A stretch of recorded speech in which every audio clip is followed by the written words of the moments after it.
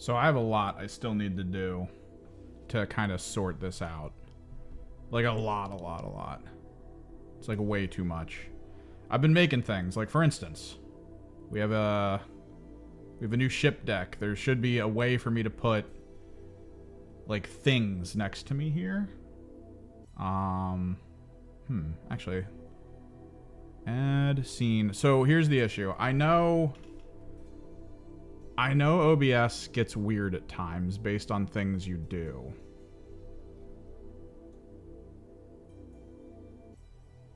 So I'm looking for game screen. Okay.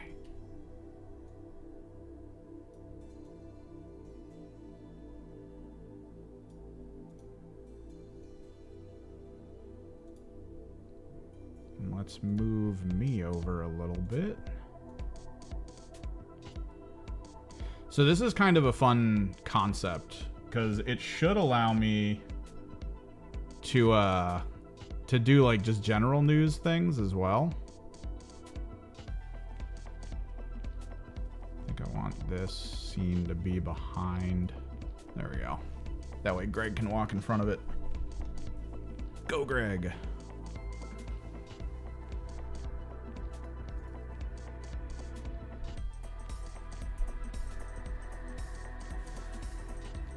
But yeah, we're gonna try a couple things.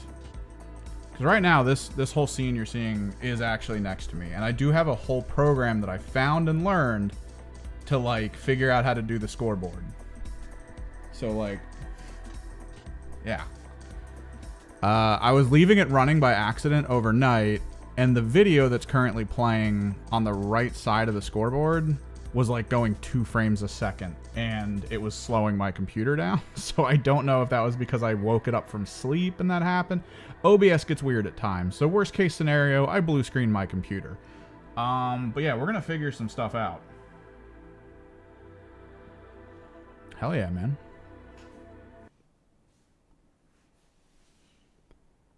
And again, like the title says, this is massively a beta. I don't know if this is going to go well. But I do have pretty much all the stuff to my side here for a video I want to do, but we're not really going to, I'm not recording it here. But I think a good battle report video to put forward, and by the way, my dice box, I don't have a camera for it right now. I need to figure out how to move some lighting and stuff. So when I roll dice, I'm probably just going to show it to you guys or roll it on the board. So we're not up to speed with where we were currently in this new setup. But the video I want to do is old versus new, the flying teams. Harlequins lost fly, Vespids gained it. And I really, really, really want to like do a video showing their comparisons. So I have my Harlequins off to the side here. I just need to grab a full team for you guys, or at least me.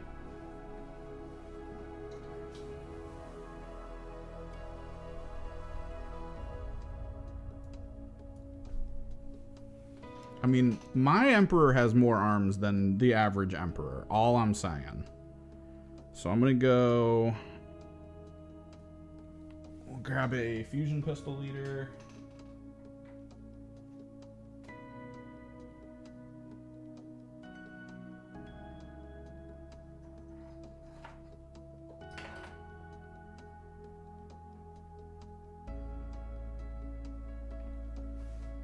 Go fusion pistol and a blade. We got the shadow, we got the death, so now we just got to figure out only include objectives once. Your kill team can only include up to 1 fusion pistol and 1 neuro disruptor. So 1 neuro disruptor.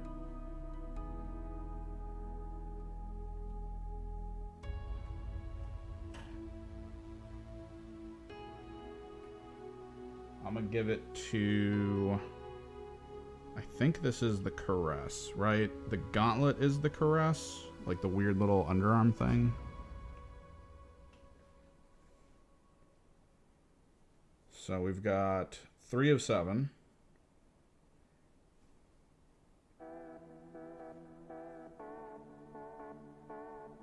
we'll split it up a little bit. Grab this pistol. I'm pretty sure the long one's the kiss.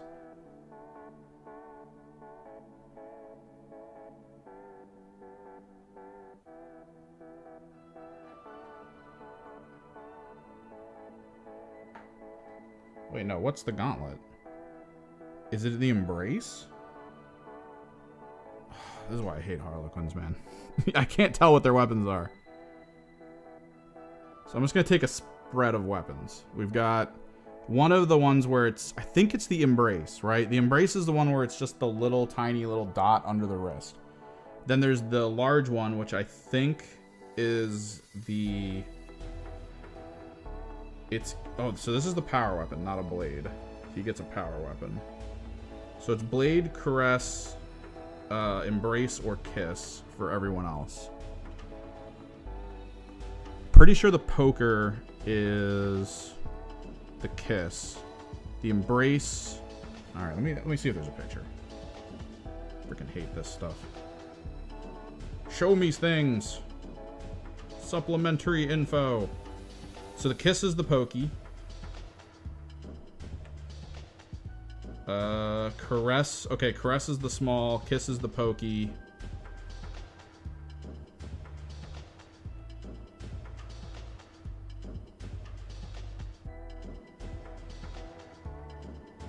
Caress is the pokey, which means embrace is the big, like, crazy weird one.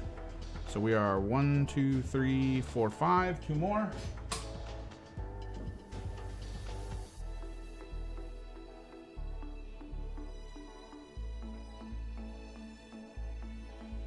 I'm gonna go with a blade. And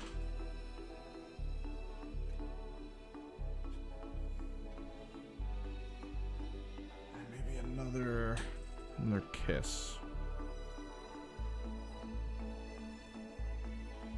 Yeah, go full screen for you guys. Yeah. This is actually a layout from approved ops, but we're not going to do approved ops today. We're going to use this layout, but we're going to do operations, I think, just to test stuff out. The goal here is that once I get these teams together, I might play the Harlequins, and then I might have you guys suggest things for the Vespid. We probably won't get through a full game today unless you guys get friggin' crazy. But, again, beta test.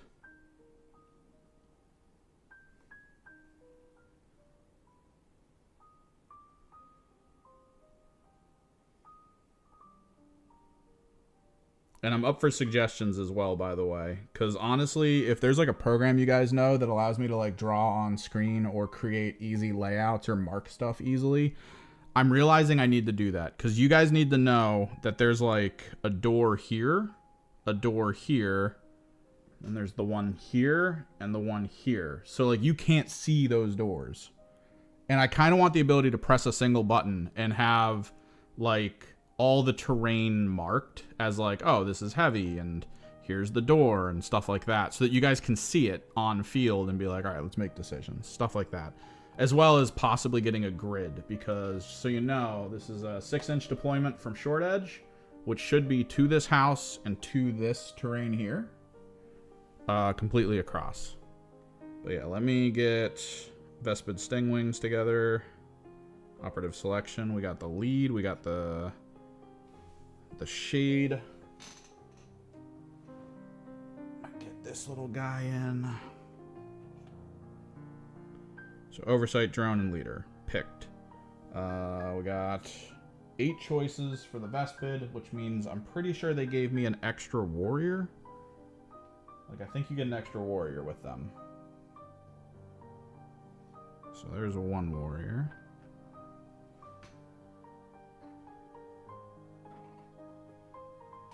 Want to make sure to get all of the specialists.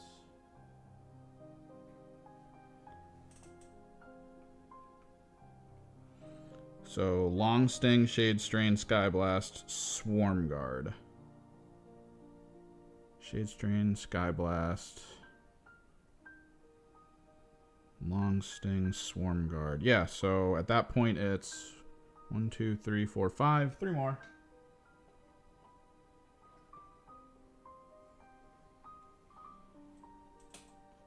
I do have another camera that I plan on using for the dice box, but I gotta figure out how to do it properly. Because the issue here is all of my cameras run through my Atom Mini, which means I can't, it doesn't give my computer like both cameras to access and just play with. Instead, I have to press buttons on my Atom Mini to provide like all the different like scenes and benefits, which means I could ostensibly press a button and have the camera box appear dead center of the screen. And that's like, that probably is fine. That would probably be the way to go. I would just need to make sure that the camera box is properly centered and that we can work off of that. But until then, we're gonna kind of do the poppers version of this. But how you all doing? To anyone been watching any of the videos I've been putting out, thank you. Like seriously, it's awesome. I was away for a while and I was trying to get stuff together, and I finally, literally in my life, as things started like kind of centering and, you know, evening out, was around the time that they decided to launch the new Kill Team system. So I actually had the opportunity to have the time to make rules videos, introductory videos, overview videos, and it's been pretty good. I think my team overview videos aren't going to be as detailed in terms of like video and stuff as the originals, but I do need to be a bit faster with video creation. So we'll be working there. So I have 2 command points for all of us. Oh, nice.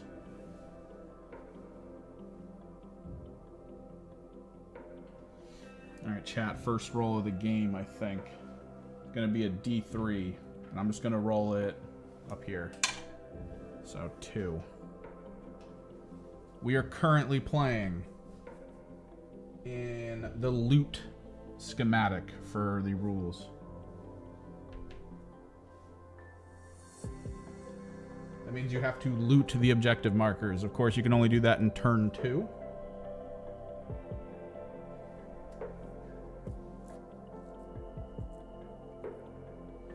Well, thanks, Dinblade.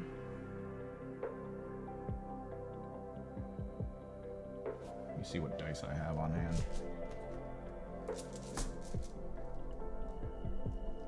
I do think this will make for a good video once I actually get the stuff together and can personally record it. That's the big plan here, is that I'm able to just sit down and actually physically record this kind of stuff.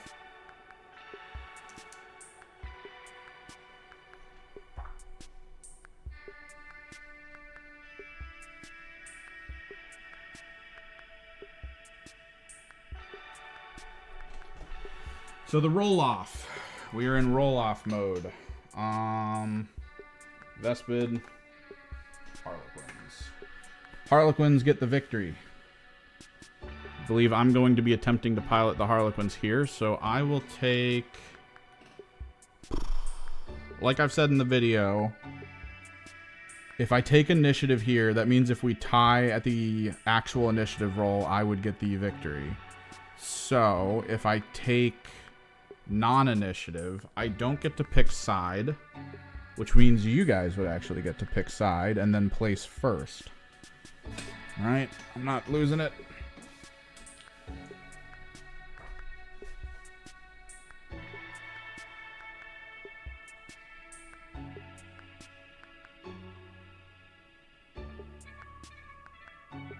Alternate setting up team equipment. Okay. Player alternates rounding up, starting with the player. Okay, so yeah. So I'm gonna give you guys initiative. Which side do you want? Now, you can I feel like I should figure out how to do like vote commands and stuff. So you can see that this is actually approved ops here. Approved ops is not asymmetrical. I love this. I absolutely love that approved ops is just not at all asymmetrical. So there's actually value depending on which side of the field you want to start on. Like, if you want to start on this side, again, 6 inches, it's to this wall here that you can set up. Oh, thanks, Enzo. Or 6 inches over here to this wall to set up. And if you can tell, the closest controllable point on this side actually has decent cover. Whereas the closest controllable point over here is pretty in the open. As well, the midpoint is only really protected this way. Like if I'm posted up here, you could send units into the middle and hold it. Whereas in reverse, if I come over the middle here, you'd have units here that could see. Why'd you retract the message? So like I've been saying to people who I've been trying to get to learn this game, this is now huge, this first decision. So me giving you guys, as the Vespid, initiative, which side do you want to take?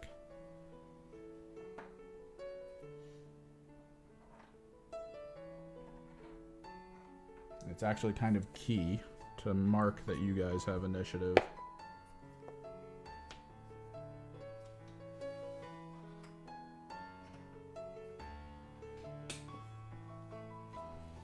That might be something I need to figure out how to like... this is like the problem. I need to figure out fun plugins for OBS that I can do, where pushing a button will change things, like who has initiative and such. Because right now, the way this works for me is I have to go into my file here.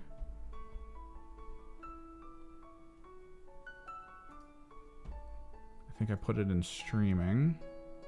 KT score. Vespid. And then team 2. Void Dancers.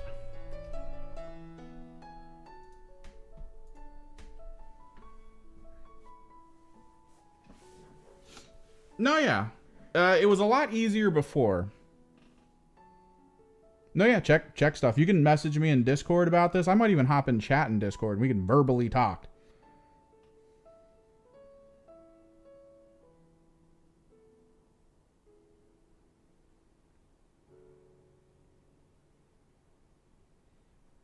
Go Bugs. So if I can figure out a way to mark initiative, I need to write a lot of this down. It's probably going to be a while. Like, it's not going to be like the next game I do like this is going to suddenly be amazing.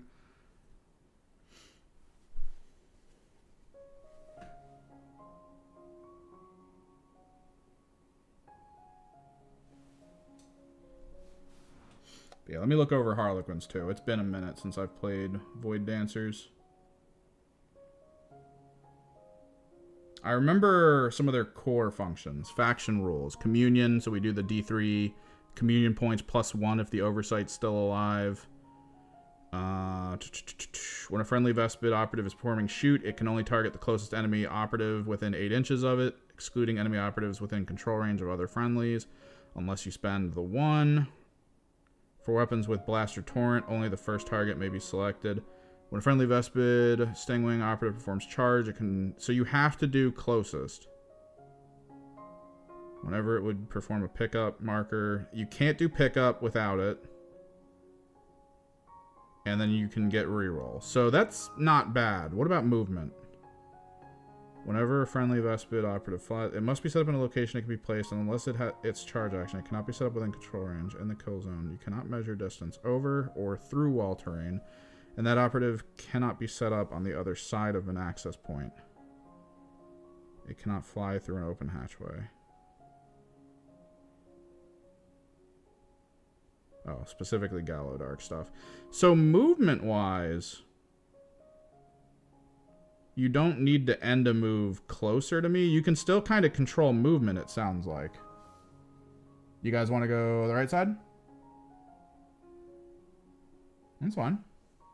I mean, we're tinkering. We're trying stuff out.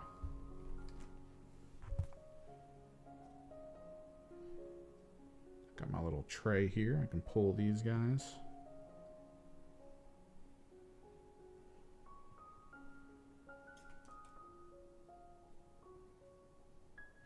I just remember when they first showed this off at on the... Oh, you want to do left? Ooh, okay. It's up in the air. Hang on. Let's find out if I can do a real quick cancel.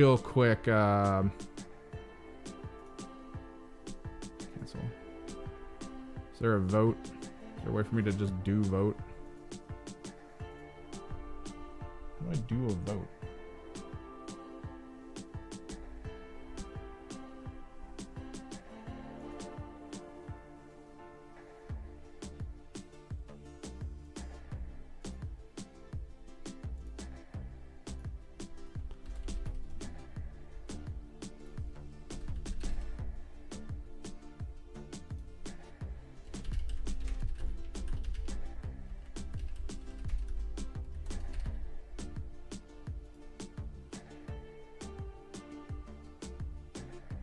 We'll give it a couple minutes as we look through rules and take a gander at some of the fun stuff we're gonna do. You guys can make your call.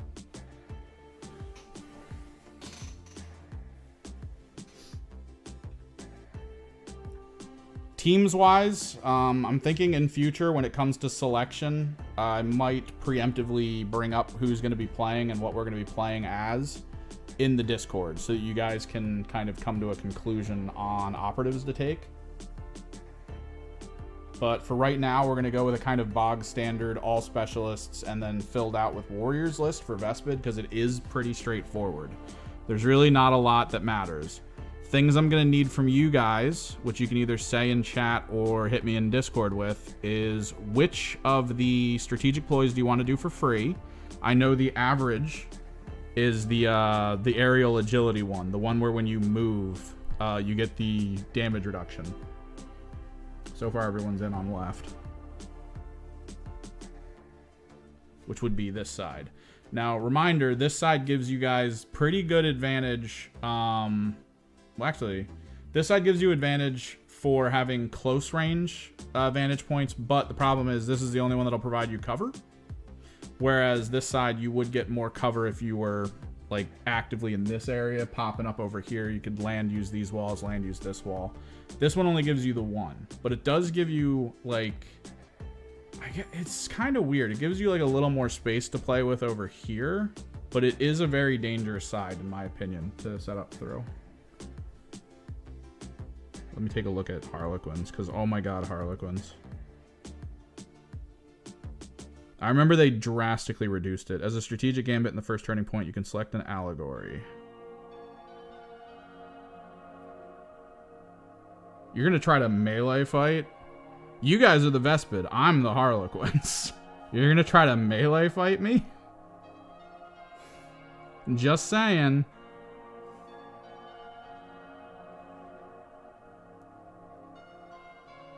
For your I mean, it probably will. I mean, I'm kind of glass cannon-y, but I mean, we're both kind of glass cannon. It's glass cannon melee versus glass cannon ranged at this point.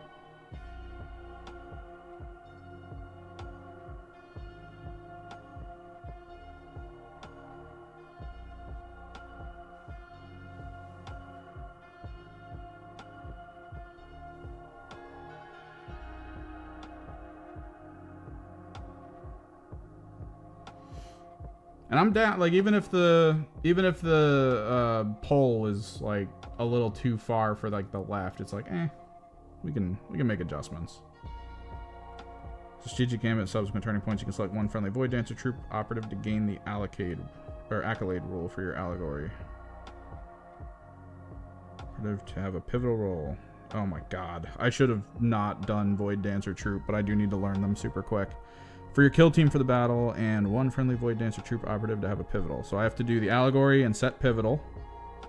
The friendly operative has the pivotal role. It has the accolade rule for the allegory for the battle. Friendly gains the accolade rule. Once per turning point, when a friendly operative has the pivotal role, completes the performance of your allegory, you can select friendly void dancer troop operative to gain the accolade rule of your allegory for the battle. Oh my god, they changed it.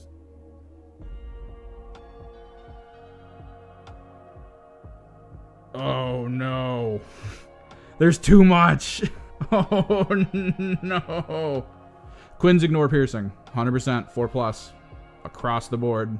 It's the new way to talk about invulnerable is to just ignore piercing. It's a 50-50. But I do have the ability to get like super conceal.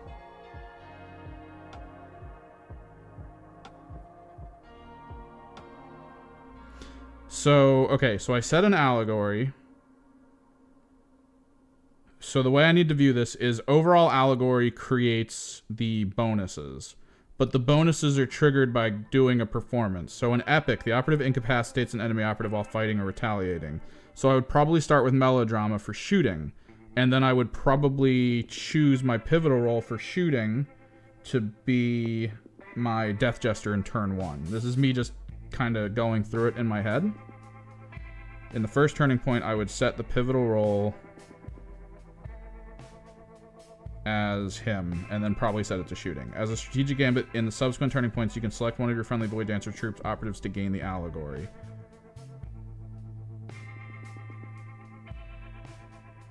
How does pivotal role change to have the pivotal role? You must select an allegory for your kill team. Pivotal role. Whenever a friendly operative has a pivotal role, it has the accolade rule for allegory. So he gets the shooting one too. So he'll have balanced as pivotal. But then you start providing units with buffs. Strategic Gambit needs subsequent turning point. You can select one void damage troop to gain the accolade rule for your allegory. Once per turning point, when friendly operative has the pivotal role, completes performance of your allegory, you can select a friendly. So he buffs. So it's like there's passive buff, and then there's someone else gets a buff based on achieving something.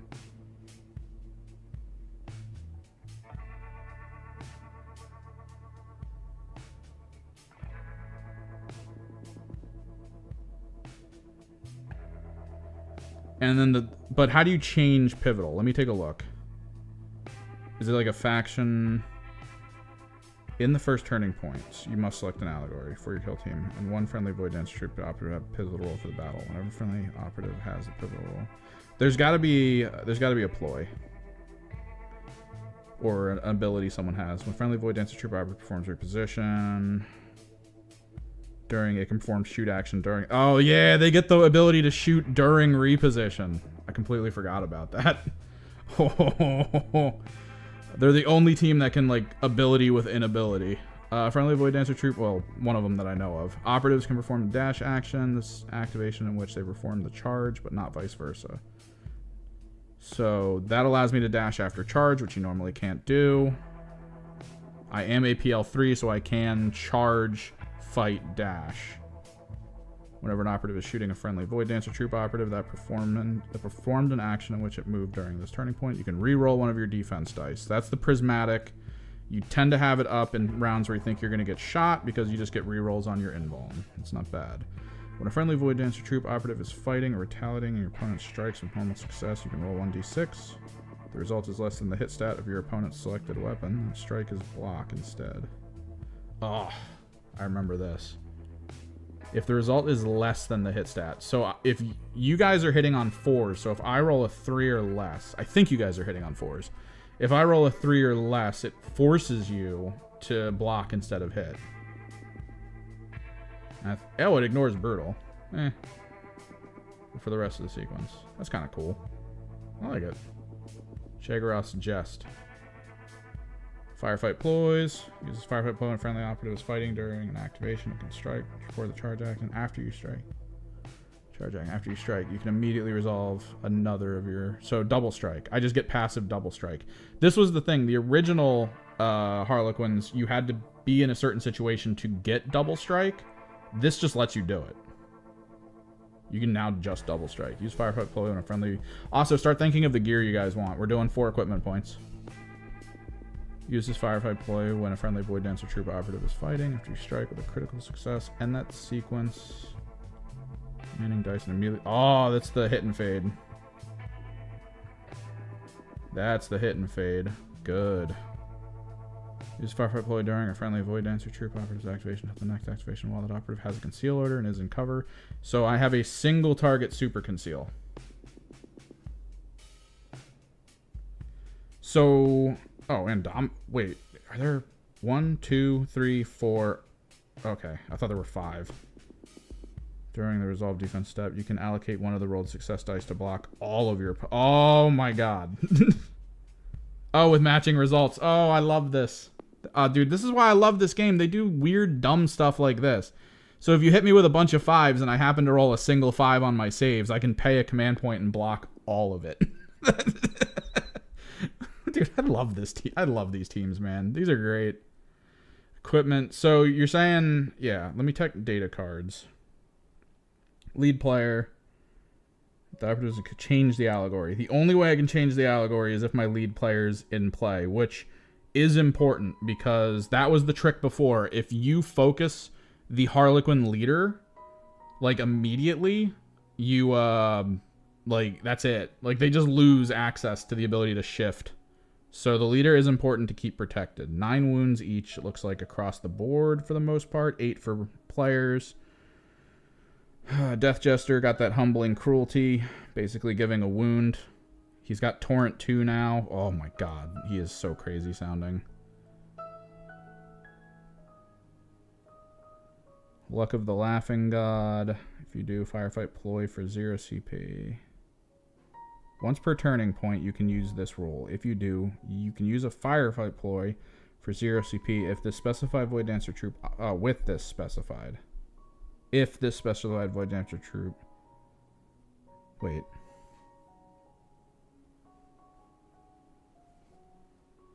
Dude, but there's, like... That's kind of the way of this. So the standard players can use...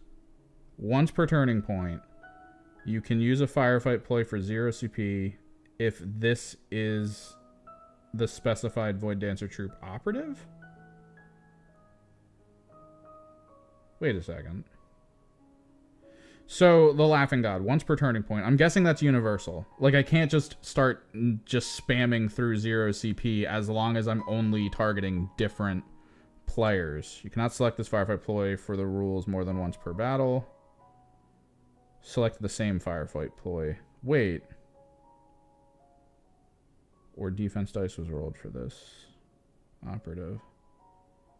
Once per turning point, you can use this rule if you do... So yeah, this feels like the Chaos one, the Legionary one, where you can pick or the old style, where you could pick a command ability and then use it for free. But it doesn't let you do it with like 2 different units. You only had to pick one. Or does somebody understand this differently? Because it sounds almost like all of my players could get a free command point use, which would be crazy, I think. Or maybe that's purposeful.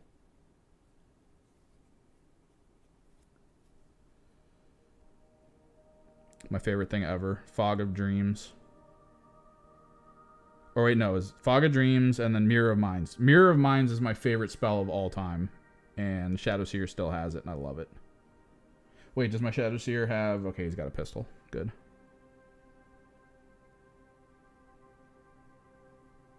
Seven-inch movement, because elf. So yeah, there's no way to change core player unless equipment, like you said. Once per turning point, a friendly Void Dancer troop operative is shooting, fighting, or retaliating. If you roll 2 or more fails, you can discard one of them to retain. I know this. That's a simple one.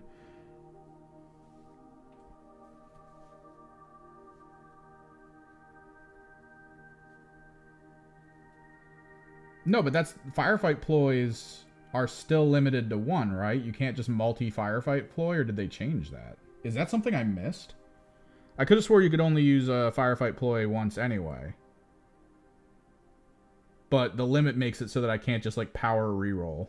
It's like, I can't just be like, everything rerolls all the time.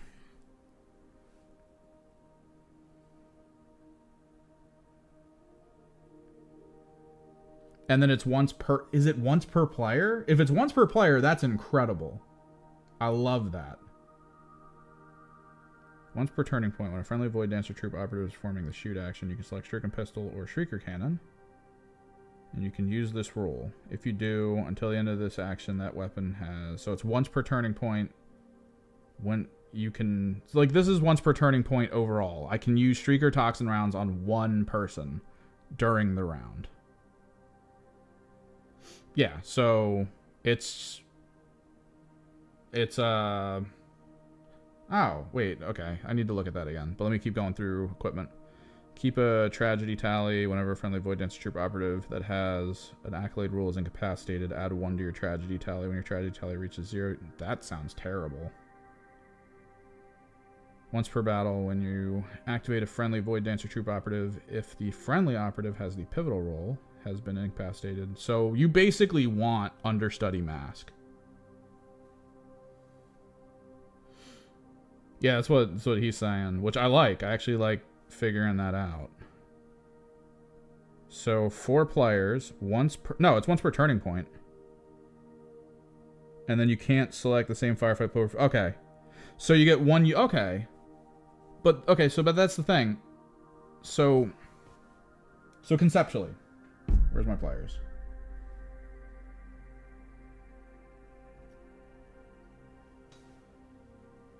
So 4 players on the field. In turn 1, I could be like, all right, this one needs this firefight ploy. And then this one needs this firefight ploy. And then this one needs that. And I could go through the 4 free CP in a single turn as long as it goes to different ones. Or is it the condensed method, which is literally just, oh yeah, this guy. Wait, does this guy have the fusion blaster? I gotta figure out who has fusion blasters on this team. This guy needs to not be here.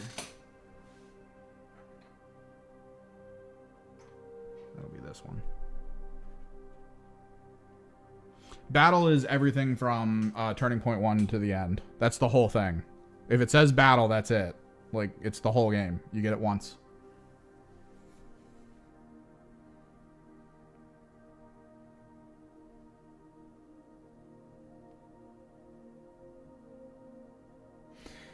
So that's the thing with fighting. I've noticed in most rules it'll say fighting or retaliating. So if it doesn't say retaliating, I think it only works if you trigger the fight. Because there's a lot of abilities that'll go, oh, you get a reroll if you're fighting or retaliating.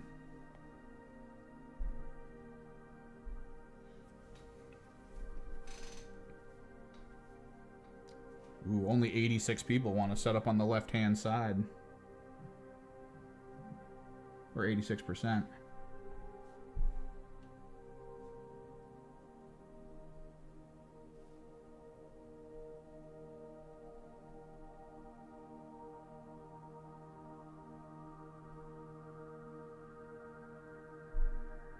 Well, okay, so once per turning point you can use this rule. That's all one sentence. So yeah, I think you can only do the 1 free CP per turning point. So yeah, you could still get 4 free CP, but it is like we said, you can only do it a single time.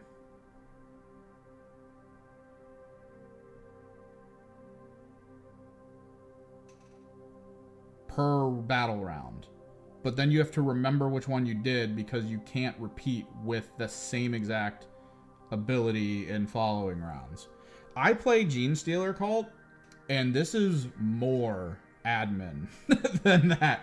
Oh my god. Alright, I gotta grab some tokens so I remember stuff. Where'd my good tokens go? No, not if I'm coming in first, and especially if I can hit you and fade and not care.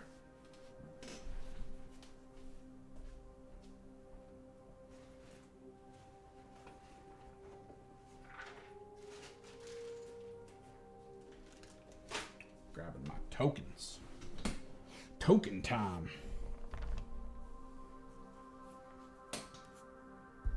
Your goal is to try to stay away from me, which might also play into your equipment phase. Know that you fly, I don't. I have the ability to like go around the field using like the belts or something. Belts mean I'm on the ground. I don't get picked up off the field and returned within a range. So if you put mines down, I have to go over them if I'm going that way. So I will take mortals. So this team is really about, I think, probably key things you guys might want to grab equipment-wise. At the very least, barbed wire, and then maybe landmines, potentially from the universals. That might be a good option for you. I also have 3 APL per. Stun grenades might be useful. It's up to you, though.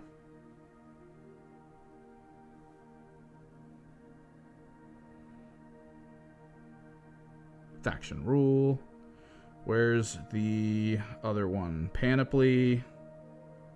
Whenever an operative is shooting a friendly Void Dancer troop operative, ignore piercing. So I ignore piercing. Friendly Void Dancer operative is climbing. Treat the vertical distance as 1. So always, no matter how high I go, it's always 1. Operatives can move within control range of enemy operatives, but must still start and end the move. So yeah, it's like pseudo fly.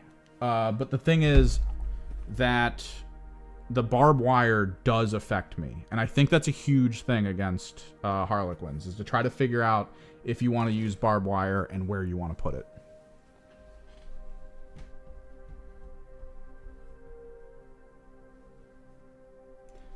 So a lot of people are leaning into the left. Do you guys just want to do left? Like, I don't... Everyone seems to want left.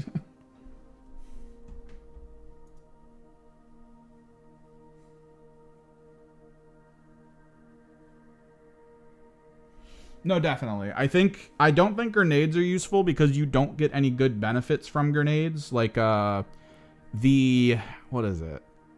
The Hearthkin. The Hearthkin salvagers are able to have a single unit on the field that can use grenades at +1 to hit.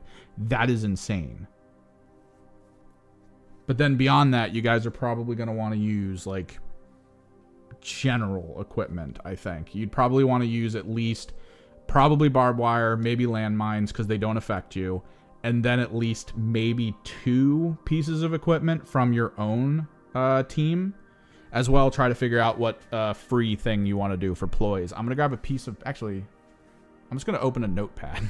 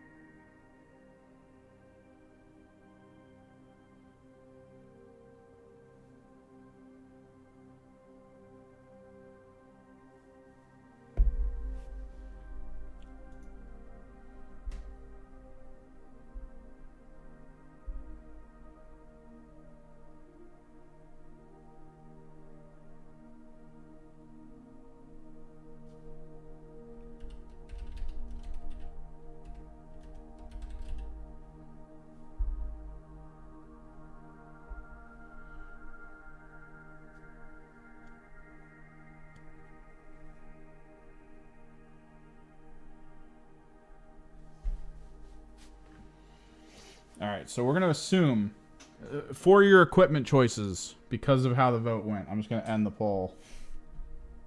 Because it keeps going. Like, everyone wants to go to the left side. So, we're just ending poll.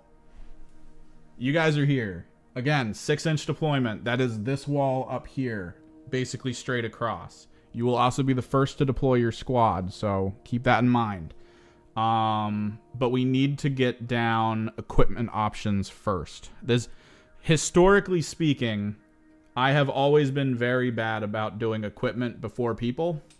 I am working real hard mentally right now to ensure that I don't start asking you guys where you want to place your troops before you pick your equipment. I am currently picking my equipment as well.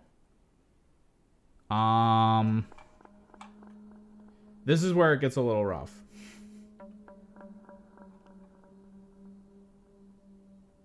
Because it's very conversational. And I feel like maybe someone is going to need to be put in position to choose the equipment and be like the final say on the topic. Right?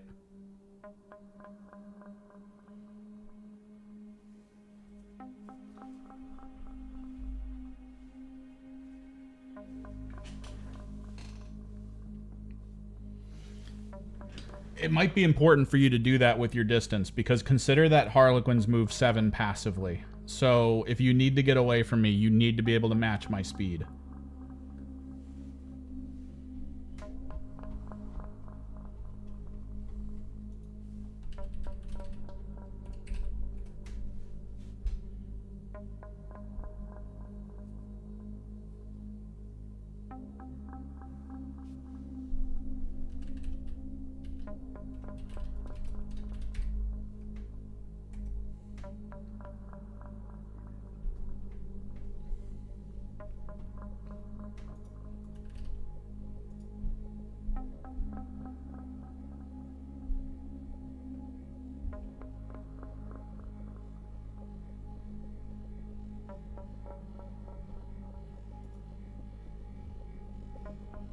Need to open the universal equipment for myself. I think I might actually want something. I don't know what, though. I've always had an idea with Universal. I've kind of wanted to do ammo resupply and then try to make it so that my Death Jester gets to a position where it's near the ammo resupply. How far up can I put this? Wholly within your territory, which is to the center line. I think I could get away with it.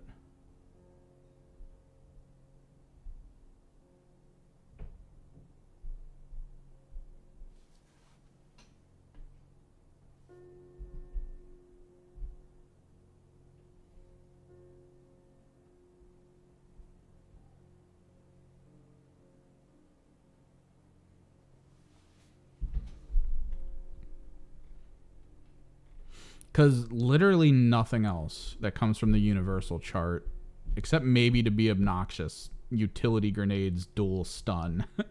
Like, if I could dual stun your 2 APL units, that'd be hilarious. Just, like, cut your team down to 1 APL for a turn.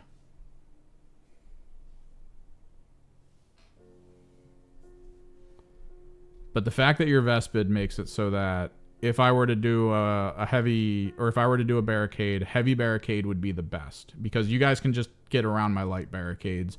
And with Vantage on this map, you can just take advantage of that and be like, oh, a light barricade? I'm still shooting you. Now, granted, if I'm in Conceal, I still get those benefits of crit save guarantee or 2 autosaves. But I have to be in Conceal for that. It's still not the most, like, effective use of my abilities. I think, yeah, we'll try it. We're gonna try this. So I have my equipment down. Which, for those of you in Discord, I think what I want to do here is, I'm gonna go to tabletop channel.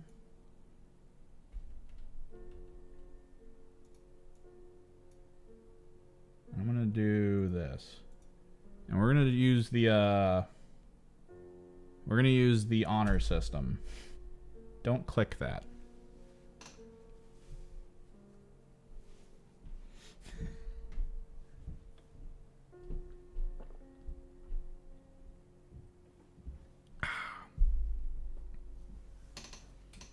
I'll probably do a way where I can reveal by clicking a button. I could do that. I could set up a notepad where I could fill what I want for my equipment and then press a button and have it pop up on screen after you guys tell me what you guys want. But again, beta, it's a little bit give or take here. And honestly, probably seeing my decisions won't change yours. So that's always cool.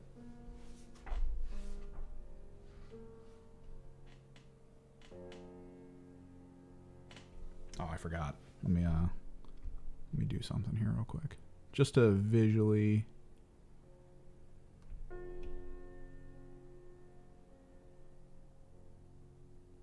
There we go. You guys are... I'm gonna mark that you guys are cool with Minds and Neurostem.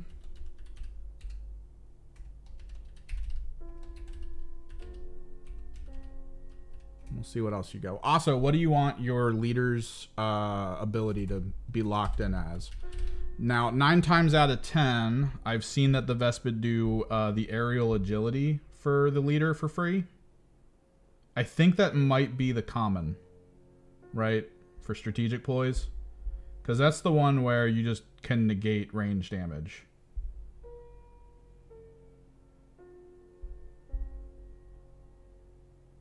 Or do you want me to be maybe slightly more scared of you in combat and make Sting it? It's up to you, because I only really have the one person who's amazing at range and then one person who's pretty good at range.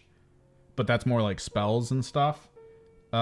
Which would mean that if you had Sting permanently active and you managed to get into combat with me, having a lethal 5 shock function could keep you alive, but you might just hold off on that until like turn 2, and then you can just spend points on it and just be like, whatever.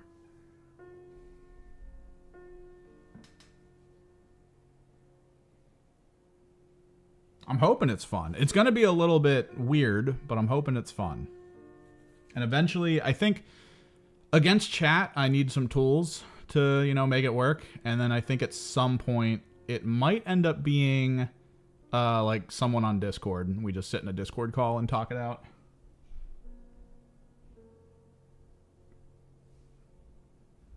Think Hardened Exo? Normal damage of 4 or more inflicts 1 damage less. So normal damage. It sounds good at first until you realize normal damage of 4 or more. This will only affect my normal damage. So let me go into my Void Dancer Troop options. I have a power weapon. Let's see. Well, this guy just has all the stuff. So I do have a power weapon. That's 4. So that could be useful for you. That helps against the Embrace. I have a couple Kisses. So Kisses it won't affect. Everything else in my list, I think it does. So within my list itself, I have a total of 2... Yeah, I think 2 Kisses. I'm pretty sure those are Kisses. Those are Embraces. I'm gonna look at the pictures again. I freaking hate I freaking hate these. For this one thing, the complete oddity. Yeah, so the pointy ones are Kisses. I have 2. And then everything else is 4.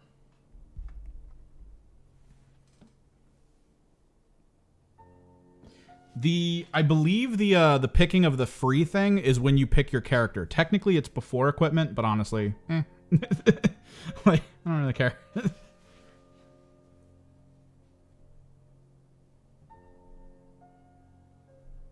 Yeah, it occurs when you select the operative.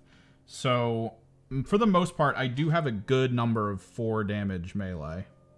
I feel like that's a good pick against orcs, because I feel like orcs are like 90% 4 damage. They'll usually take the cleavers as well to get to 4.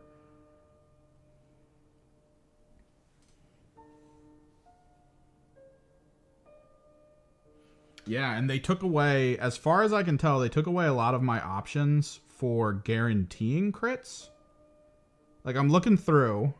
So I have Rending. I have Severe on the blades, so that'll be something. Power weapons, lethal 5. But for the most part, guaranteed crits are gone for me. Let me take a look at this guy. My Psyker's Misstav is also a 4.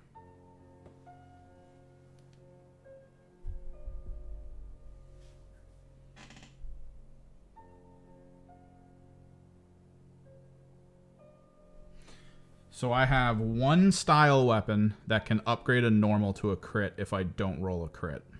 And that is the blade, which I have 1 of. I have a power weapon and a blade.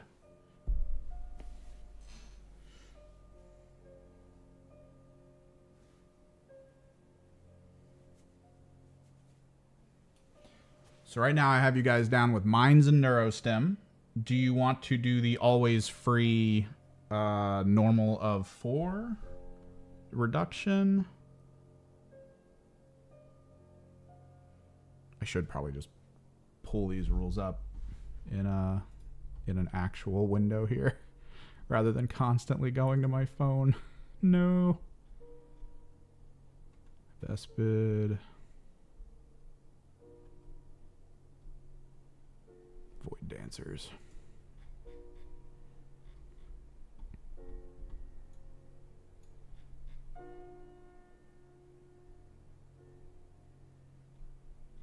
The reason we're doing operation rather than approved ops is because there's going to be no secret missions, so we don't have to deal with figuring out how to get you guys to be like, I know my secret mission, and me being like, what is it? I want to make sure you don't change it.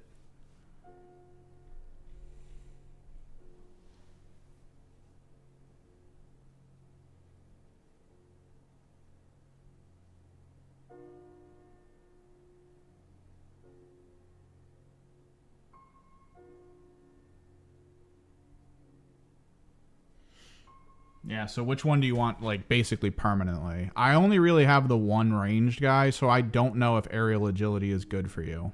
I don't. Everything else is close range, at which point it could work. I do have fusion pistols and neuro disruptors, but I don't know. You might be looking to try to just consistently have hardened and then spend for sting if you think you want to go sting. and then just perpetually prevent normal damage from fighting or retaliating. And try and just stick to the shadows.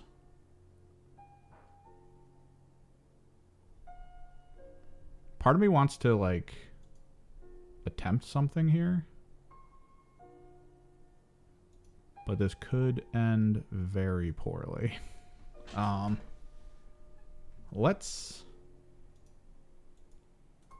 Let's try.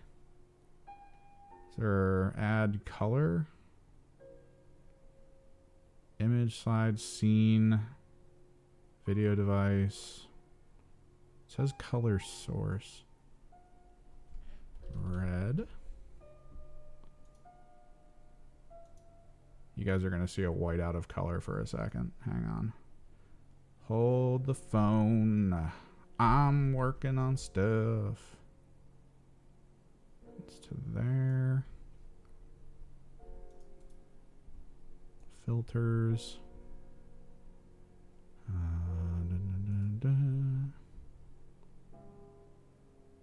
correction. Is there a way for me to...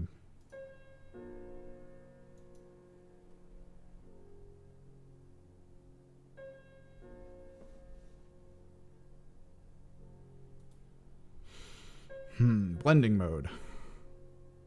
Multiply. No. Blending mode. Screen. I like it.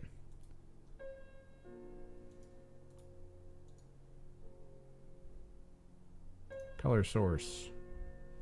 Blue. Because red versus blue. Always. Select color. Blue.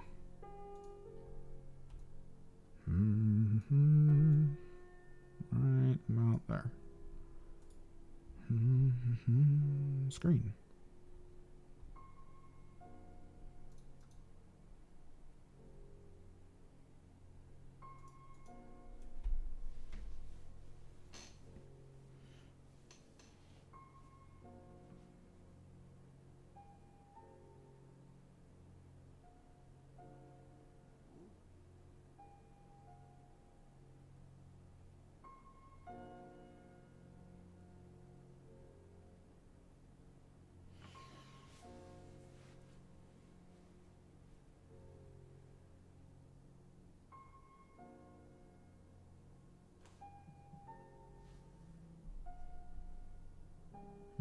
Phone call, hang on. This could be important.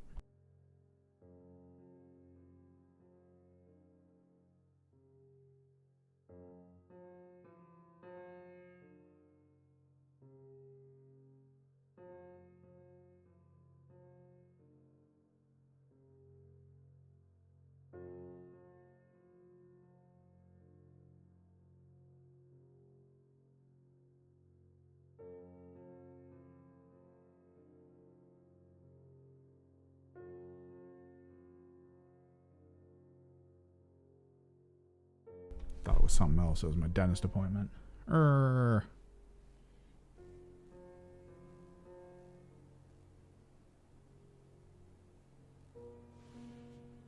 yeah, it absolutely does. I just want to like be like, hey, you know, whenever we start playing, to be like, all right, you guys can put your guys down, you know. Let me know where you kind of want me to put them. This is where it's going to be a little rough. Like, this is kind of the thing in my head where I'm like, oh, this is where it gets weird. Because the amount of work I feel like I'm going to need to do to preempt stuff, I feel like that might be why the dice tray in middle could be really cool. Because if the dice tray is in middle, I could put all the units in the dice tray. Like, lay them on their backs so you guys can see which ones are which. That way, when it comes to deployment, you guys can see what you have access to. So that's why I really think I do need to figure out my dice tray situation. Because I do have the other camera that I used to use for dice tray. But I also have a webcam, which could ostensibly be a better idea. I might have to figure that out. That way I don't have to move this camera anywhere. That way the webcam can actually be used separately from the Atom Mini Pro. So I could technically have a whole other scene with that and make it like a lot easier to interact with.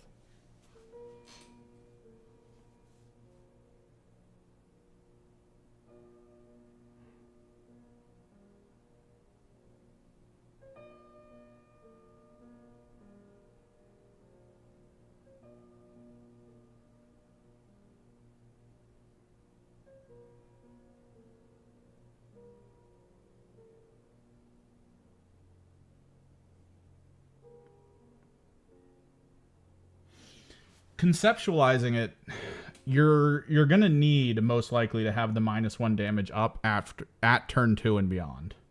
So I feel like per points it might be your best pay to play, because if you consider that my best shooting either has to move and then shoot and then can't do anything after that, or dash and then shoot and can't do anything after that, there's actually a very low chance he's going to be able to escape.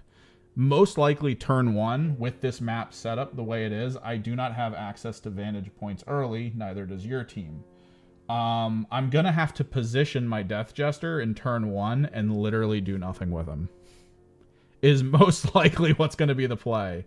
Unless you guys give me something so tasty that I'm like, I have to do this. I have to do this. And I don't even know if I can. Let's take a look at the board, actually. So something to always consider when you're playing is exactly how someone is able to, like, do something, right? So all vertical distances for climb is 1 inch for these guys, right? But that's, from what I can tell, that's every instance of climb.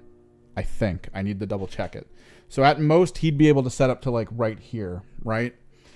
And then if he comes here, he can climb here to get to here. And then he'll have to climb again to get to here. Alternatively, he could start here. At which point, he could move to here, climb the entirety of the wall, and then appear here. So there's like 2 functional ways to do this. But if he starts here,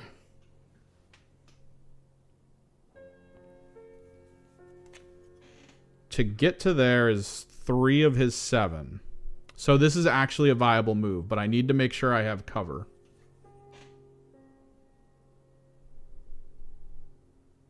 So yeah, it's 3 to get to kind of like right here. It'll be 1 inch to get up, and then 2 to get over. They're still deciding on which leader ability to go. I think we're leaning into the free damage reduction against 4 damage melee hits. I'm going to mark that down for now. That would be hardened. Hardened Exo. And so far, equipment-wise, I have Mines and Neurostim down. See, the issue here is if I put a wall here, I think I would have enough to... Let me see. 7 inches total.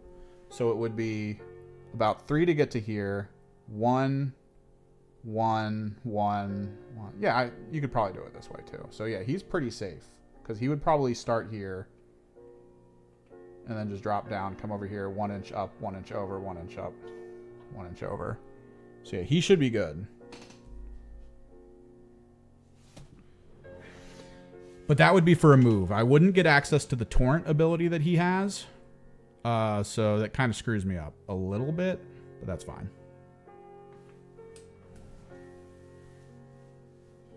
But yeah, Neurostim and Mines I have down for equipment. I don't know what else you guys want to use. You have 2 more. I do think Razor Wire is a good option, but if there's another good option, possibly from the actual team list... Like, let me see. You guys went Neurostim, which, to my understanding, when I looked at it, I was like, yeah. Like, you pretty much always want Neurostim. Once per turning point, friendly vested signaling operator performs pickup marker or mission action without spending. So, Convergent Stimulant, not here. We're doing, which one is it?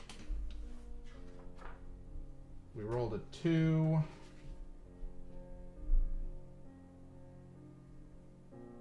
So we're doing loot, which isn't actually a pickup action.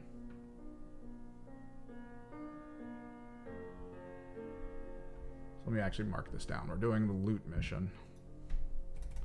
So I would definitely say, because we're not doing TAC-OP stuff right now, we're doing regular operations. Convergent Stimulant's probably pointless. No, mission action.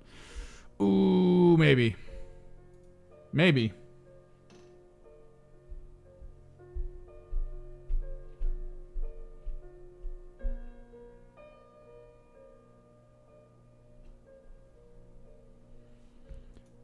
Convergent Stimulant would allow you to activate one of the objectives and loot it. You have 2 on your side that you could possibly access. Again, this will start turn 2, so it doesn't really matter for turn 1. You can kind of posture. Accelerant Stimulant, friendly strangling drone operative, performs a charge or dash action. It can move an additional 1. If it uses fly, it can be set up 1. It's potentially good. You do have the reduction to damage in melee, so if you do want to go crazy, you would get a charge that's equivalent to mine.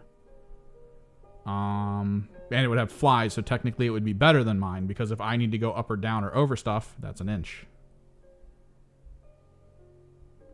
Speaking of which, is drop also an inch? Aggression Stimulant, operative and fighting at melee weapons have a ceaseless weapon roll. So if you go Accelerant Stimulant, I think you have to go Aggression Stimulant, because you're aiming to get into combat with me for the ceaseless.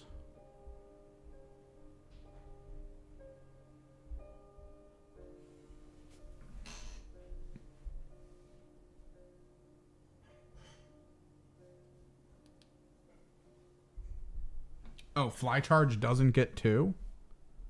So you would only get your regular charge for an extra. So you'd kind of be equivalent to me, but not in this map. This map has too much crap on the ground. So it's probably... Maybe the play is to just stay away and aim to like dash an extra 4 inches occasionally.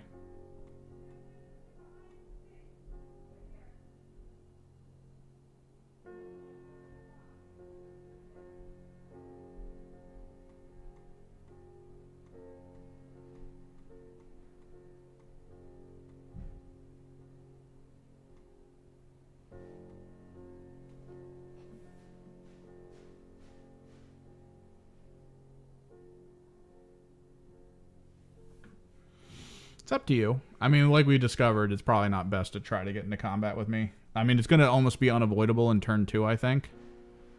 For at least a couple of units. And then turn 3 is probably going to be full-blown brawl. So it's up... At that point, really, do you need...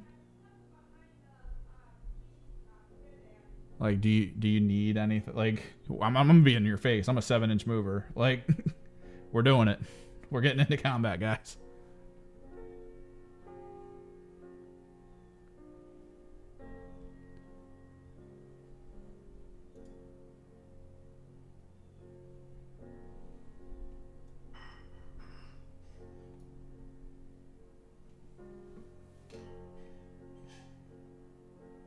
Yeah, you'll have a flat 9-inch charge, just not with fly. You can still charge on foot with the additional, but fly is the thing that apparently, I guess, limits your ability to charge an extra 2.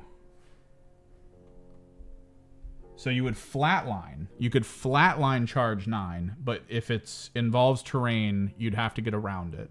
So if you're also choosing to go mines and...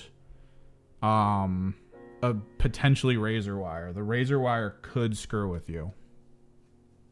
So it's something to think about. Hopefully, we can get at least through 2 rounds today before I have to get off and do work.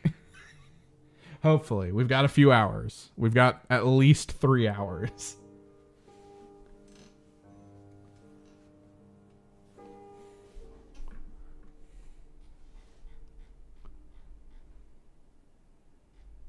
I'm going to chug a protein shake here in a second. I have my list. Like I said, it's on the Discord for equipment. I'm pretty much set to go once we get you guys locked in. I think we went hardened exo for your leader.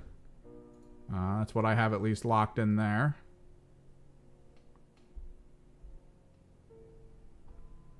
Let's see, fly. Yeah, gains no additional distance from performing charge. So the fly passively will keep you at that.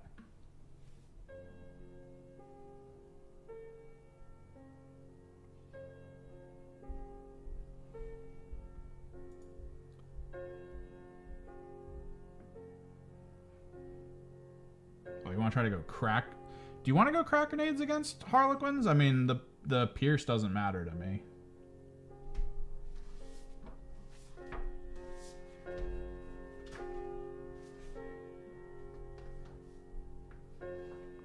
mean, maybe it works.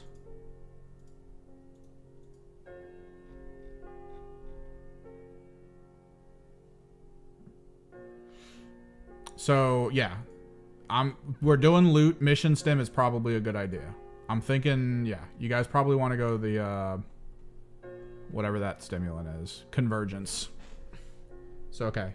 Mines, neurostim, convergence. Do you want to try to slow me down with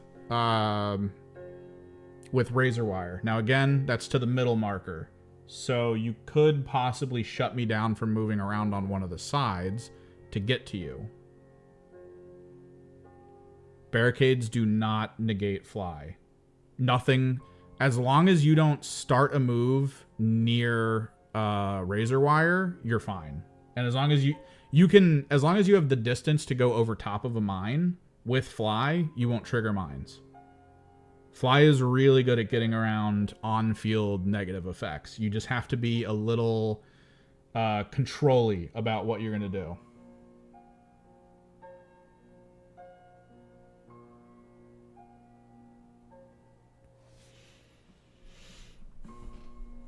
I think the shade. He's got his neutron grenade. You don't really need the crack grenade. Devastating 2 is really good. Blast 2 inches as well.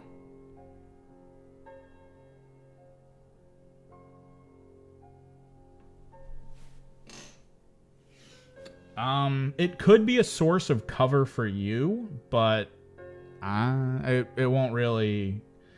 It's going to cost me an inch to go over, is basically what I'll say. Normally, what people used to do with barricades was block enemy movement with them. It was hilarious, and I loved it. And now it's still the same thing, but against Harlequins, because Harlequins don't fly anymore, it is 1 inch instead of 2 inch that you're taking off of my movement, meaning I will be moving the same speed as pretty much anyone else if I go over a barricade. I need to double check the drop. I completely forgot. Operative is climbing. Treat the vertical distance as 1. Okay, this is weird. So dropping is still an issue. Dropping is still, like, actually dropping.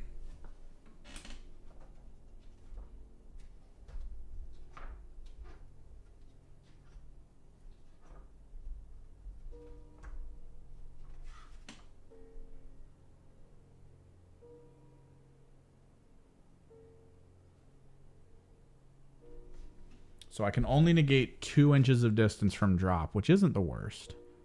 But you only get the benefit from climb, not drop. Okay. Okay. I see it.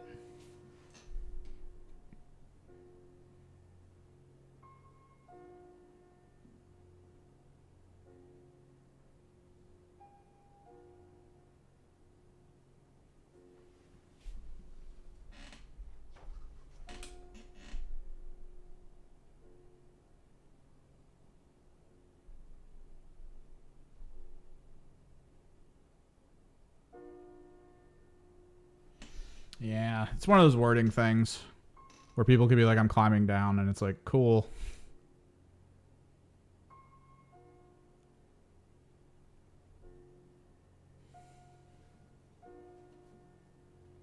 Meanwhile, drop exists, and it's like, I don't know, man.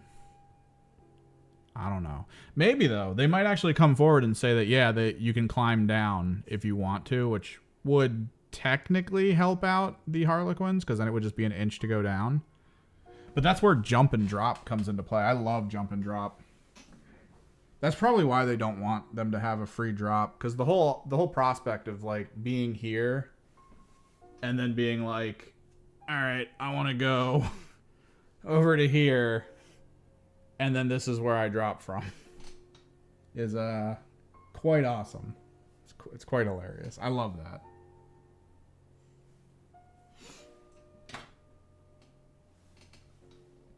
Let me get your team out here on objectives, or on the building top, so you guys can kind of see where you're gonna, what you need to put out there.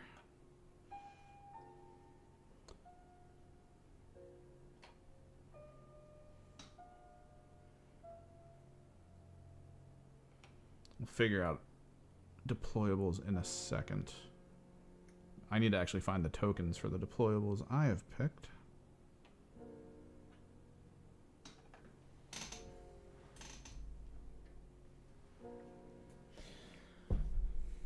So I'm not hearing too much in the way of razor wire, but someone said double crack.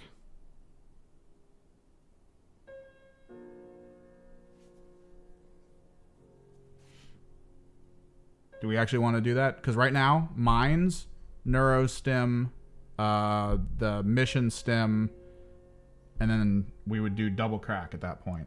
You guys cool with that? Is that what I'm seeing?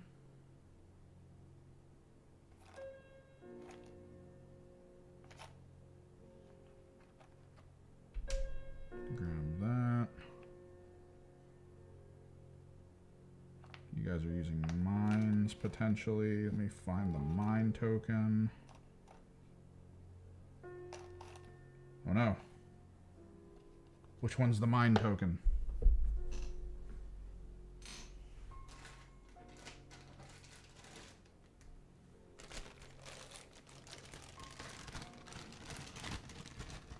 I mean, we can try whatever, honestly.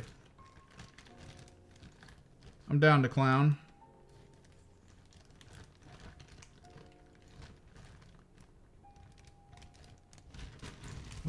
What is the mine token, actually? Like, which one's the mine token?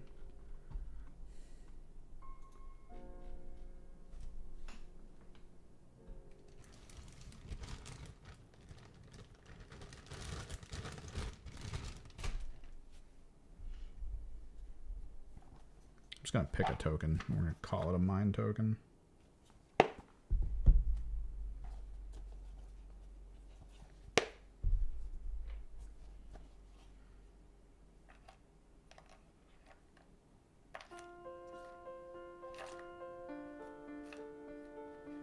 There should technically only be 2 of them.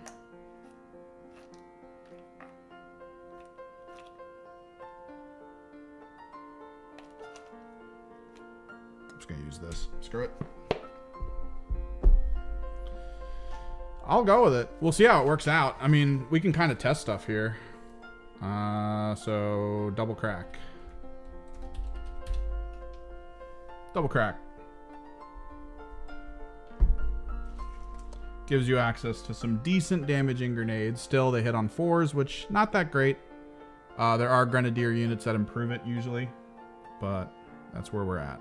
So, my choices. Understudy mask, because I don't think you can take Harlequins without it. That allows me to change who my main character guy is when you kill him. At least once per battle. So, I think it's once per battle. So I don't get screwed over on possibly trying to buff other units. Wraithbone, the Wraithbone Talisman, which was the thing that allows me to sacrifice 2 misses to get a hit. I don't think it's going to be that useful, but we'll see. We'll see. So shooting, fighting, or retaliating, I get to discard 2 fails. Or no, you can discard 1 of... So if I roll 2 fails, I discard 1 to then get a success. I also went Shrieker Toxin. So once per turning point, when a friendly Void Dancer troop operative is performing shoot, I can get Dev 1 as a weapon roll. That's with the Shrieker Cannon and Focused or Shuriken Pistols. And then on top of that, I went Ammo Cache.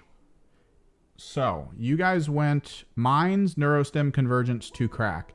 Technically, you have initiative in this moment. So the minefield that you currently have... Oh, there it is. I found the symbol. So you guys get to put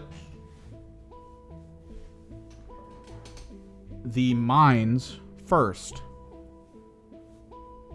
as you have initiative.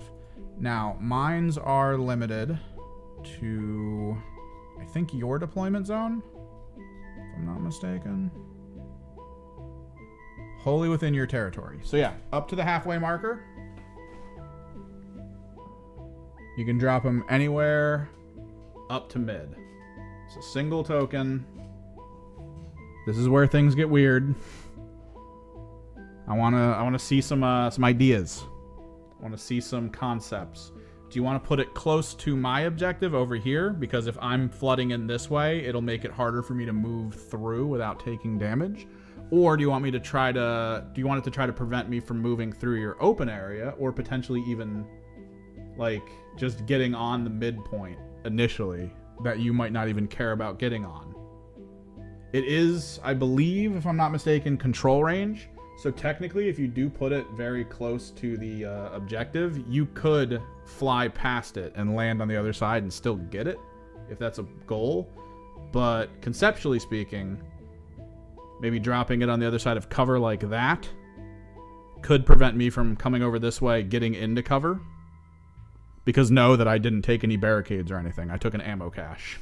So I'm not going to be placing any terrain down on the field to gain cover. We're basically raw using this cover here. Or yeah, like I said, you could probably drop it on this side of the field to prevent me from moving around or through to try to get past this objective to get to you. What we thinking? What we thinking, chat?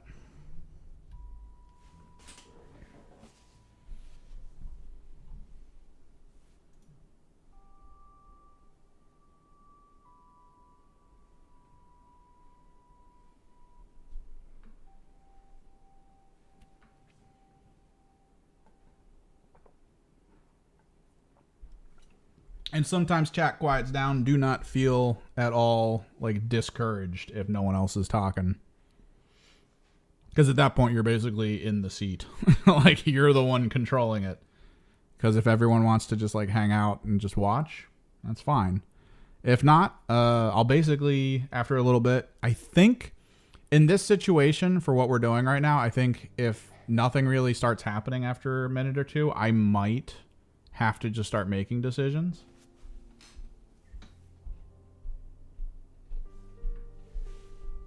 So we're thinking trying to control middle a little bit. Let me just double check the rules because I know there's limits on where it can be placed. So it has to be 2 inches from other markers and access points. Markers would include objectives. The first time this marker is within an operator's control range, which would limit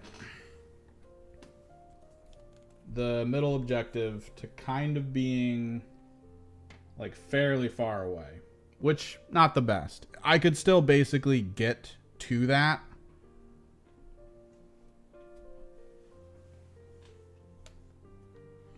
I can go up an inch, but I'm going to go ahead and rule that drop is still drop and you don't climb down shit because that's stupid. I'm going to go with that until they say otherwise. So I can go up an inch, basically. If I'm doing it this way, it's basically get here, go up an inch, and then go. And then I would have to drop, let's see. The drop distance ends up being 4, so 2 inches down if I'm coming down the terrain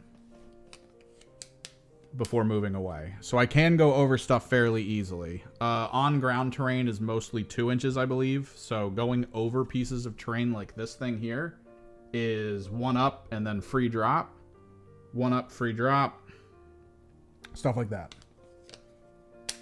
But yeah, anytime I decide to climb, it's an inch.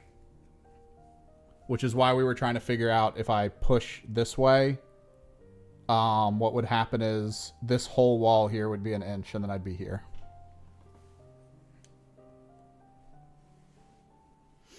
That was something we were trying to figure out with my Death Jester.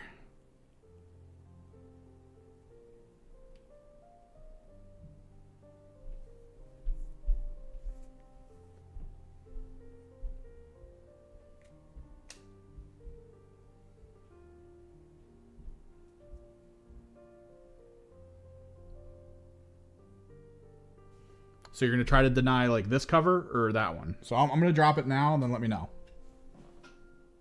Thinking that.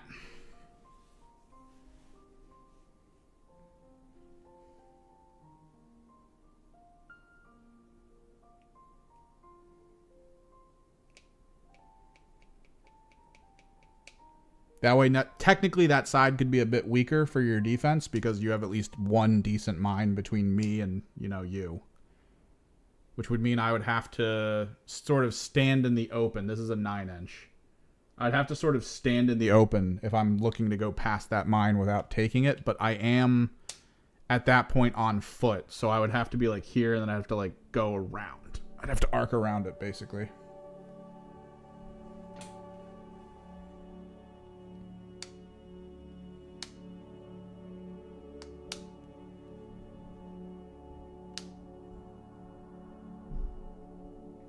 I hate this song. I know exactly what this song is, and it's like a 4-hour-long single-note song. We ain't doing that. So if you're cool with it there,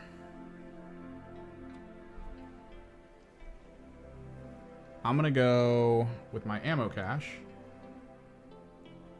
right there. Because ammo caches can be put above the kill zone, as far as I can tell.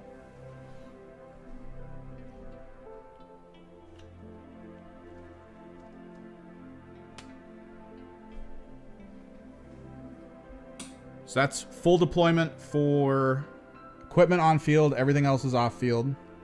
And everything else is just use case. So you guys get to place your first chunk of operatives. You have a 10-man team. Yeah. So it's 8 and then the 2 extra. So 4 operatives. This is where things get weird. This is probably going to be one of like the worst elements. Well, at this point, it will become a struggle. I do think eventually. So your territory is always middle to your side. Some items will claim they have to be placed on the kill zone floor, like mines and most barricades. But ammo cache explicitly says it just has to be in your territory, which means, boom, you can place it on top of things in your territory. But yeah, your territory is always to the center line or whatever the reference point is for the mission. Like, for instance, I think, which one is it?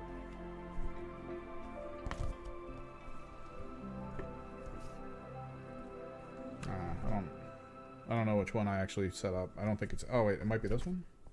I think it's this one. Yeah, okay, so it's this one. So center line, it's usually marked. Sometimes there'll be something a little more narrative, like one side might have less, but usually not for approved ops.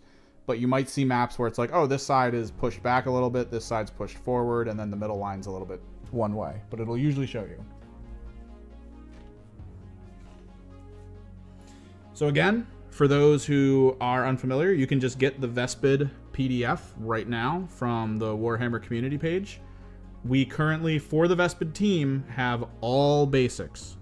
Every single specialist is in field right now. You get your leader, you get the drone, and then you have 2 warriors, I think? 3? What is it? It's like 4 warriors.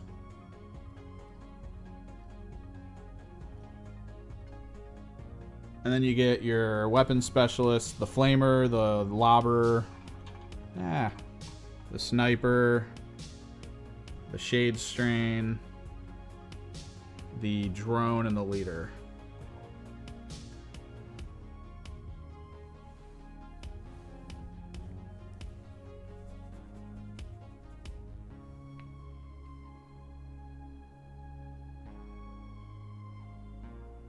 So right now you'll get to pick a total of 4.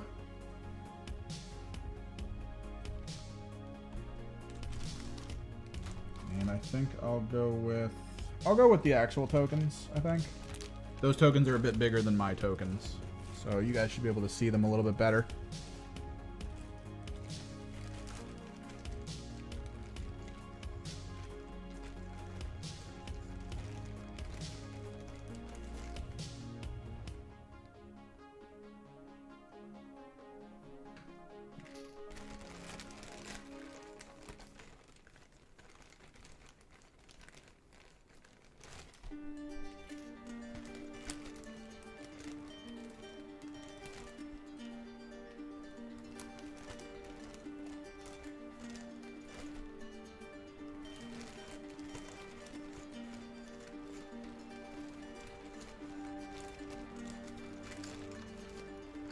I'm a little mad. I was supposed to teach 2 people how to play this game on Saturday.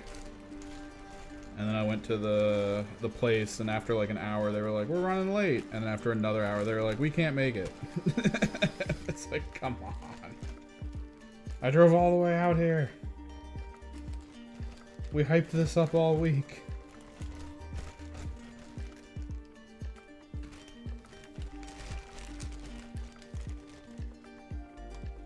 Ah, speaking of which.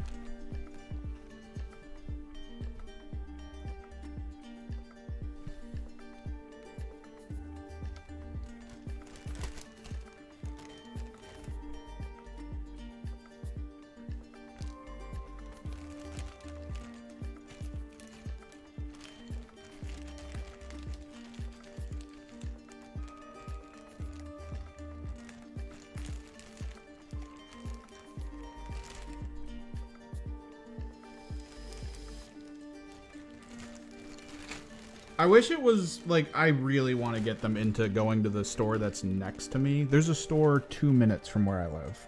And they have a whole back room. And I keep being like, hey guys, if you live close to this place, let's just play there. And they're like, let's meet at that store instead. That's where everyone goes. And that place is a half hour from me. I'm like, God damn it.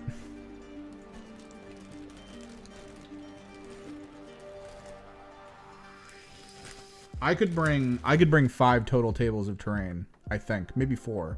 If I go to my friend's house and grab the rest of the terrain we made, I could do like 8 tables.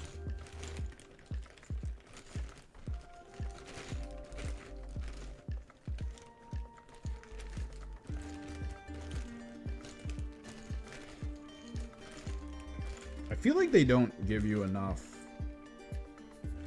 frickin'... I mean, I have the old token, so So based off of what's going on, I'll just start dropping them in and we'll see what you guys think. So drone, Flamer seems to be better bottom for defense. So you're the Flamer. I'm going to kind of put you in this general area, maybe in the box, because you'll fly, so it doesn't really matter. You were talking about drone, top or bottom.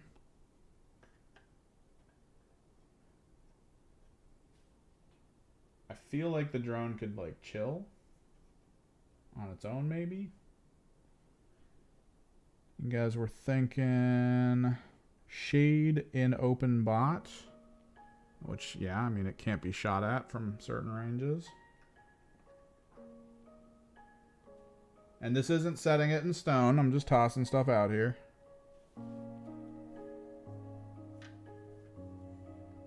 I love that they did this. So, for those who aren't familiar, the original system was triangles, and I actually bought 3D printed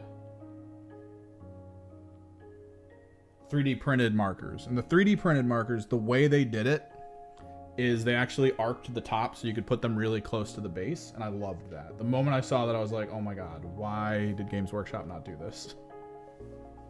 And guess what? They did it now.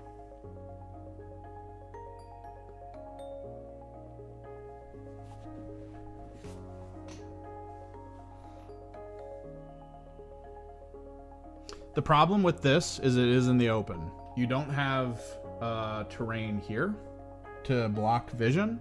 He might be better in this region, which it seems like you guys might be trying to reinforce heavily with a bunch of possible units. So dropping a long sting like 6-inch up in the building to then move up when he wants. Like I'm just gonna drop it there and we'll see what you guys think. Long sting. Now, technically, what you can do here is if you think you need more movement for someone else, these guys move 6, and they fly 6. So 6 from the wall kind of puts him up a bit. He could probably sit at the back end of the wall, but maybe not. Because it would allow you to put, like, a warrior a bit more forward than him if he, like, was here, let's say. Because then you could put a warrior in front of him, and he could still make it to the window.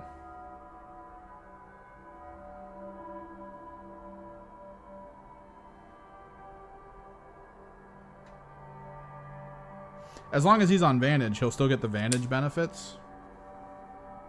But there's a lot of other Vantage in this. So I'm gonna put that there. and you guys can think about it.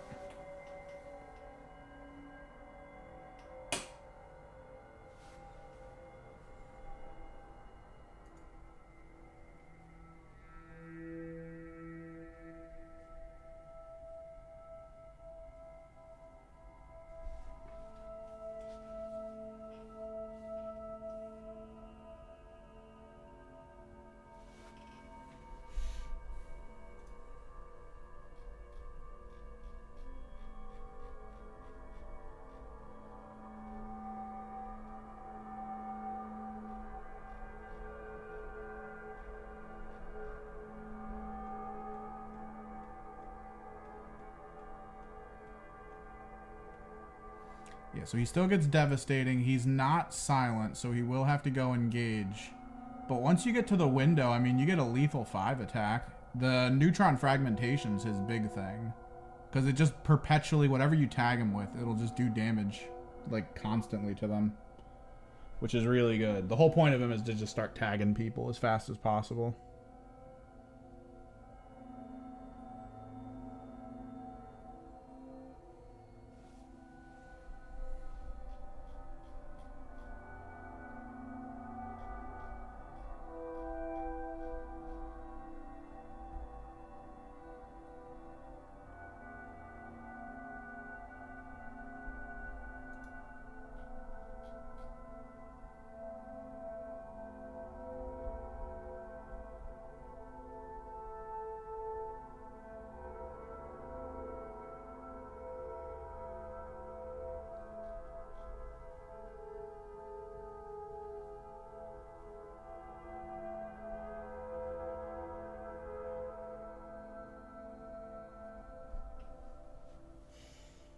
But yeah.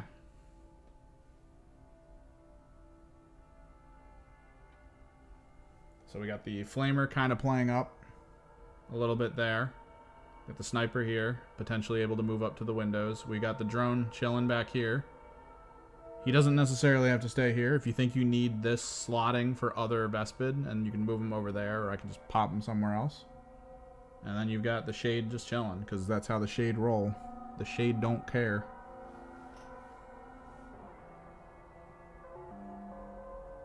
In a just world, I think I would have like a hand cam. So I could do like an on-field cam where I'm just like, look at what you got over here.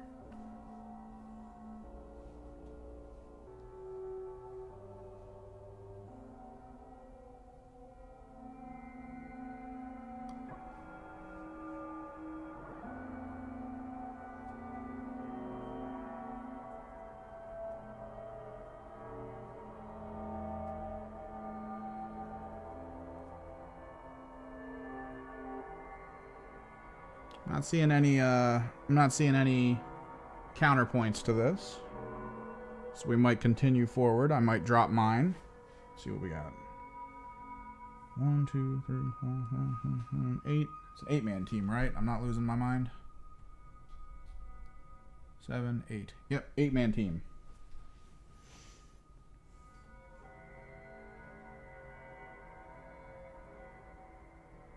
They have no silent. They're gonna have to go engage the moment they start shooting. I'm the same way. I don't have any silent function.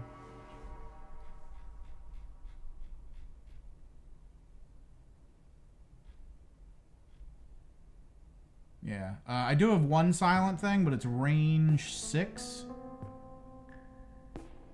It's pretty cool, but it's range 6. So I'm gonna have to be right next to you with it.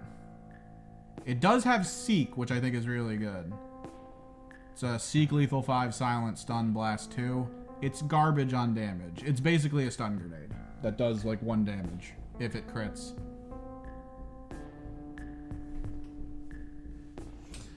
So I'm gonna go.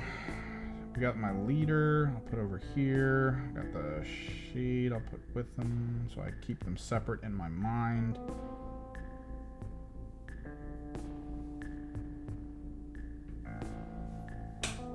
Are you talking about... Okay. So point 1, point 2, point 3 in middle.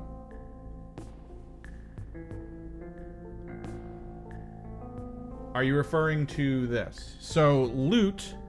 Here's the fun thing. Yeah.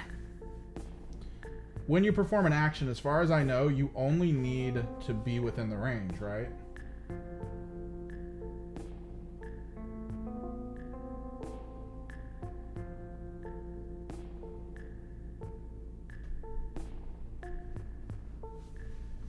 So measuring distances are only negated through walls in Gallo Dark. So in theory, you could measure your aura through the wall to be like, I'm within range of something, as far as I can tell.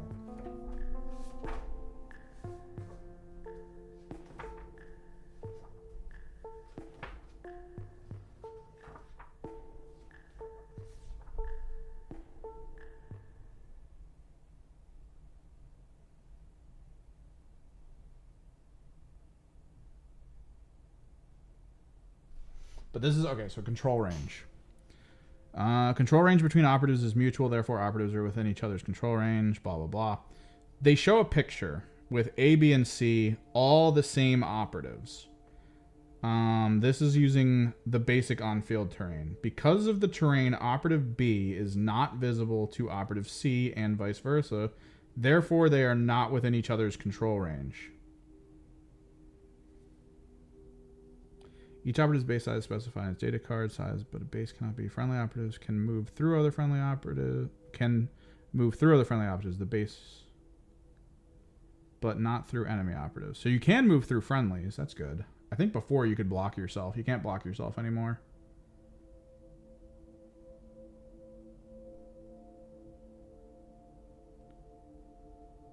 So not visible. So this is a weird thing. Because they're referring to it as being visible.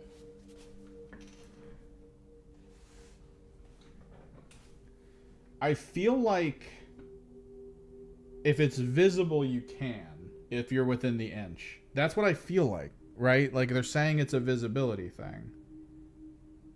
But if that's the case, like this is why I don't like their examples.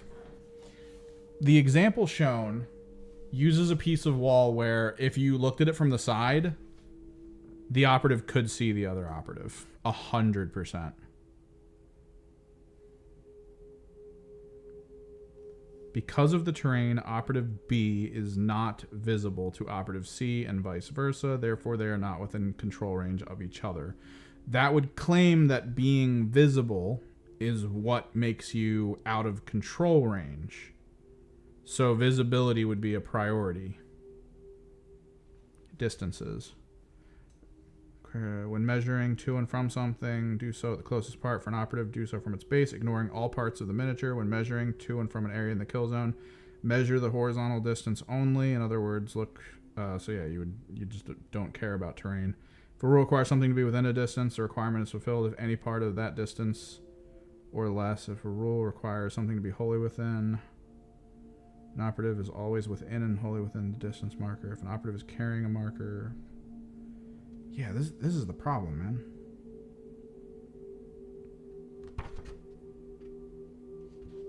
Because technically, if I have an operative at the window and you charge that operative, you could end at the other side of the window and attack me. Because you can see the model and you're within an inch of it, you should be able to attack me. So if you're at the window, which there are... No, yeah, climb, dude, it was so hard to decipher climb for a second. I was like, wait, does that work? And I kept having to look at it. So the idea would be if you're standing like here. From what I understand, two things. The only thing that could stop you from not being within control range of something on the other side of this is if it's not visible. This is a window, which means the window, you can draw a line from the head to the objective. I would claim that because it is visible and within the inch, which is not blocked by vertical distance, you should be in control range of that, if that's the measurement function. The idea would be that if you're, let's say, here and you cannot draw a line of visibility from the head to the objective because there's windows here and here, but not here, this would prevent it even if you're within an inch, which I don't think you wouldn't be at that moment anyway. So I think you can loot from the windows. In the old system, we would use those giant objective marker pads. I don't know if you remember them. They were the big lisinopril pads. If this was the objective, the lisinopril pad would go under the terrain, and for control purposes, it would actually work, right? The argument would be like if you put like, let's say, where is it? Where did I put the purple box? Oh, there it is. If you put a heavy piece of terrain like this, right? And I'm here, I actually don't know if I can loot it, right? Even if I'm within an inch on this side, I don't know if I can loot it because I can't see it.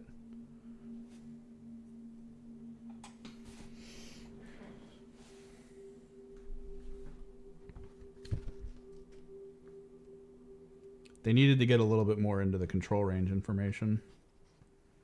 Control range, fighting, and using cover. Something is within an operative's control range. If it's, yeah, so if it's visible to and within an inch of that operative, you can actually fully block someone from looting from one side of an objective. That's an interesting concept. I like that. That's kind of cool. So, yeah, like we said here, visible to. So, visible. Visible, not visible. And then using that giant blast thing like we showed, if you during a game were like, hey, this is how that's going to work, technically that's not visible. Although, can these only be set up in your drop zone, or is it full? God, so much to remember. Yeah, only within 2 inches of your drop zone. So you couldn't even really get to it like that. That's kind of cool, though. So, yeah, visible. You could loot it from here. Perfectly fine. Let me put my guys down, as I don't think anybody's negating anything that's occurred. I'm going to drop... I have 9, so 3. So let's do... I feel like I'm going to have to do my best to hold this side down.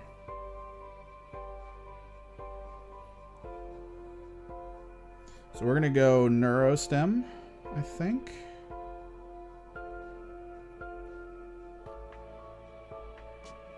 We're going to go...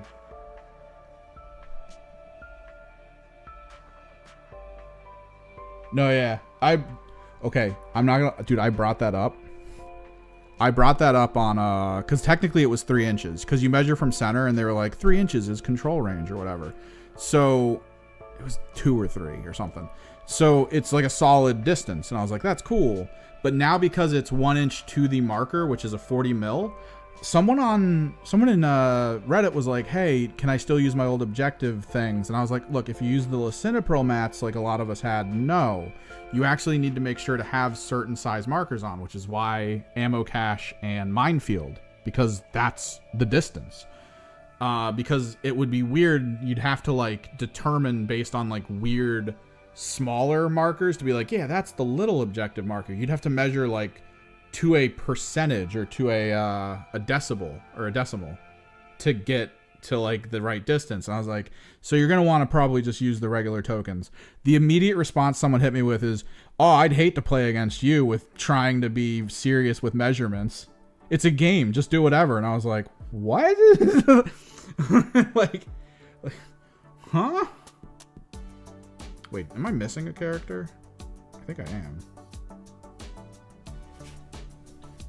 Let me drop my other one. I'm just gonna align this wall because it's 3. I think it's 3 and 3 and 3 for groups.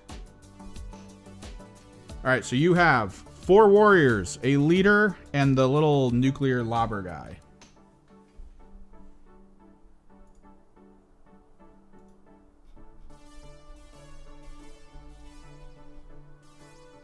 7, 8, not 9. So yeah, 2 squads 3, 1 squad 2, because always round up.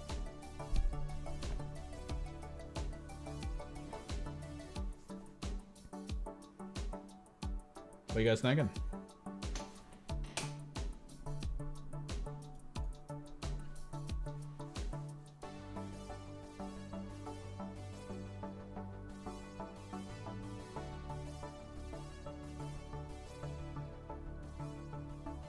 Yeah, no, like, I was internally pissed when a person was like, I don't want to play against you ever because you think measurements are important. And it's like, we're playing a goddamn tactics game.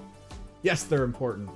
You can always play by intention, but it's probably a good idea to at least have most of your stuff on the field be right. Like, go for it. We're going to be playing hella by intention today. But yep. You guys got a leader, 4 warriors, and the lobby guy. What you thinking?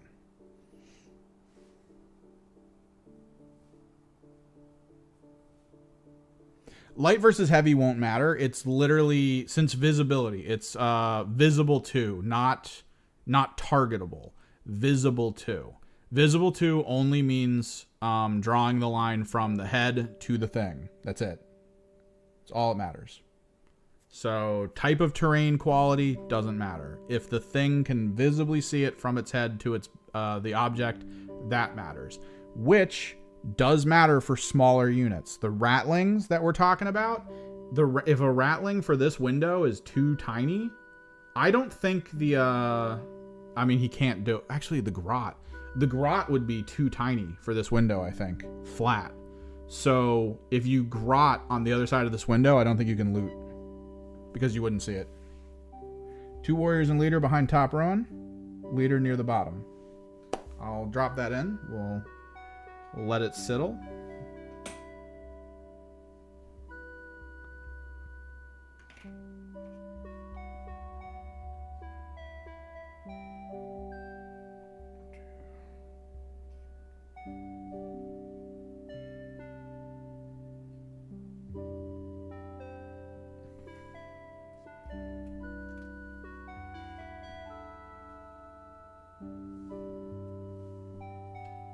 Feel it, guys? Do you feel the electricity? We are so close to playing a game through YouTube chat. I am running out of order tokens. I don't know where the rest of them went. So you can let that sit. Anyone brings up anything in the next couple minutes, we will make adjustments or talk about it. If not, let me get some more tokens out of this bag.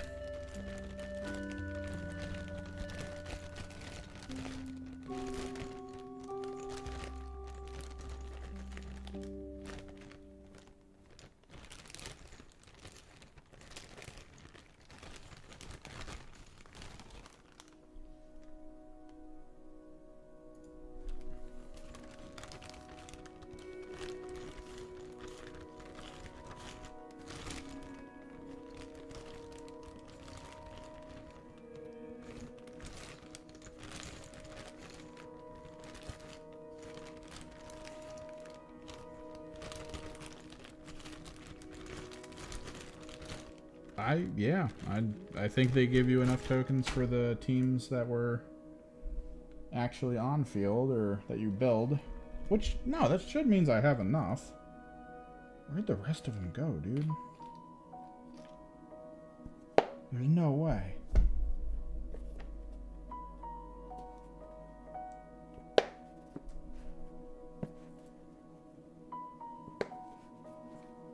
Weird. I don't know. Alright, I'm gonna drop. I haven't seen anyone say anything. I'm dropping stuff.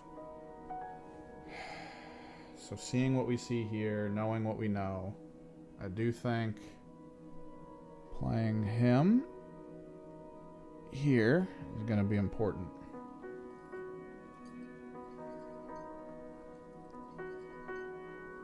Sucks is I kind of need to stand up when I play.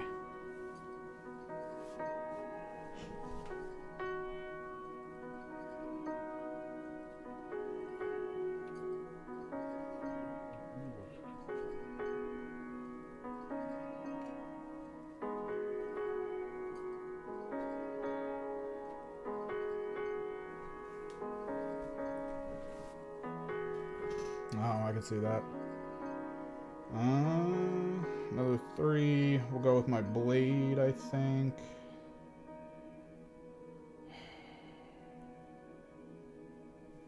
I need to keep this stacked as best as possible. Conceal. Then we'll go with another pistol and a kiss, maybe. My tactical oddity.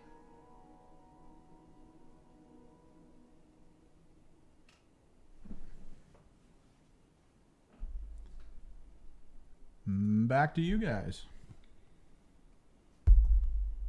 I have 2 left. I have my leader with its power sword and its fusion pistol, and my Shadow Seer, who I actually kind of really like. Super fun looking.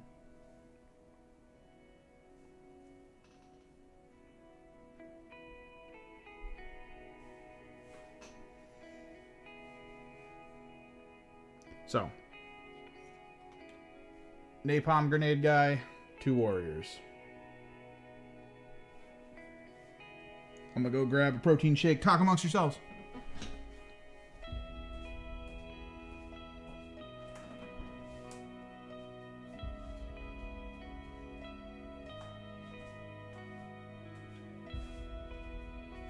No, not a protein chase. New box.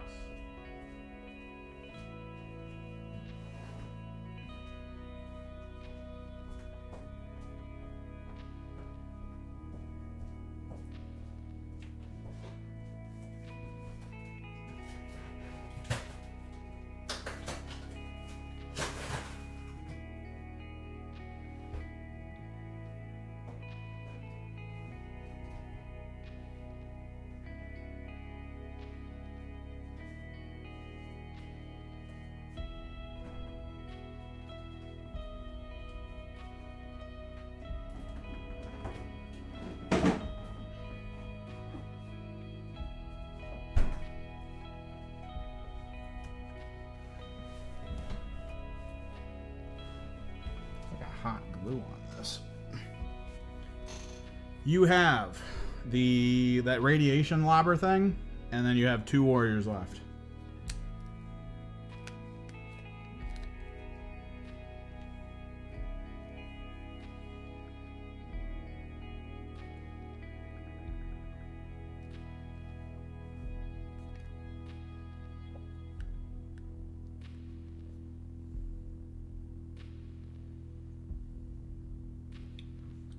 Grab some more. Leader, 2 warriors. Sniper, flamer, drone, stealth.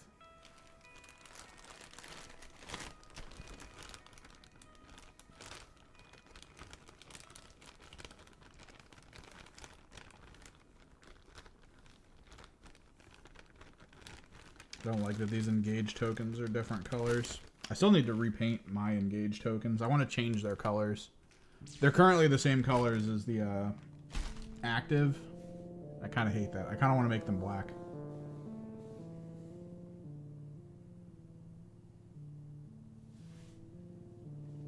So yeah, these are the ones you're dropping in, and that is it. I'll be dropping mine in. We will be rolling initiative, I believe. And that'll be the game start. Communion points and all that. First strategy phase. Seeing what we're activating. Which, I bring this up in the approved ops video. I'm a little confused for approved ops with the whole thing being like, okay, picking your card is a strategic gambit you do in the first phase. It technically doesn't force you to do it. Everyone will do it. But also, it says it's a strategic gambit where you and your opponent pick one. Which, wouldn't that mean the person using it does it for both of you? Or does each person have to do it once? It's an awkward wording. It's probably one of the worst wordings. Let me pull it up.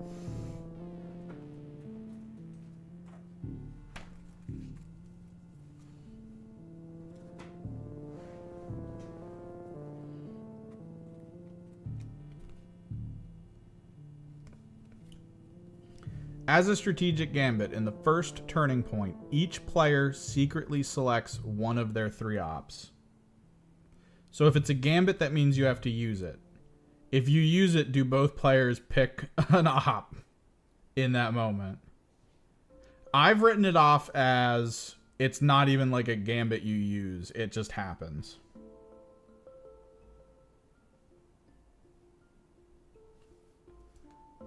Rad Lobber and a Warrior up top. You want to reinforce these guys with the Rad Warrior and or like the Lobber and a Warrior. So you want to try to like, I'm guessing,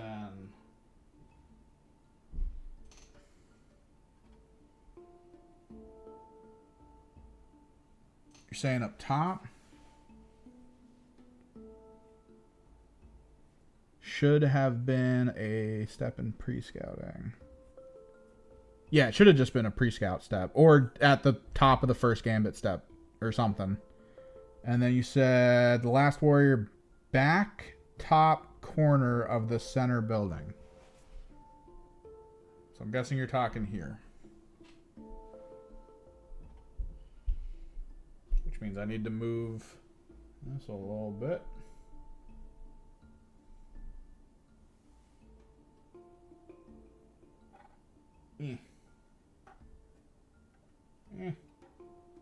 Stupid wings.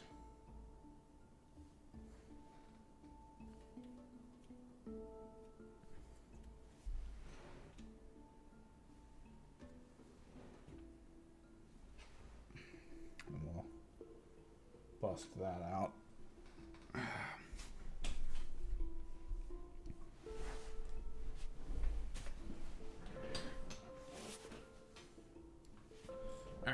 Can someone explain murderous entrance, which should be mine? Use the firefight ploy when a friendly Void Dancer troop operative is fighting during an activation in which it performed the charge action. So, it's my action. I can't do this if you charge me and fight. I have to be the active operative, and I have to have used an action point to charge during that activation prior to the fight. Okay? After you strike, so I hit you once. That's the exact moment it can be used. All the prerequisites have to be in play, and then I have to push a single strike onto your unit. So it says strike as well, which should mean it's a hit rather than a block. Because you strike or parry, so it would be a strike. It doesn't have to be the first strike necessarily. It could be a later one. Just depends. Like if, let's say you hit me once and I hit you 3 times, I could parry the first thing just to get it out of the way. And then, I mean, I don't really have to double strike at that point then, but conceptually, you could strike and then immediately resolve a normal success. So if you roll all crits, you can't even use this, I think. Oh, or a crit. Oh, okay. If you roll all crits, you're in the bonus. So it's if you have a normal, it has to be a normal as the second hit. So you could open with a crit and then hit with a normal if you have normals. Or if you only have crits, you're basically just dumping crits into someone.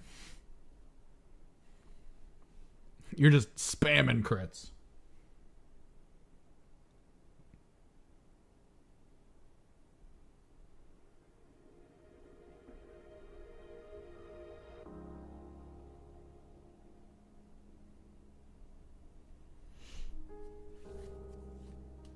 Yeah, it's a good one. Not seeing any people say anything about the positioning being bad as to what we put on the field. So I'm going to drop my final units. I think I want this guy to be a little bit of oversight as well. I do think he would be cool.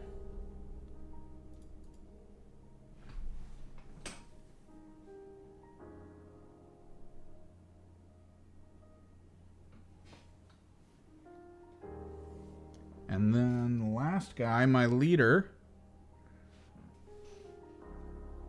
I think we're going to get into like a fairly decent brawl on this side.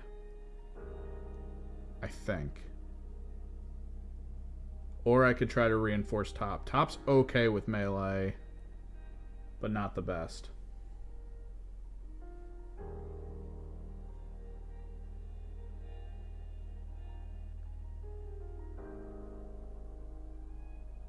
This is actually hard. Because I could just drop him here.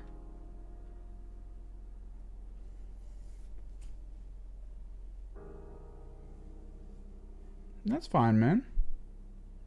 I'm not that worried. I think I'm gonna settle on this. I'm gonna settle on this.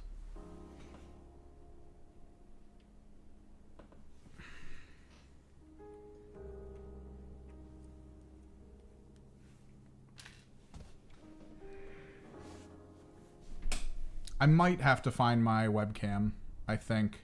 If I find my webcam, we'll have a proper dice cam that I can easily swap in and out without having to do too much.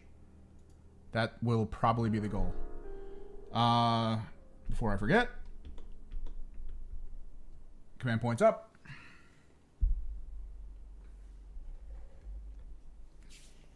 Because we generate 2 in the early game.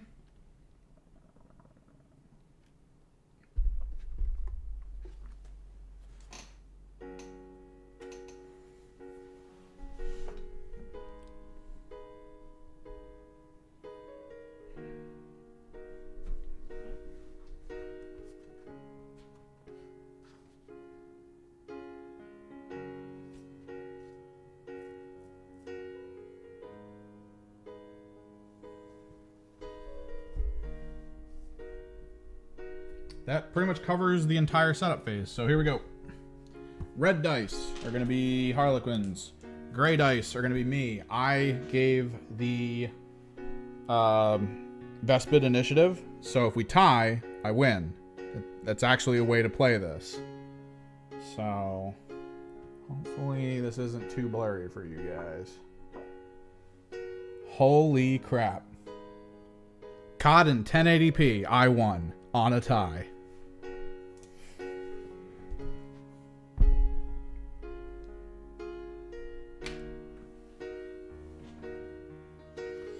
Question though, even though I won, even though I actually won the initiative roll, do I want you to go first?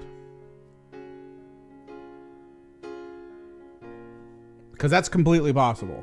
Winning here does not mean I need to take first. So what ends up happening is I look at your team. Your team's a horde team. You have one more character than I do. If I go first, I think I would get counteract. But that would mean I would need to put something in engage. I don't think I want to do that. I think that's a terrible idea. If I just declare that you're cool with initiative first, it will give you the first movement. I don't think you're getting to me. I'm looking around. I don't think you have too much line of sight that's possible because most of this is heavy and I am in conceal in it. There's only a few things that are light. They are closer to the middle. So we're not really that pressed right now. If I give you initiative, that also means the next turn, if it's a tie roll, I get the victory for it as well. Cool that I got it in the first turn, just because we visually watched it happen. That's awesome. But I would have honestly preferred to have got it in the second turn. I think, strategically, I'm giving you guys initiative turn 1.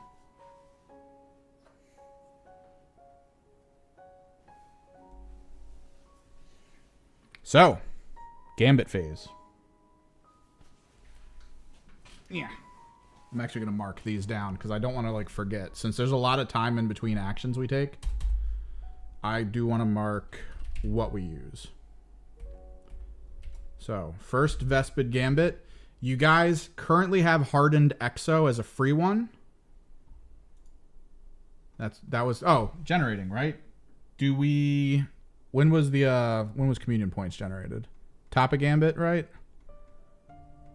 Communion. Ready Step. Ready Step is... God, I should know this.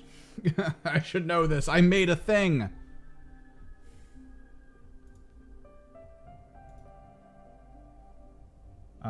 Generate command points. So turn 1. Determine initiative. Done. Generate command points. Kia. Ready operatives. Communion points. Yeah.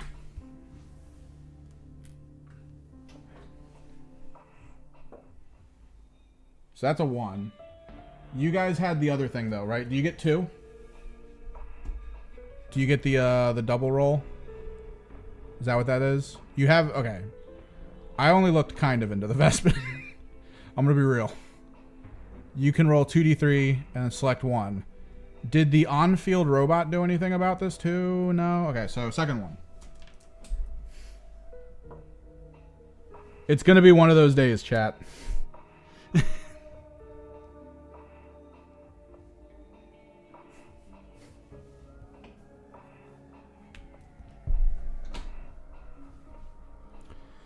So I wish, something I might need to do is put a little marker that can come up with like there's not enough teams that have extra stuff, right?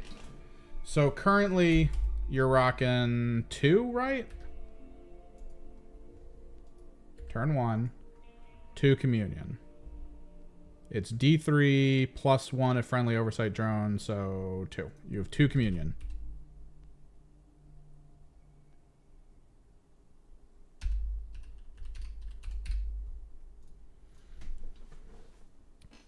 Ready operative step, complete. We're already ready. You did your communion points. I have to, I think, when was mine? Mine was strategic gambit. So I'm going to have to use it in the strategic gambit phase. But you are the first.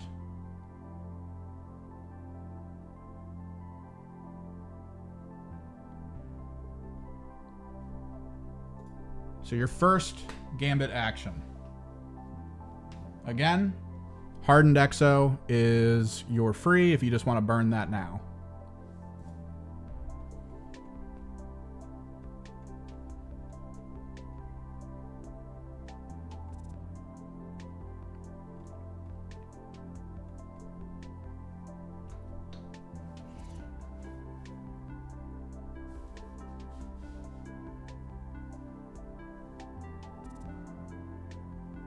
So how are we feeling? Just pop hardened and just see what happens?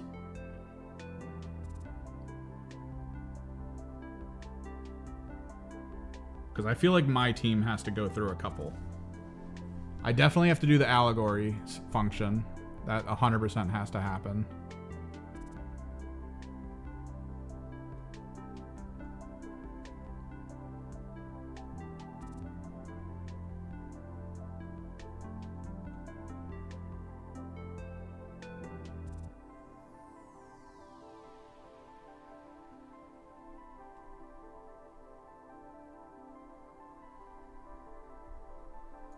I'm not seeing any opposition to just burning the free right now. Yeah, so we'll just open with the free. It's a good idea because you fish with it. You don't really need to care that much. So hardened exo is active. I am going to have to do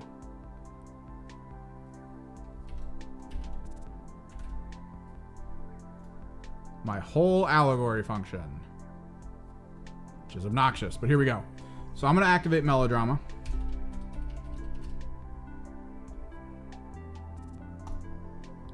I have to now pick a pivotal.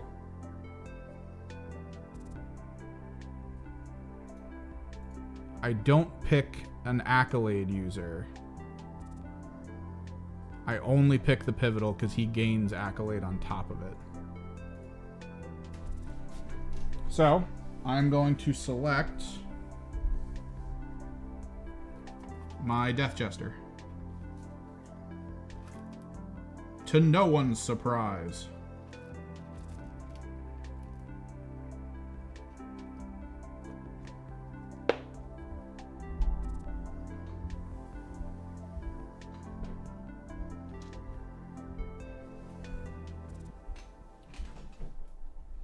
So melodrama set, Jester as pivotal. Vespid.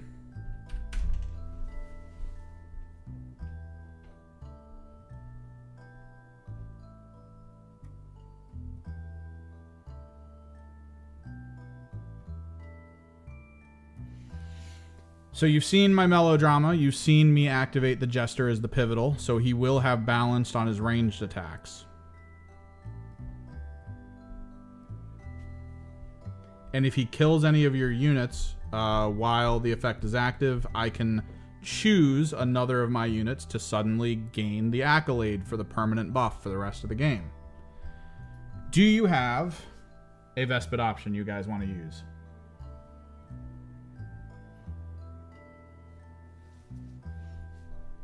I'm looking through, honestly, outside of burning aerial agility, which, considering the map and considering I have one guy that's going to really like handle that type of stuff, I don't know if you want to burn it. But it's up to you. You've got 3 command points. I saw someone earlier say skip, but if you're all on board with that, that'll be fine.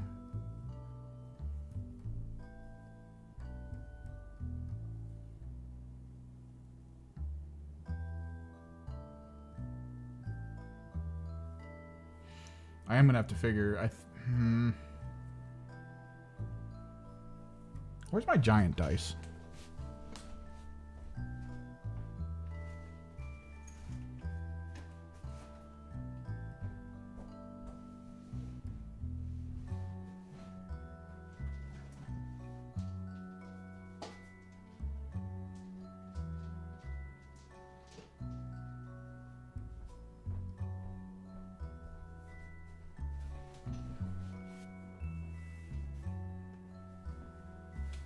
That giant 2 is your communion points.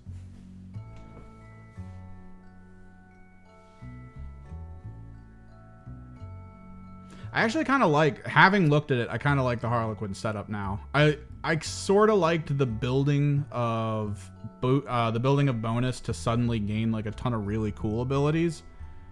But I kind of like the way it is now because it's just for a reroll. It doesn't feel as strong in general. But it also feels a little bit more, I guess, meaningful. Like, you don't have to wait till turn 3 to just eviscerate your enemy. You can actually just slowly build and then do it and send in the right units. Like, it feels a bit better. Save? Everyone cool? Yeah? Okay. Skip for you. I'm pretty sure I'm also going to skip. I think. The assumption is that I feel like I can move in ways where it doesn't really matter. And you're not going to get sight on me. So I don't need to do any of the defensives. So, yes, also skip.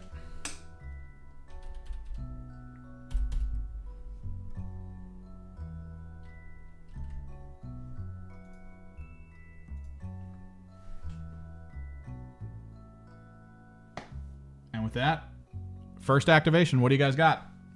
This is going to be mostly playing by intention. I feel like asking me for measurements or being like, hey, can we move this guy up to that thing? You know, like kind of finalize with amongst yourselves. We'll see. We'll see what people say. It's going to be a little bit weird. This is, again, a first attempt at this. But basically, if you're like, oh, well, let's activate our leader and use this ability and maybe move over here, blah, blah, blah. Like, we're going to go by intention for the most part. I can verify for you guys if you're like, can we make it to this point here? I could be like, oh, yeah, that's perfectly fine.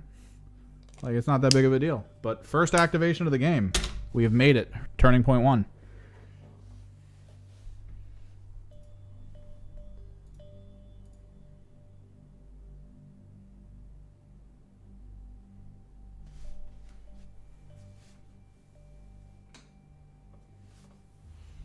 I'm going to start scrolling through Vespid information just to see if there's anything I missed where I'm like, oh yeah, that might be good to use.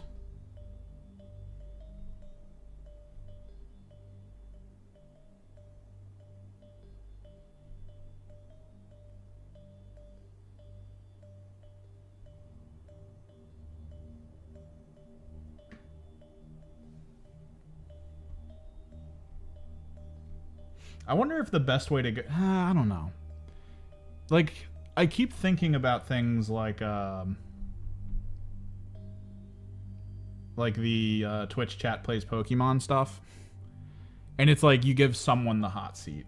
I don't know how easy that would be here.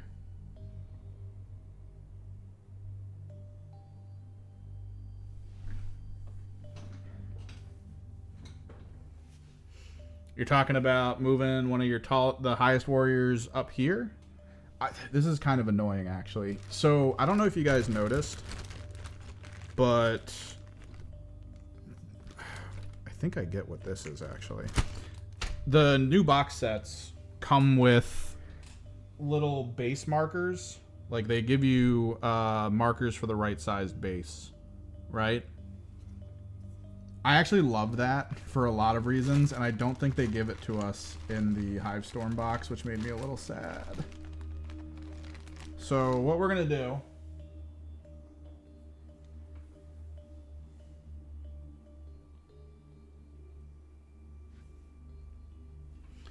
So someone's saying a warrior to about right here, if possible.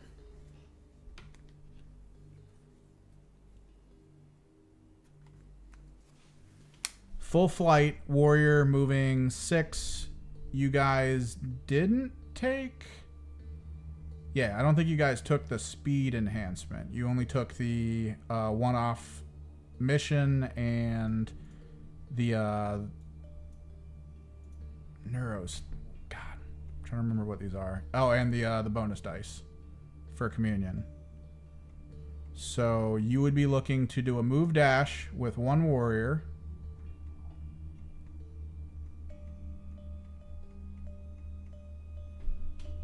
For the full 9. Easy enough. If we're cool. Yeah. The only light should be, I think, that. This.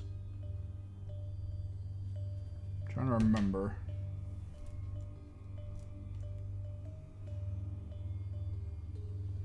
Yeah, I think like that. But yeah, the big L is heavy. This should be heavy as well. So if everyone's cool with this, again, your minefield is here, but like we said, you have to pass within control range of it to get it to blow up, which means you can't physically see it as we determined with control ranges.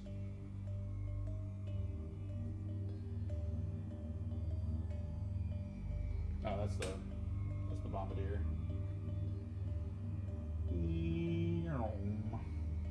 Definitely easy enough. Because the head cannot see the mines, as we determined with control range, it won't set it off in this situation.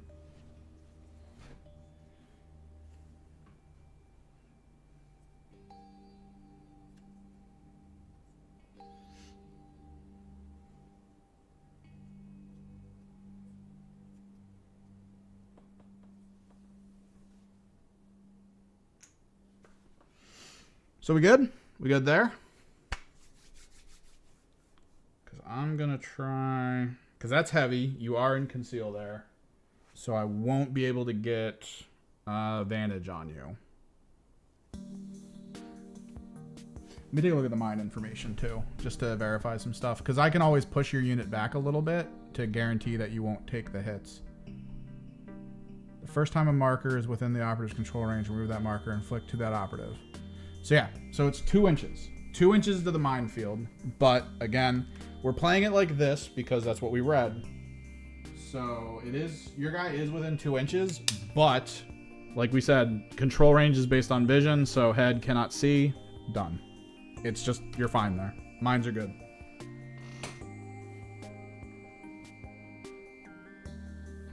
Turn down my headphones. You guys are probably hearing a slight echo.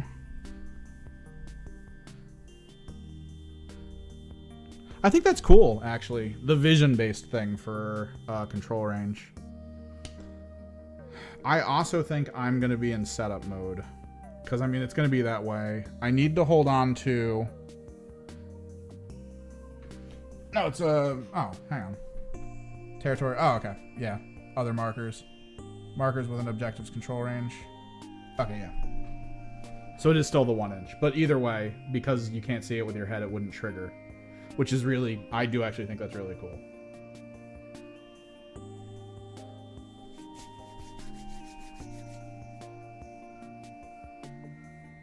maybe we just simple adjust. So the idea is you could charge me using fly for 6. Because you don't get your bonus 2. Which means I'm fairly safe along the wall. Most likely for turn 1. So I could also, like you guys, start posturing.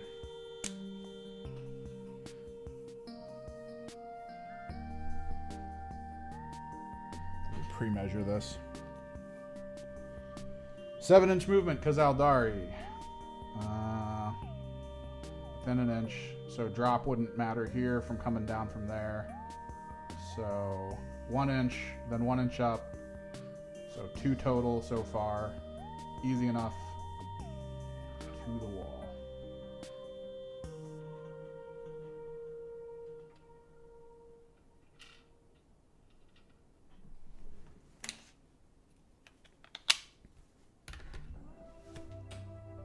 All right, you guys. Again, a reminder for anyone coming in. This is turning point 1. Probably another thing I should... Hang on. Let me start writing notes here.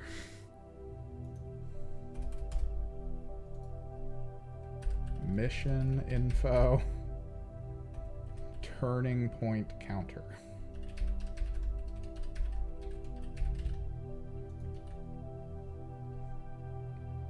Versus chat will be the file. So yeah.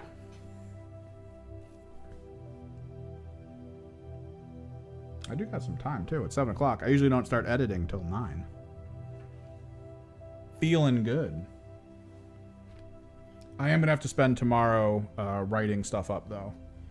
I got 2 scripts we're working on. Do you want the advantage now? Easy enough to get the long sting here. But you do have to remember, you outnumber me. So if you move the long sting now, I am less inclined, I feel. Although, let me double check. Because you might not even be able to do it regardless. So, heavy dash. You could technically do the standard rail shot and get a neutron fragment on the field, but then you'd have to negotiate with my Death Jester for the follow-up. So if you're planning on moving him just to get him in position, that could be fine. Since, I mean, he's not really doing much else. Or you could try to conserve him for me to possibly go to like a weird position.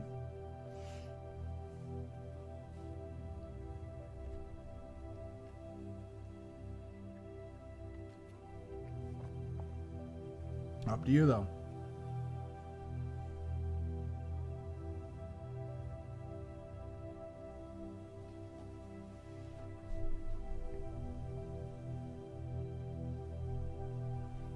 Do Vespids not have an APL increaser? I don't think they do, right? They are just hard 2 APL for the entire game.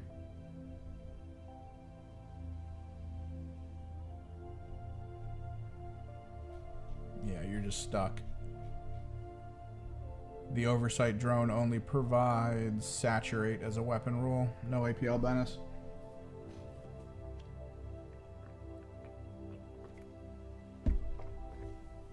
I also don't have an APL increaser, but I do have 3 APL, baby. Yeah!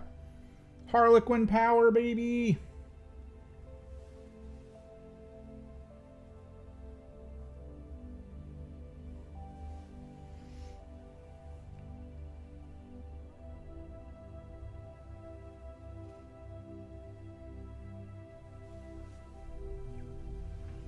They did take the equipment for free mission. You do have equipment-based free mission currently.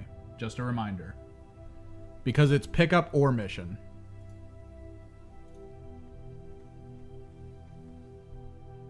Yeah. Perform pickup marker or mission act. Oh, well, not free, but communion point.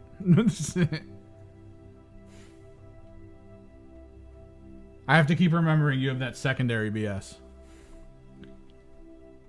It is so weird.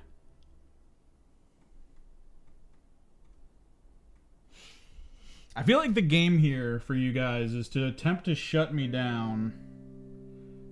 The lobber, the Sky Blast would be so cool if he didn't need a target to actually hit. That's kind of a problem for you guys right now, because if it was anything like the old cultist, I would immediately just bring him up and then just drop a marker here and be like, mortals, just all around.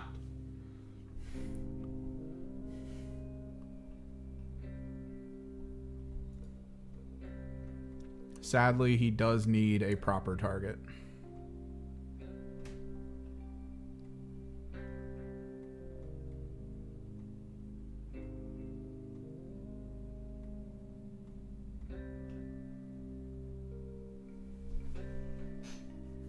I'm going to crack open the book to look at the Vulcus terrain to make sure I remember which one's light, which one's heavy.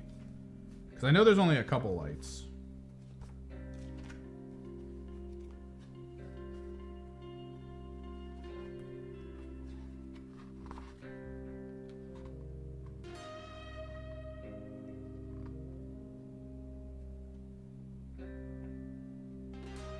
Yeah, okay. Light rubble, everything else is heavy.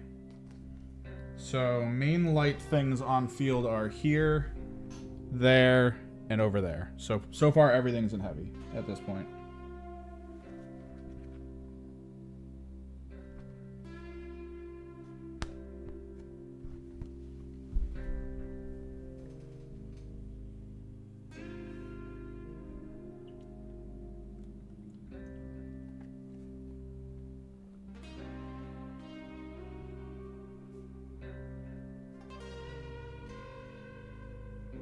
So far we have the sniper to here, but maybe that's not worth it.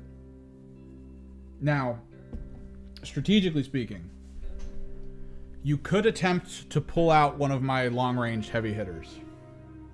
In this moment, you could choose that you do not really care all that much about one of your warriors, right? You can literally be like, yeah, we don't care about him. And send him up somewhere in light. Because, I mean, at the very least, he could have some benefits. You could leave him in conceal, because against ranged attacks, you'll get your 2 guaranteed saves or your 1 crit save if you want. Or you could put him in engage and, like, I don't know, try to do something, although you don't really have options. You could just leave him in conceal and then move him into light, and it'll make me have to make a decision with potentially bringing down one of your warriors with one of my heavy hitters. And it could leave me open for your sniper to then reposition and possibly take my people out.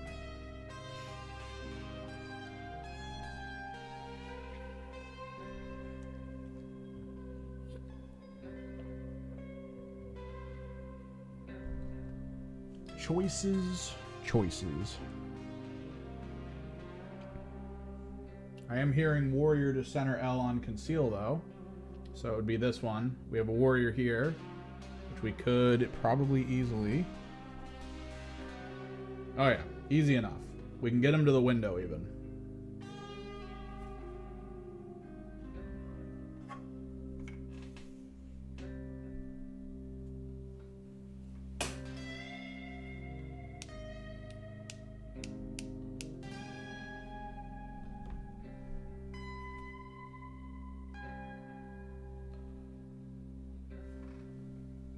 Probably pull him here then.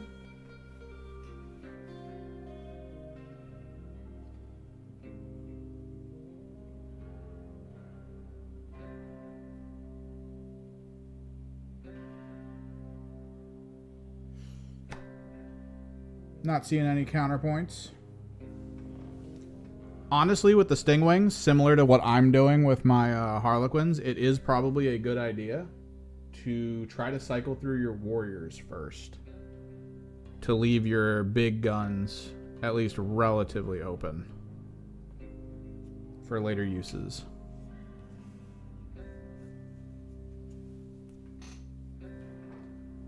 There's a little bit of wiggle room there if you think he needs to be more positioned around the corner or not. but it's up to you. He isn't heavy, so I would need to get past him in order to shoot. What am I doing? So light is this, that, and that, which means this is heavy. I could start adjusting this way. I feel that that's probably the necessity here.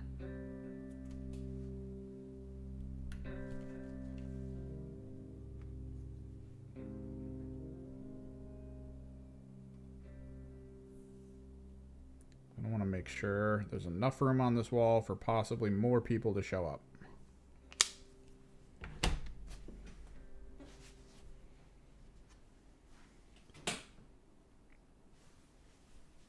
You've still got 2 warriors up here if you're considering still pushing your warrior line forward. And then your flamer here, your lobber there, all the way up top. All the way up top with lobber. Shade, of course, here. Leader at this bottom edge there.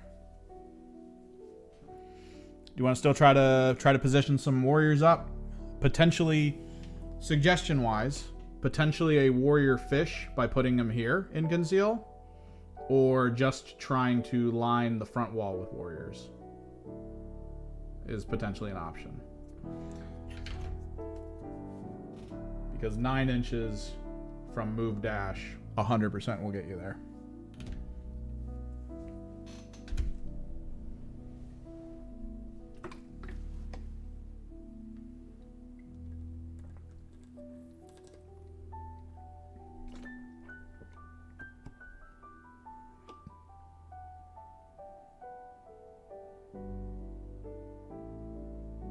There's a gnat in my room and my lighting is constantly showing him to me, and I'm really mad about it. I keep looking over and there's just this little dot darting around. And I want to grab him. But I feel like it's going to be that moment where you guys just see my hand go wow across the screen. And that's when I'll get him. Frickin' gnats. The earlier you put something in bait, and this has always been a thing with me, if you have a bait plan, I honestly drop the bait as early as possible. 9 times out of 10, I'll drop bait early as possible because it could change the entire course of the game for me. Like, if you're playing against a person who's like, screw it, right? Like, they're just mindset, screw it. Like a person who probably hasn't played the game enough. If you put a bait out early and they're like, I'm in, just turn 1 on the bait that you did. You could go, oh, well, I don't want to waste my sniper. Let me just chuck a warrior at it.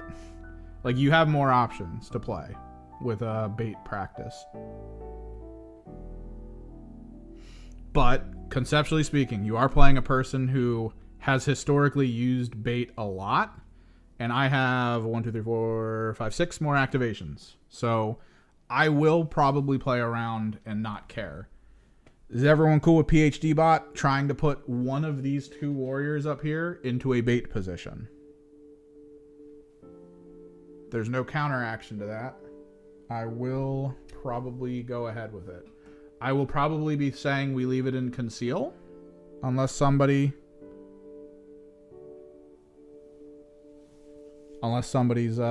thinking about it. That way, even if I am shooting at you in light, you will get the 2 guaranteed saves or a crit save.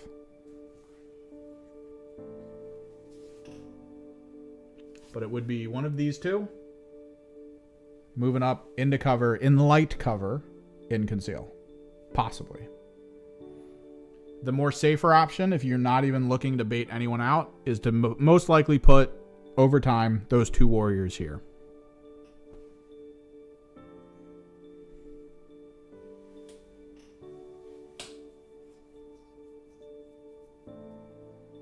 I was like, what was that question? My Shadow Seer's here. He does have that full field spell. He will need visibility on you. It will get around the cover. You won't be able to retain your cover save with it. But I will need to see you for it. This is kind of the trick. And again, just to prevent trap. 3 APL team. So what could happen here, to my understanding, is I move with a reposition to the top. I would use the spell on the in bait position unit. I would then drop down. Because he's more able to dick around and have fun. Speaking of which, I need to look at his other abilities. Because his damage spell does need target visibility. Full visibility. And because it's not a heavy attack, I should be able to escape afterwards with a dash.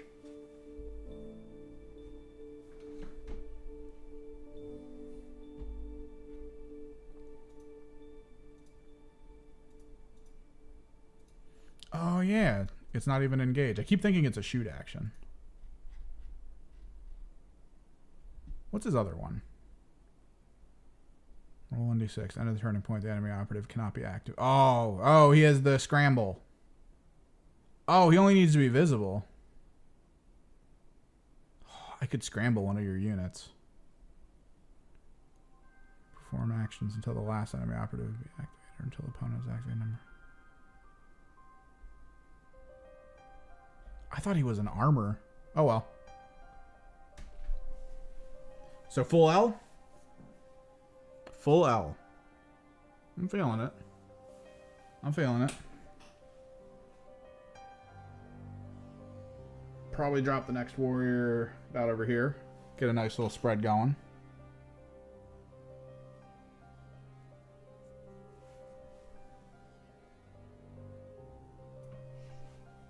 We will drop this warrior over there.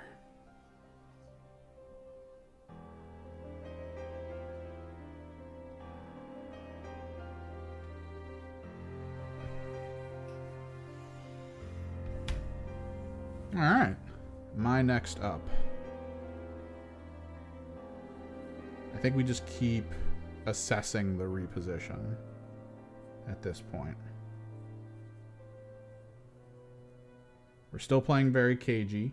No one's using light cover in a way where I can, you know, interact with it.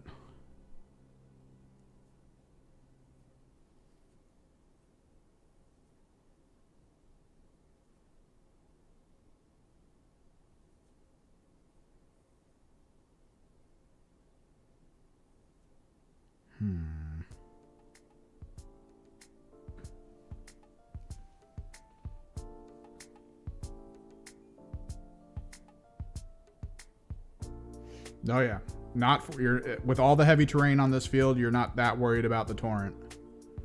Definitely not.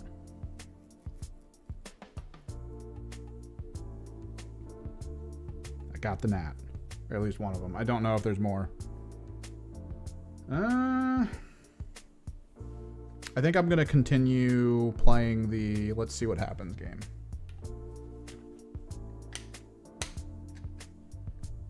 Simple enough. Move, dash, all that goodie bag. Gonna want to make sure, because of my small base size, that we have distance. The issue is going to be trying to make sure. What's your Shades Grenade?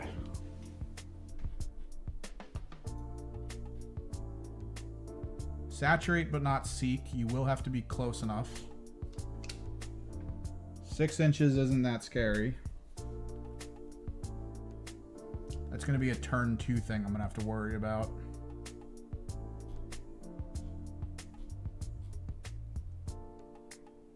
Yeah, I think that's valid. You guys are up.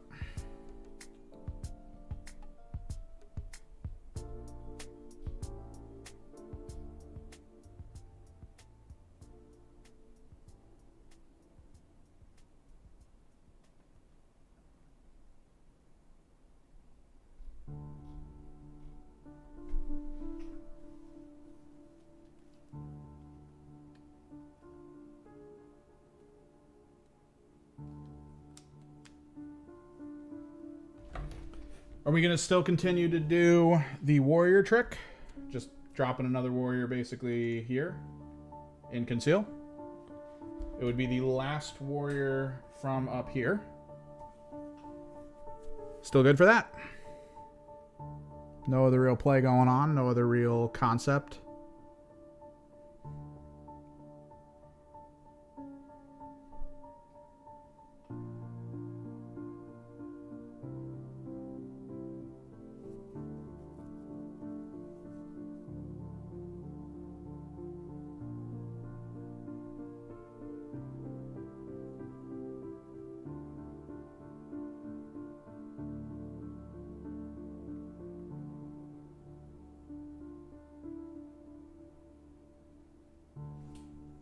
Are you saying activate leader and then just pass? It's possible. If you don't really have a plan for your leader, that could be useful. The leader is a bit of a struggle, I think, with the Vespid. Because he gets the free communion point function. So he does feel like he's supposed to be doing, like, good on-field function. Like, he's supposed to be able to get to an objective and just do it. But he is also your free CP character, so you don't want to, like, risk him ever.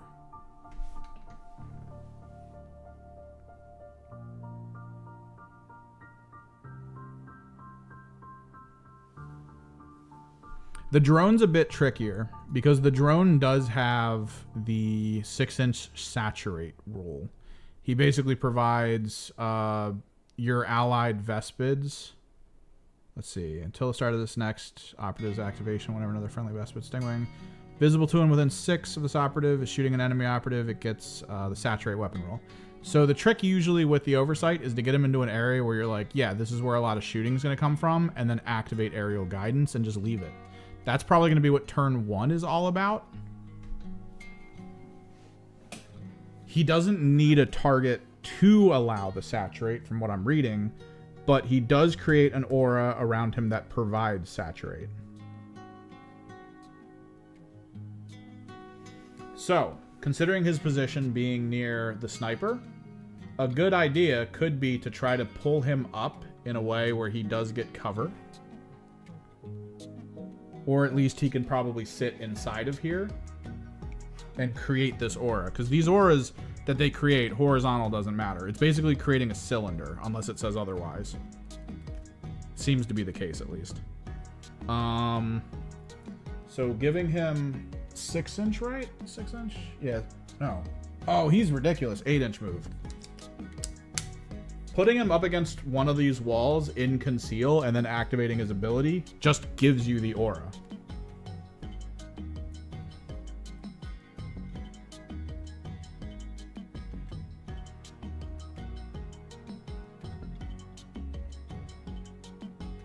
Does it? Until the start of this operative's next activation, whenever another friend... He needs vision to his allies. Visible to is shooting an enemy operative. Visible to this operative. Okay, so oh, that's interesting. I mean, that puts him in a good position, regardless, though, because then he's on the top anyway, so he'll have the same visibility as the sniper.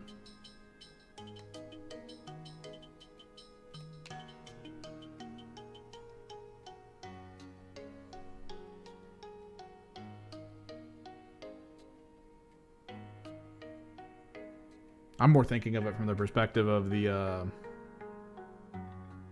Hearthkin, the one where you have to select an enemy and then that gives all the local targets a bonus. But his is just an aura effect target. That's weird. I guess it's fine. There's so many weird multi-stage similar abilities.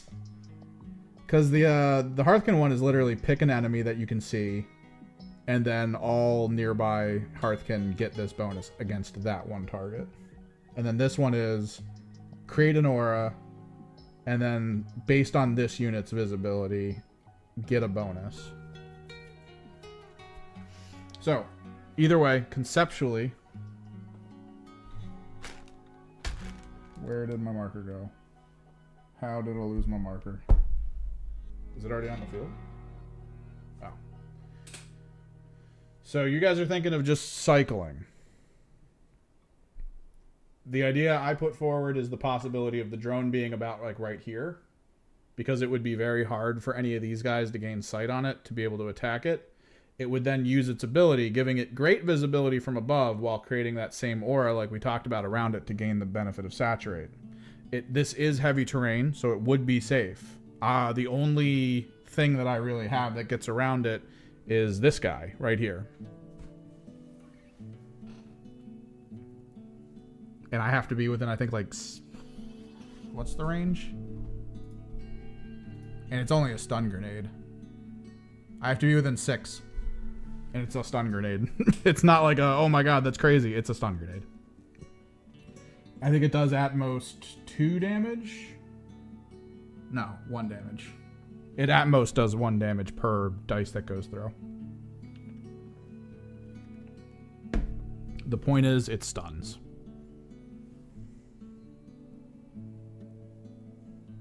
We can do that, because we can at least start that aura up. That way it's a little bit threatening, at least. Because it'll make me have to think twice about possibly doing something.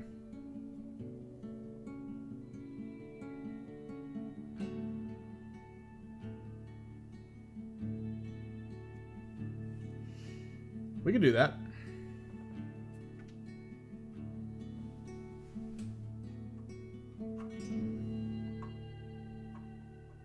Up to the broke-ass window.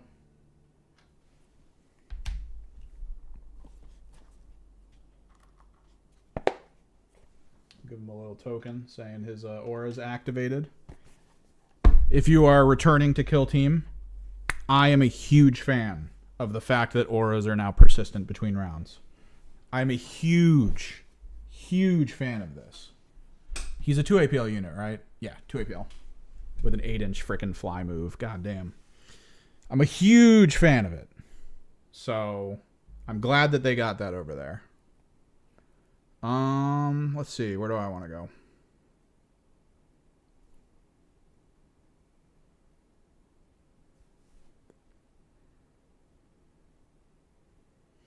So we've already got some stuff clustering in here.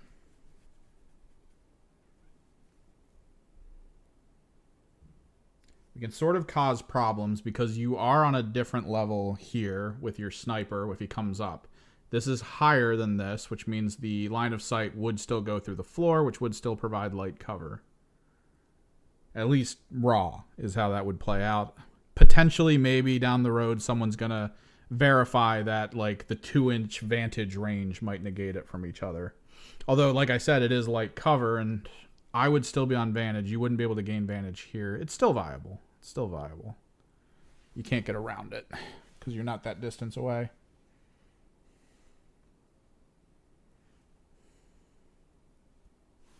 I think I might try to start taking the top of this building with concealed units so that I can have the option of like jumping down on people. Even though jump doesn't seem to do it. I kind of want to look that up while after I move this and you guys decide if you want to just pass with your leader or something. So you have to treat them as the same height.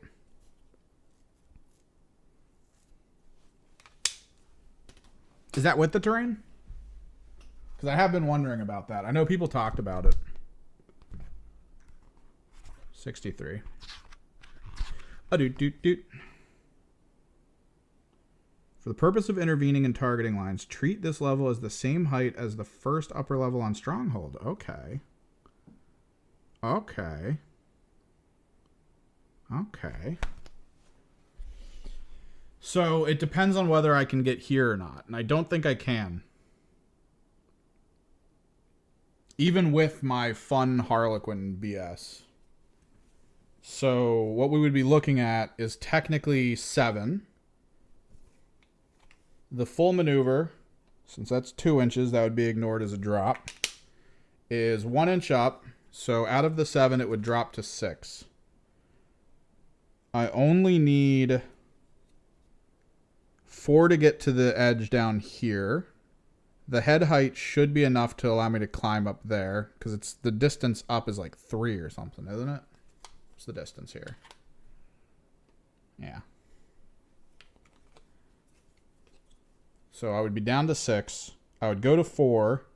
I would climb for 1, so it'd be down to 5. That would put me literally on top here at the end game.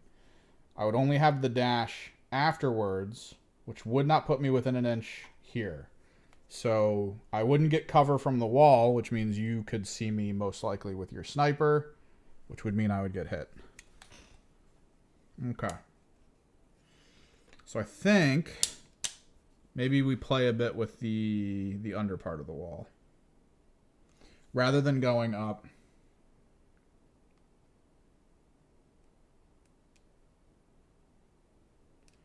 $10-inch, so sort of. You do get the 1-inch climb. Coming from here, it would be 1 up here. So this is the thing that I don't get when I read it. It says treat horizontal distance as 1. Is that all horizontal distance? It does kind of say it, but I'm asking if...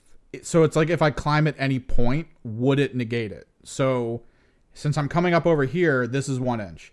In my head, the system is, okay, I've done that vertical. Now I want to do another vertical. Is that 1 inch or is it 1 inch for this and this? That's something with the Harlequins that I read where I was like, maybe.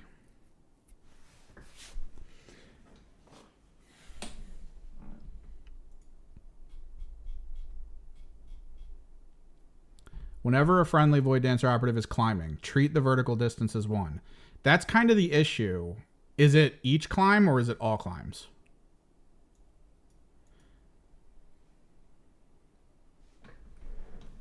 Because if it's each climb, if it's all climbs total, then yeah, technically it would be 1 inch to go up and over as well as climb this. Which would be 7 down to 6, which would put me about here. Which then tack on the 3, I could get to the wall.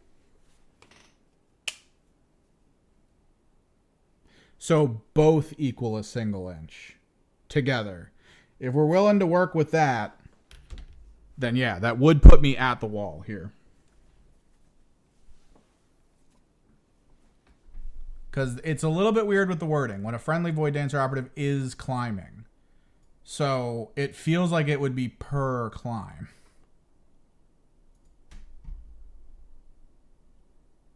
Because I know the alternatives, like the Farstalker, is ignore distance, right? Like it's ignore the first X amount of distance of climb.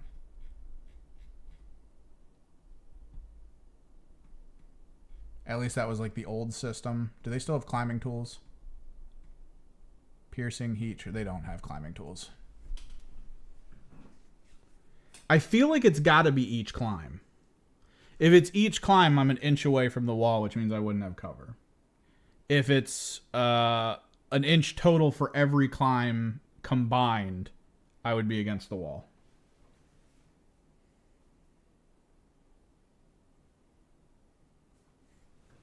No, yeah, it was always... Weirdly, they do, for dropping, I think they said you ignore a total of 2, which means you can technically, if it's like 2 1 inches, you would ignore both.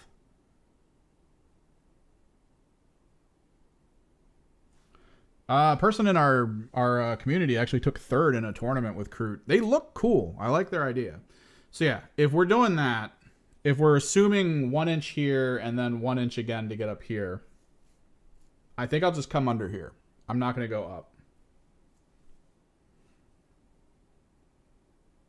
Because that would be, for my guy there, it would be 6 to get here. And then this is another issue I had when I was putting this together. I was like, how do I show you guys where my units are?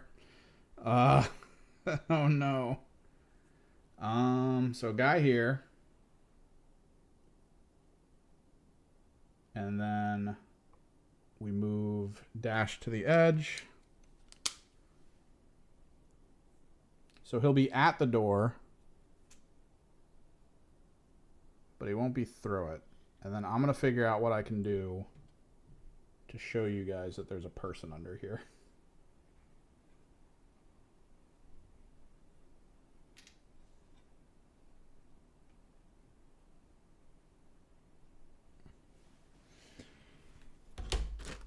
Do you want to activate and pass with your leader, as was suggested before? I'm going to find a marker to put above him so you guys can see it.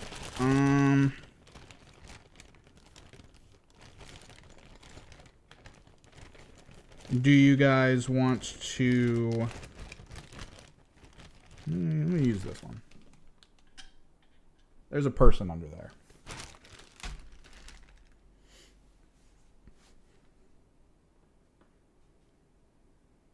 Do you guys want to move one of the backline warriors up to get to the L wall?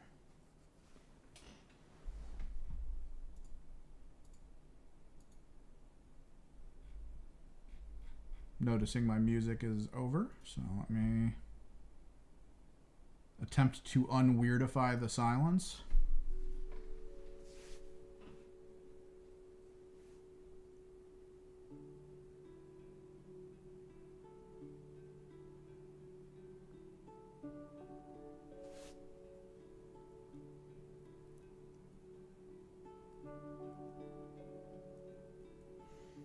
Hopefully, I feel like one of the first, because it's always like 2 months after the initial release that a giant QA comes out. I am hoping that there's a lot of stuff that I've been looking at where I'm like, yeah, we need to QA that. I want to see if they're like, oh, no, all vertical distance, regardless of how many times you climb, it will always be 1 inch. It won't be about a singular climb.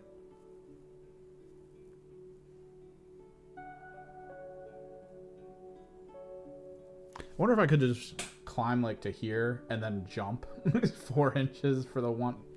It's too much of a distance, I think, because it's 1 inch difference up or down. So it would have to be an inch difference here, and this is like 1.5 inches.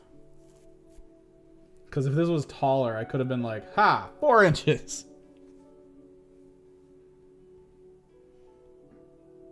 Yeah, so the initial plan that was talked about before we moved the drone up was potentially just activating and then calling it quits on the leader.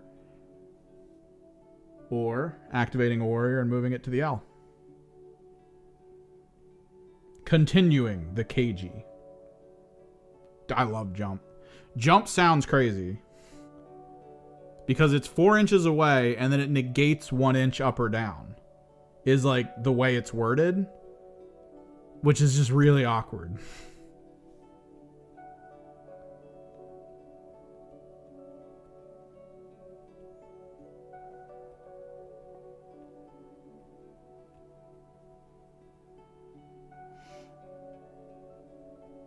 I think it's so that you can do those, that like insignificant terrain that's over there. I think it's so that you could technically move and then jump over something.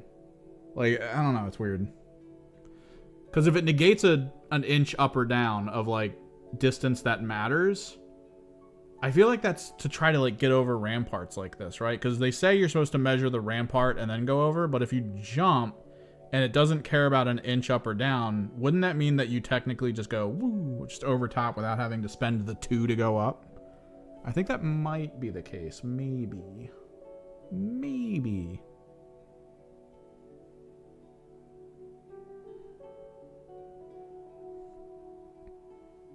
Although it does say you have to climb ramparts, then jump. It's a weird thing. I'm going to stay up late at night and just stare at it. Well, PhD Bot says we move the warrior. So we continue the warrior forward push.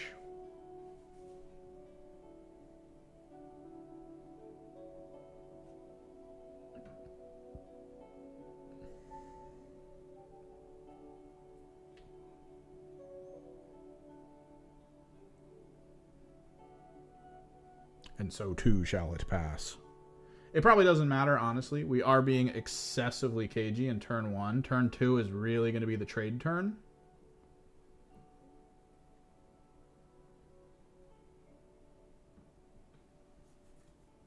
But there is a trick that I could pull off at the sacrifice of my Shade Seer, which I'm a little worried about, and I kind of want to do it, but not right now. I don't even think I have the distance for it. I might have the distance for it, but I don't think I have the distance for it. Oh, here we go. No targets still for my Death Jester. So we just continue being obnoxious, right? Like that's how we play it. I think I'll do this guy.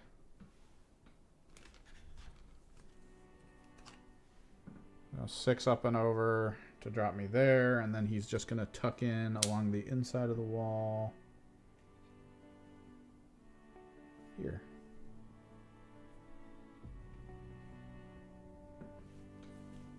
I'm going to find another marker for you guys.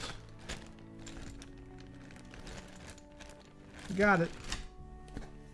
There is a guy there.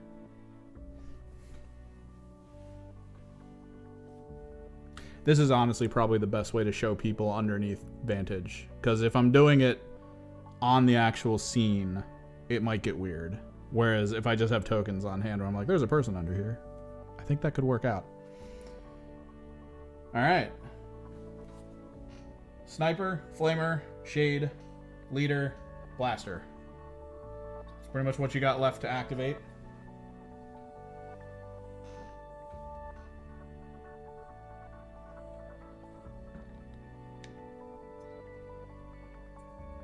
I've still got my Jester, Shadow, and another one of my players.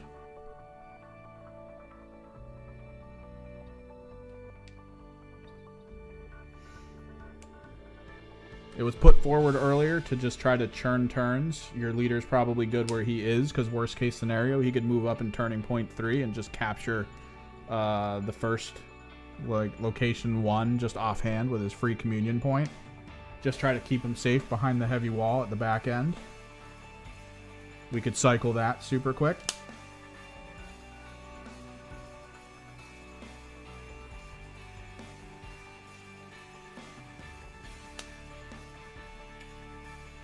You're talking flamer push to door?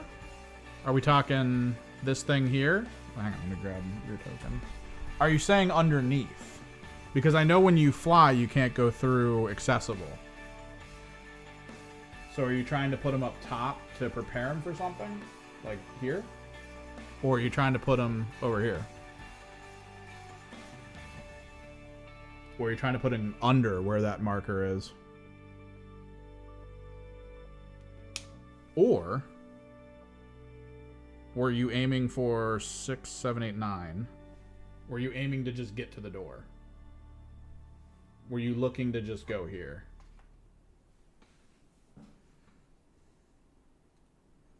Which one was it?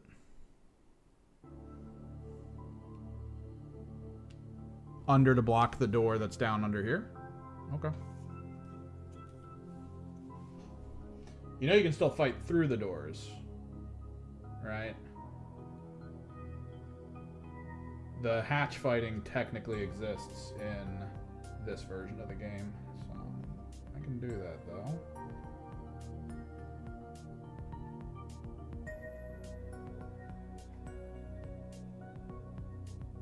Technically it doesn't matter, because at any point he could just be picked up and moved to 7. Will, however. Oh yeah. Not a bad pick for the fight's first option.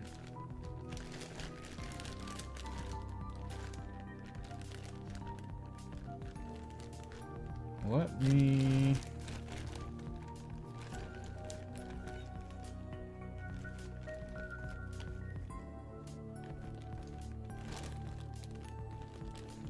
hit you with... There's a guy under here. Okay. So I've still got the 1 player and those 2 guys. I don't really have...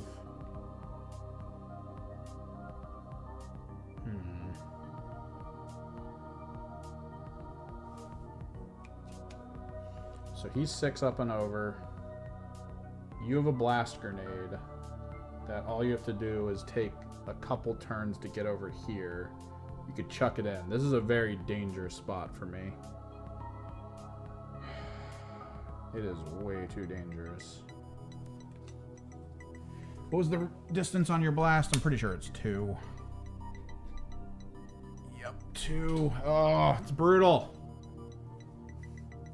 I'm trying not to give you access to it, but I have to be standing completely outside the wall to prevent it. Honestly, maybe second wave. What's your distance on the toss? 6 inches?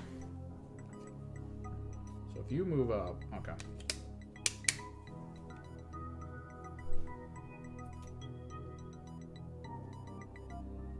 just gonna put them over here.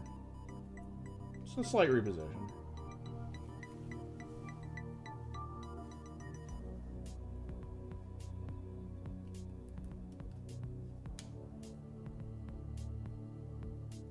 No, yeah, shades are a little rough. What was the max distance on being able to hit them?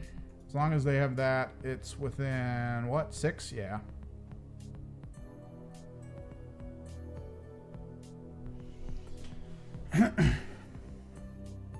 Alright, you got leader, shade, lobber, sniper.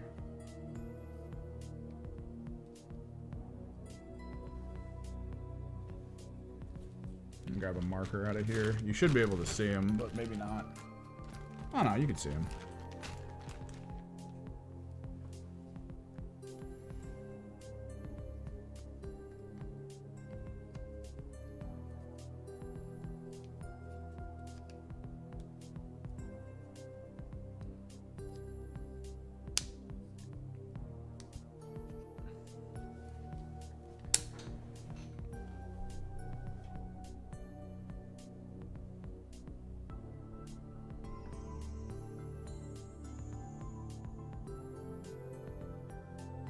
Oh yeah. That's why I gave first. Which I like. I like that first is an option. I think what it was originally that you got tied to it, right? Like you got tied to the initiative roll from what I remember. I've been playing way too many different GW games. I'm trying to constantly remember who gets what. And I was pretty sure the last iteration was like, oh, you won initiative? Well, you're going first. And it's like, oh, okay. Sounds good. I checked my old books, but they took up a lot of space on my bookshelf, so I got rid of them. Let me take a look at. Let me try to figure out if this play is even possible.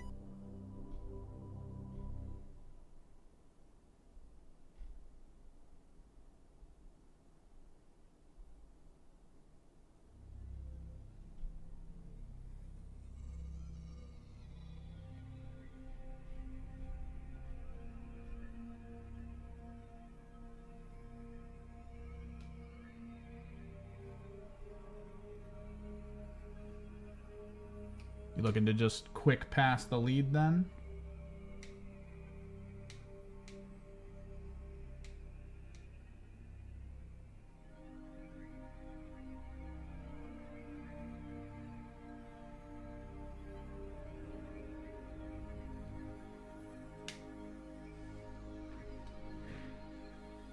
You sure? This is light cover, if that's what you're referring to. Or are you referring to like a different wall? Are you talking like up over around this outside here to try to get closer to 1 but still be fine? Because at this point, this wall's very full. I don't know how easy it would be to get fully covered behind it, but this wall's light. It's this wall light, that wall light, this thing light. So being in that cover in light, closer to the blast. So you're talking like just move up here so that way you can go up here, right? Let me like this position about. Oh, you can barely see that.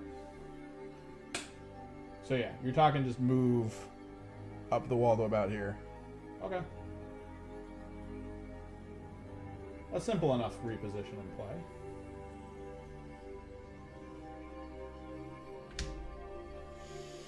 Let's see if I can do it. I am not one to shy away from turn 1 insanity. But I don't think I can do this. Because it would be 1 up to get to there. I would lose the ability to drop down because I sacrificed 2 out of the drop. But that is straight up 3, I think. 1, 2, 3.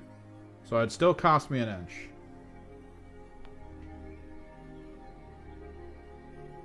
So 4 inches to the wall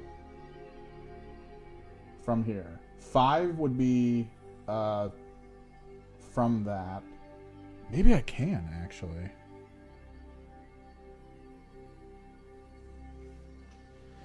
Oh yeah, that's right. I don't fly. I keep thinking that I fly, so I don't want to do the door. I'm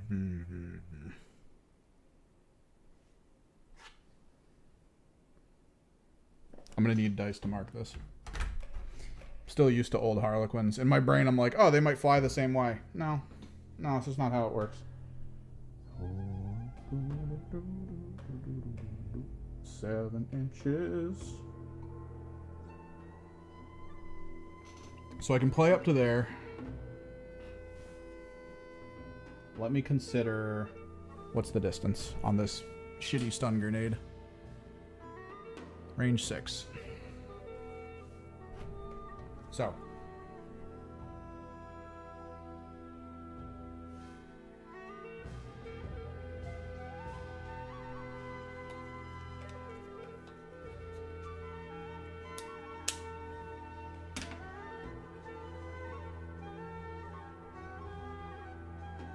Yeah. Okay.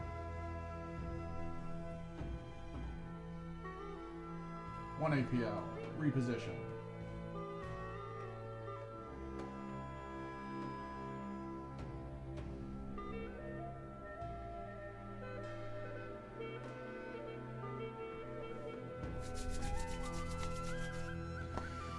Second APL.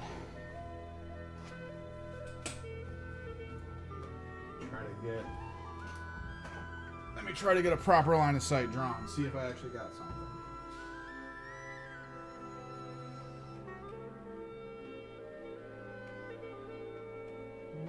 I'm going to say, thanks to my god tier positioning, I can't actually draw a line from his head to any component on here angle-wise. Because it hits these walls and stops. So I'm most likely going to have to select one of these two. And throw a Seek grenade that could possibly stun and damage 2 units. I'm thinking I may want to provide some level of support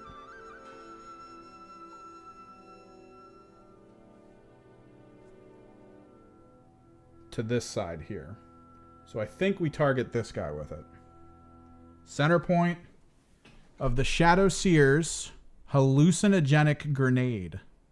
Seek, silent, stun, lethal 5, blast 2.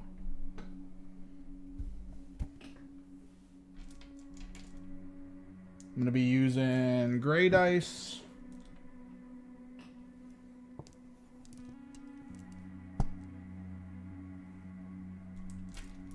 And red dice.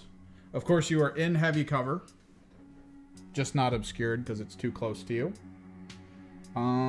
So you'll be able to retain at least, I think, for this. It's not. Is it saturate? No, just seek. No saturate. Starting with this warrior here. The farthest one down the wall. His main target.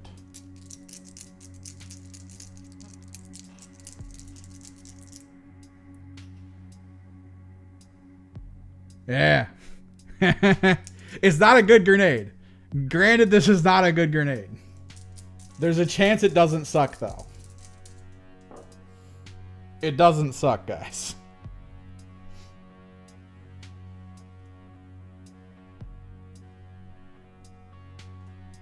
I'm going to go ahead and say that's what I'm going to probably do. I'm not going to spend any rerolls here. That's just going to be it. Because he's not the leader. He doesn't have Accolade. He can't balance reroll a ranged attack. This is 2 crits and a hit and a whiff. You guys will have cover because there's no saturate option.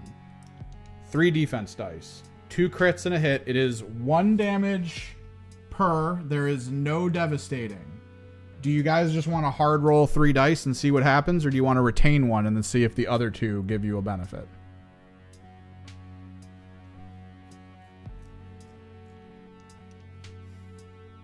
My arm's getting tired. This was a mistake. Oh, next step is figuring out dice tray camera. 100%. 100%.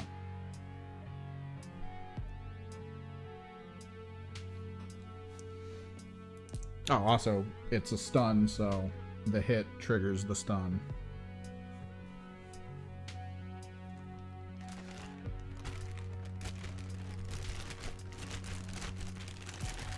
Retain one. All right. So guaranteed that's out. At the very least, potentially. I mean, it's 1 damage per. It doesn't matter. No other saves. Currently active is the damage reduction, and that's about it. So 2 damage in total, I believe, is now done to that one warrior Vespid.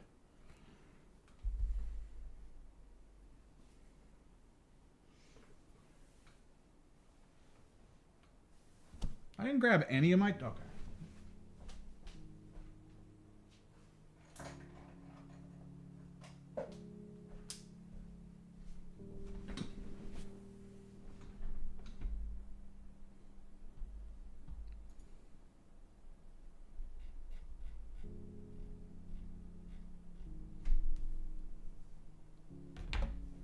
Seven health, 1 APL.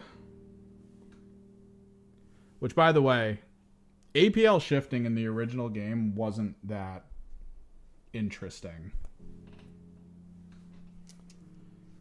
It is amazing, I think, in this iteration. It is probably one of the most important functions in the game.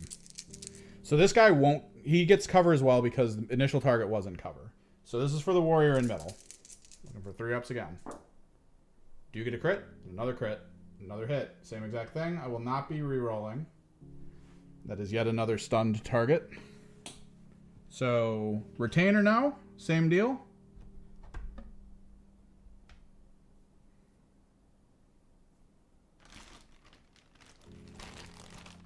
There are so many stuns now. Like, I've been piecing together like videos and information, right? I've been trying to piece together just learning about like different teams and learning about like all this cool stuff. I am seeing so many functional like stun and counter stun. And I'm like, oh dude, this is going to be the game. This is 100% the new meta, is just stun and counter stun. So you're thinking no retain, we'll see what actually happens. Because it's the same exact hit roll. You just want to fish for it. I mean, it's 1 damage per. So 3 dice. Vespid Warrior looking for that 5-up.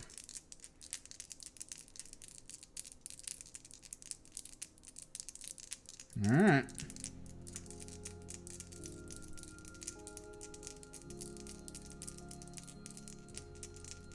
All right. Crit. Save. Technically better than the last one. Drop a crit, drop a norm. So, just 1 crit, single damage. 8. And stunned.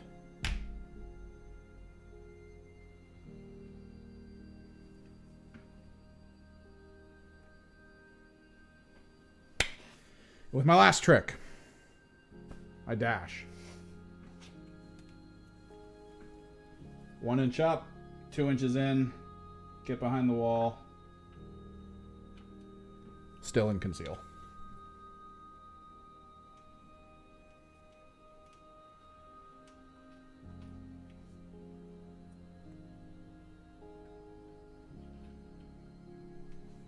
Because 2 inches only nets me the 1.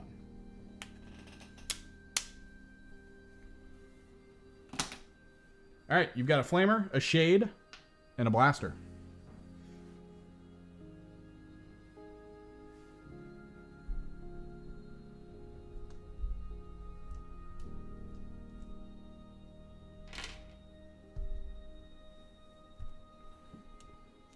You can't climb dash? Okay. Hang on. If that's the case, I'll just be on the other side of the wall then. I keep forgetting they took away dash climb. I thought, oh yeah, it's just dash drop, isn't it? We inside. I'm gonna leave this here so you guys know there's someone under there.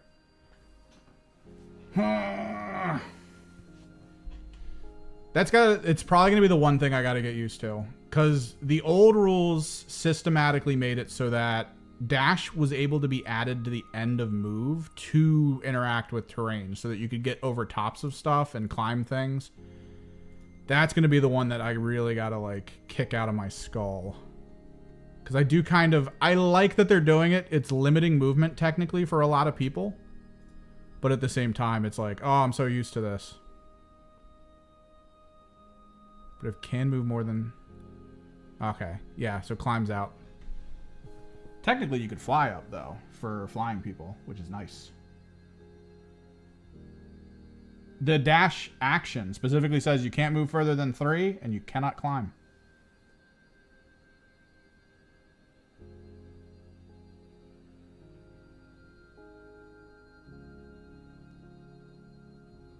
Clowns say they can climb 1, but dash, literally word for word, move like reposition, except that the operative cannot move more than 3 inches or climb.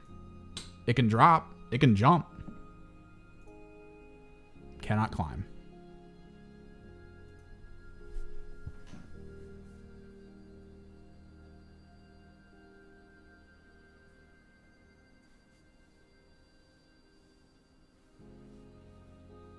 So again, this game has in minor ways changed rules which have massively adjusted how things can adjust and move. And we'll see if it holds, because honestly, it's probably going to get to a point where Games Workshop looks at the faster and more like mobile teams and just goes, oh, they have too much speed, and we need to make sure the teams on the floor have the ability to keep up. Ladders are supposed to do that. I don't think ladders are going to do it. So I think there might be a situation where they go, okay, dash can climb and you can use it during a reposition to add the distance to finish climbs and drops and whatever you need. They might go back to the old system, which will let more slow on foot units like do better, but at the same time it might not be good. So yeah, my guy ends inside the building, spending the inch to go through the door. Skyblast to old leader spot. You guys feeling that? Simple move, just a swap. Giving him a little bit better of a possibility to saturate this area down here. I still have only my Death Jester to activate at this point.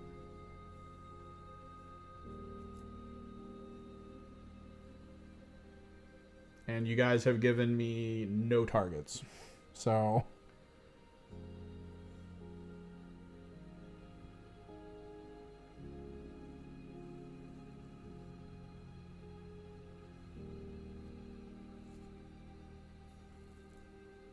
it's a simple maneuver.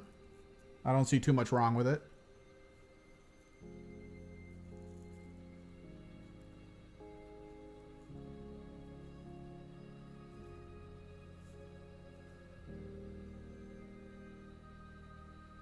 Why don't I just... What am I doing?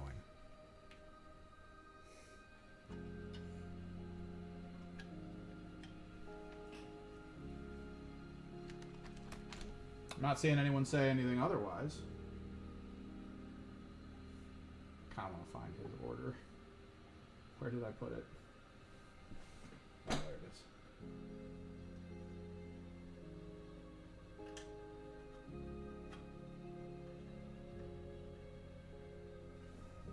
All right, we'll do that.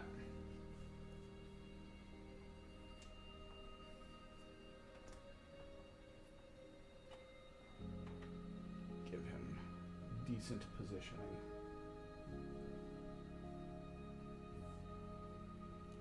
So,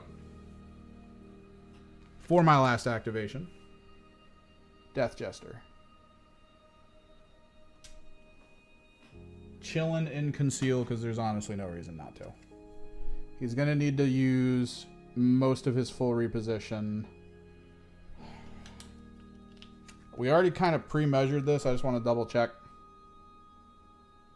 It's 2 to get to the wall, 1 to go up. So then it would go 1 to go in. So 2, 3, 4, 5, 6, 7.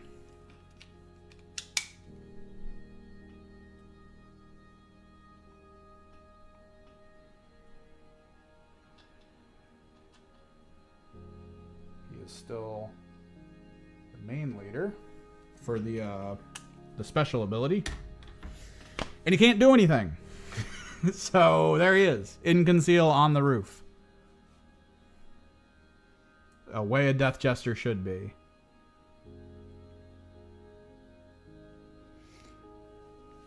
This leaves everything to you guys. I have no one in engage, so you are not at risk of counteract. I can't even maneuver. Honestly, I probably could have done someone in engage to gain a counteract and just kept them out of your line of sight, but not really much I could have done with it, so yeah. These two units. Shade Strain and your sniper. Do you want to initially put the sniper up on the window like we were talking about so that he could potentially do stuff later?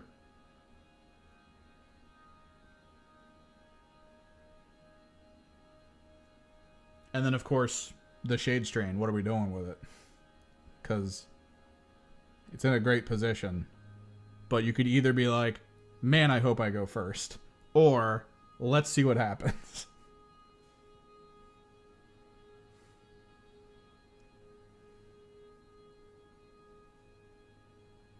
He could almost just pop into the box and just be used later.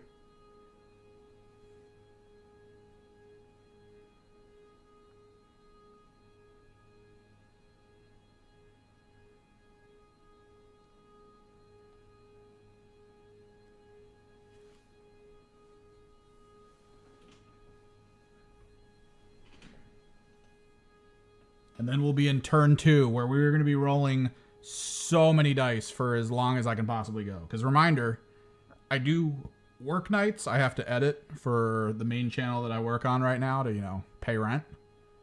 And that usually starts around 9 o'clock. So I got about an hour. Which I think we could at least get through a couple rounds of shooting. I can take some notes to try to speed this process up the next time I decide to go.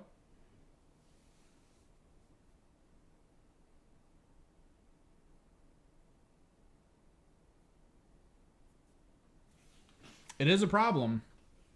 Honestly, utilizing the fact that the Harlequins don't fly like you might see the Shade Strain best to be put inside here in a way where it can't be seen by him, thus giving you a little bit of an advantage interior to then adjust where you want to go in the following turn.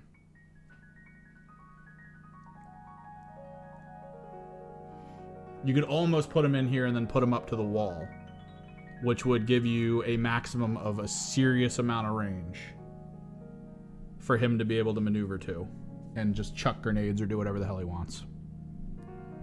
Because the only walls that matter for him not being able to measure through are Gallow Dark, and we're not there. So he has a lot of freedom. And even though I did stun your Vespid warriors, the fact that one of them is definitely, I think, within control range, maybe. The door is here, and currently you have a guy on it already. Door's blocked. But I could drop him ostensibly under where this thing is. That way, he can't really be fought necessarily through the door, but he's also in an interesting enough position from this, like, front corner here underneath to then be like, I want to be here or I want to be here.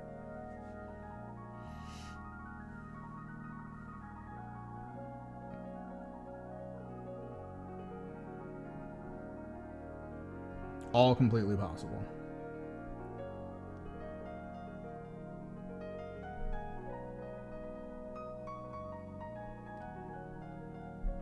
Because if I'm not mistaken, the wording for Vespid Fly is exactly what I think it is, which is just to measure the distance from it horizontally without really caring, and then just pick it up and drop it.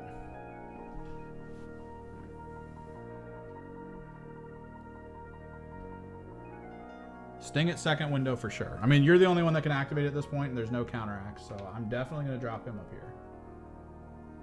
So Sting at window. Okay, this is where the problem comes in. Just gonna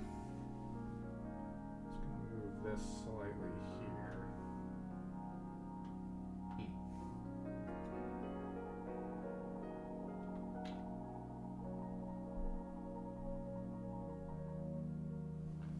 Oh god.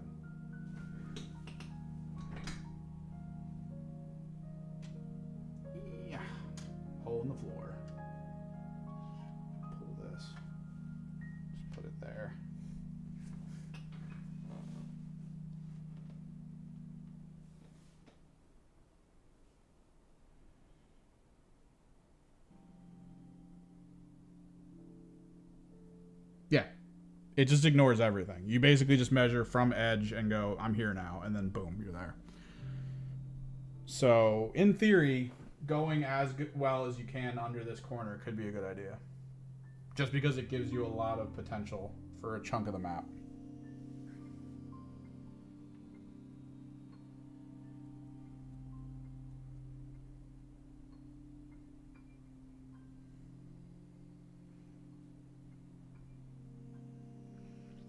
Key reminders, fusion pistol and neuro pistol.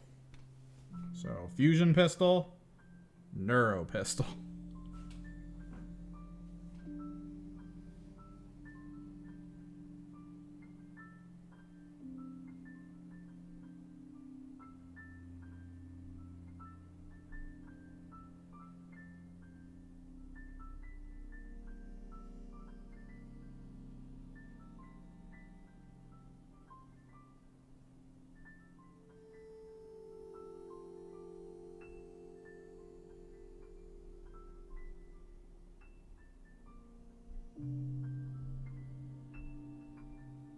Yeah, so we could do that.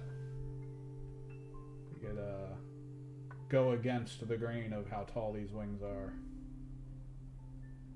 Just put them like there.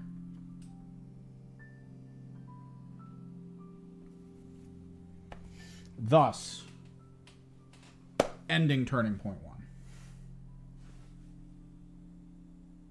I actually kind of like the Harlequin melee weapons. They sound really strong.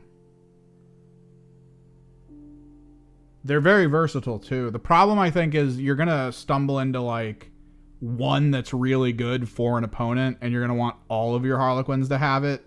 At which point, oh my god, I do not have enough Harlequins. Oh yeah, the guaranteed crit's great.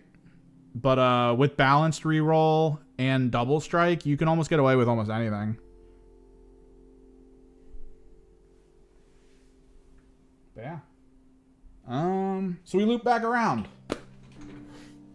Strat phase.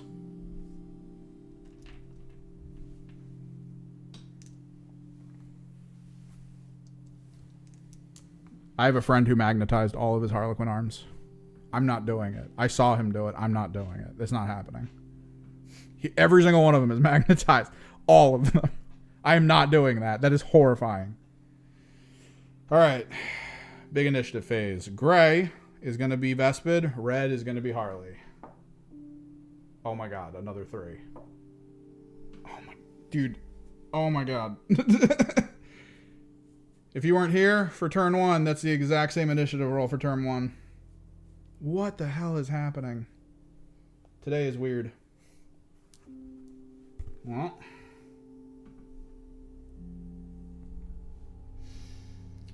Turn 2, I'm definitely taking the initiative.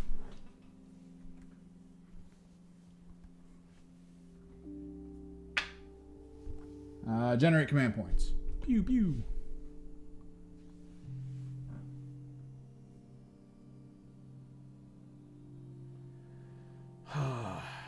So top of the phase, so we go there, generated command points.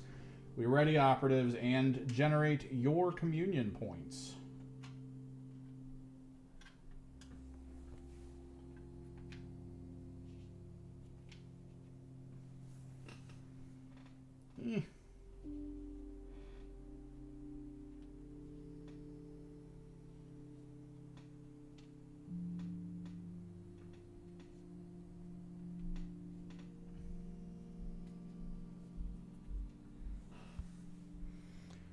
Flipping.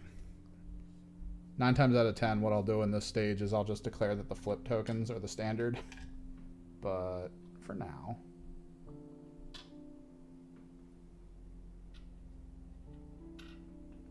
And then there's a guy under here.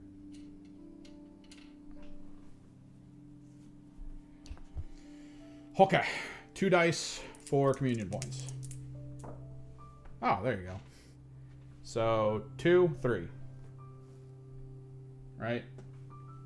D3 plus 1.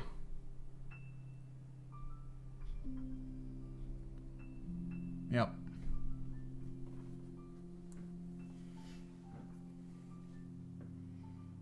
we're into the Gambit phase. Question is, do I want to change my Gambit to the melee variant? It's not good because my Death Jester's still up top. He's my lead player, and he would need to melee to spread it. Oh, I also have to provide... Okay, so step one for me... Let me go to turn 2. So you got 3 communion.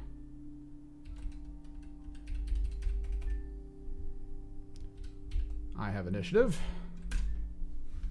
So I need to actually pick an accolade gainer. He's not the lead, but he does gain the accolade.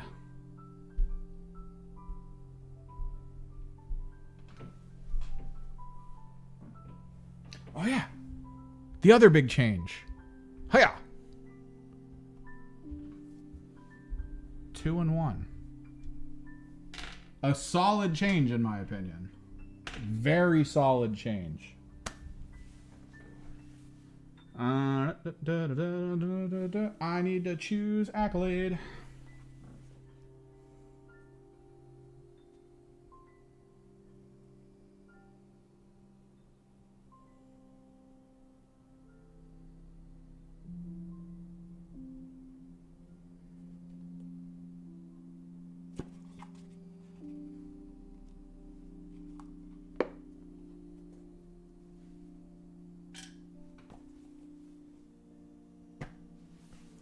That is my strategic gambit as an opener.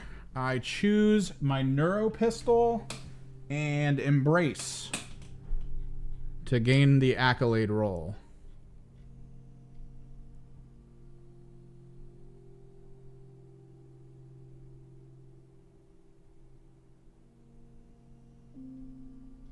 Yep. Accolade given.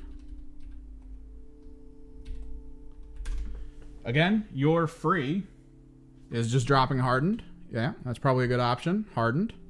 Just get that into play.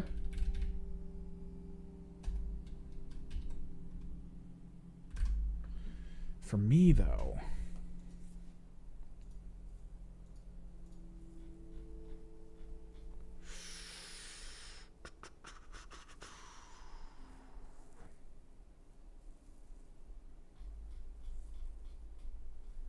Another thing I need to do is... I don't think I want to change for the reroll option. I think I'm going to leave us, so I'm not going to use the strategic gambit to flip it yet. We're not going to do that. It's fighting or retaliating, and your opponent strikes with a normal success. You can roll 1d6. I'm not that worried about your guys' melee right now, so Chegrash, I don't think I need. Whenever an operative is shooting a friendly Void Dancer that performed an action in which it moved, you can re-roll one of your defense dice. I feel like we're in that state. Operatives can perform a dash action during the same activation. That's kind of useful. I might grab that, but probably not.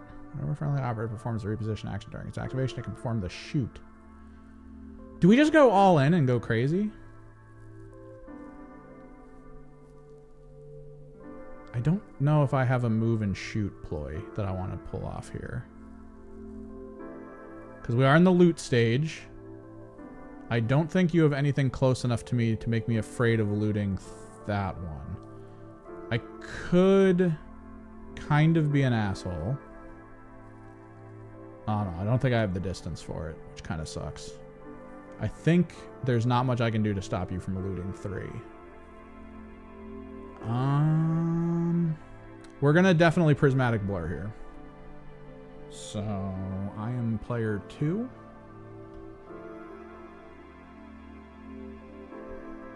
Okay, that was not 1, 2, 3.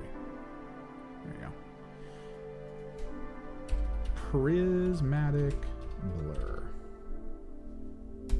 What you guys got? Prismatic Blur will allow me, if I have moved, to re-roll a defense dice.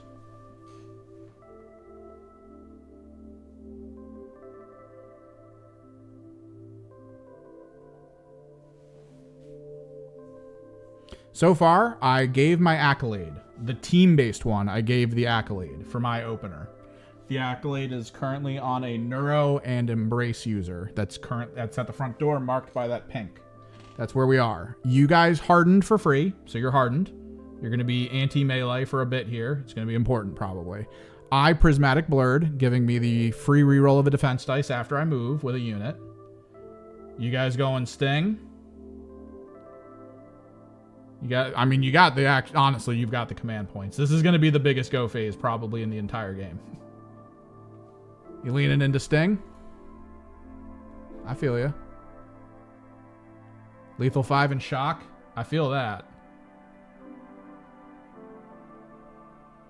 Alright. You're currently at 5. 1, 2, 3. Good. I'm marking Sting.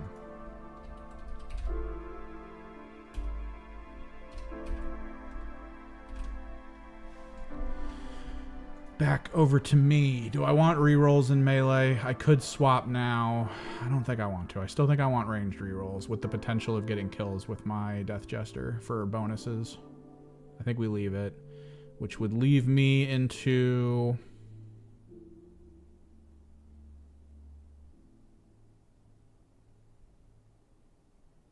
Oh, that's kind of asshole-ish.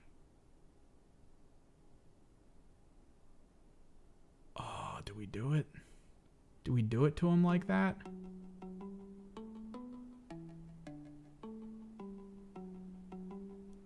I'm going to try it. I need to probably save after this point, but I do have a lot of players who could possibly get free. So I'm going to activate Darting Salvo. This is the function that allows me... 1, 2, 3. There we go. This is the function that allows me to shoot during a move. So along the ways, I'm going to be able to activate firing while I move. Do you guys want to activate anything else? Are you going to go fully ham? Are you going to start dropping things like aerial agility to try to give yourself some ignoring for shooting? Although we are pretty much melee possible. I did just pop a ploy that makes it so I can shoot while repositioning.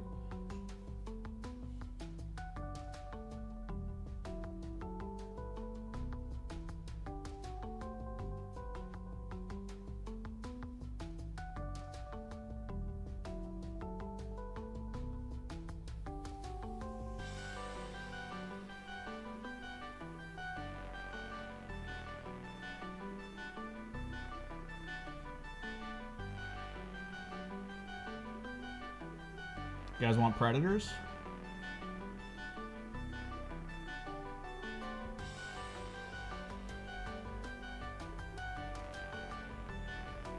Because it is balanced on all weapons. That does include melee, I'm pretty sure.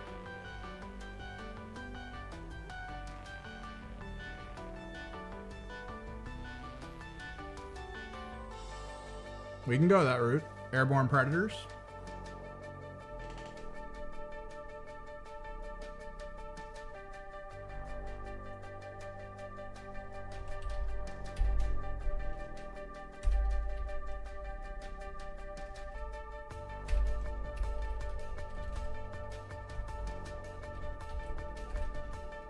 That is 1, 2, 3. Good.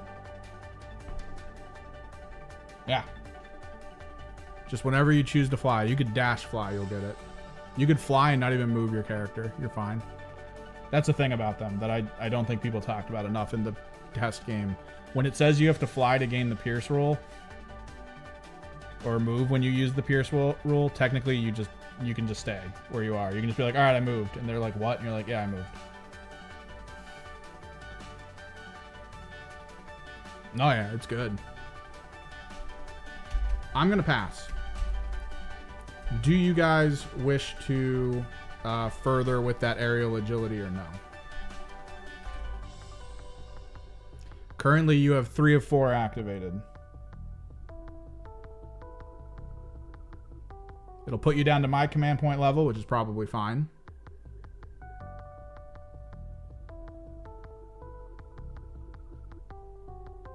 It's up to you. Full tilt, everything active.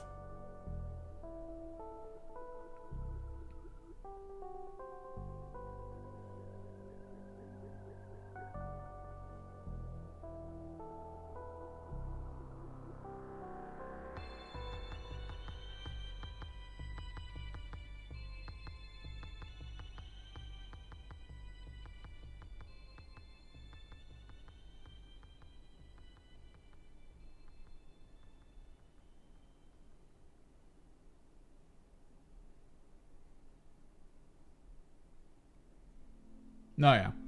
So you guys want to drop down to 2 command points for the full tilt? Not seeing a yay or nay here.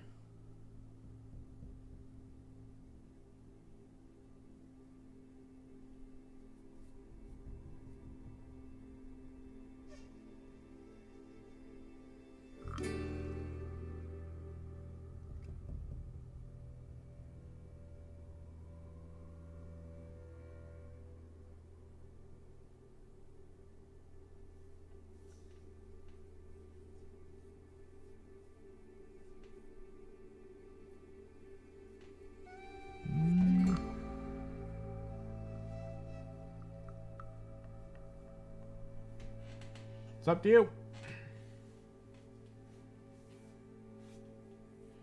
My Jester's still in play. My Shadow Seer's still in play. I've still got the Neuro. I've still got going in. We got 1 in and 1 pass. We can get a tiebreaker out of Sean, maybe.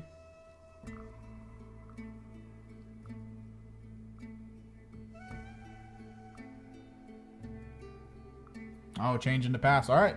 And that's a pass after my pass. We are in Turning Point 2.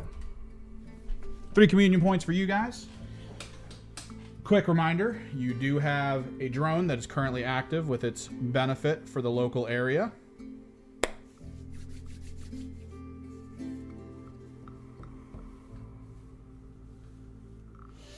And I get first activation. So, I'm not that afraid of you getting here necessarily and looting, because the closest thing you really have to potentially loot is that guy. And he's stunned, and I don't even think he makes it. This thing can't loot. So I don't need to get this yet.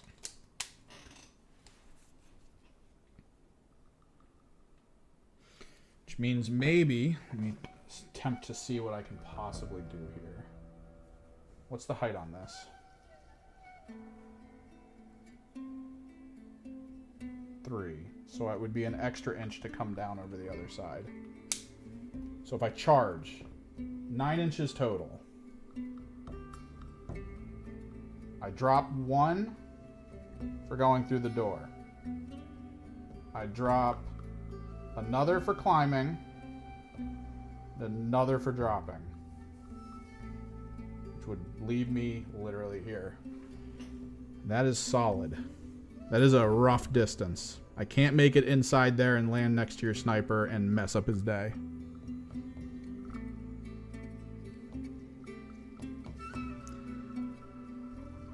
If I attack the people inside the door, you get to go first.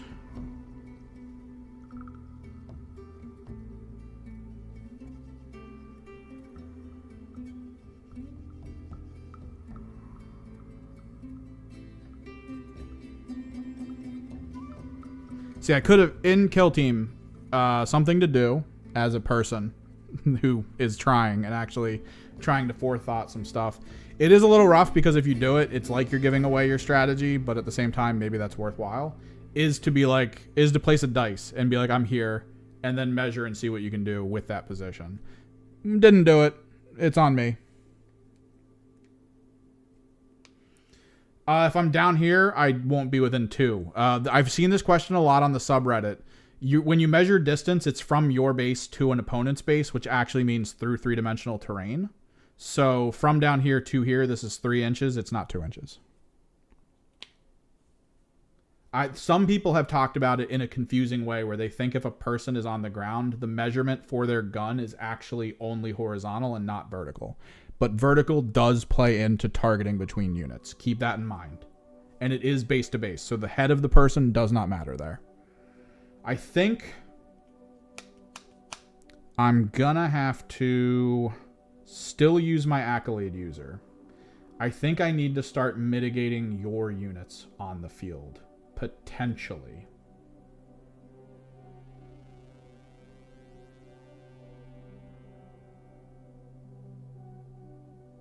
So I think we still charge. I did not activate the dash after a charge. That makes me sad.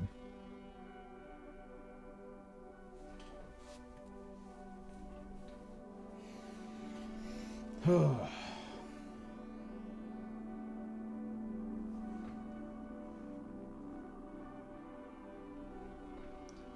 with him, it would be charge to here, fight, and then potentially shoot the far one. Or what would be the distances?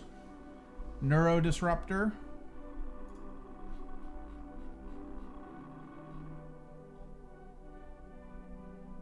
Is an 8-inch gun. From there, I would need to be out of cover. But I would be able... No, he's in conceal. These are all warriors. I would still probably want to hit him or potentially end his life so that you can't easily capture that without having to expend something. But that's still a bit... No, it's right there. I would still be out of cover and staring straight down that line. Maybe the trade? It's difficult. The trick with Harlequins is if you trade like this, it is a problem. But I think I'd do it. What weapons? What gear do I have? I have ammo cache. Yeah, that's not helpful.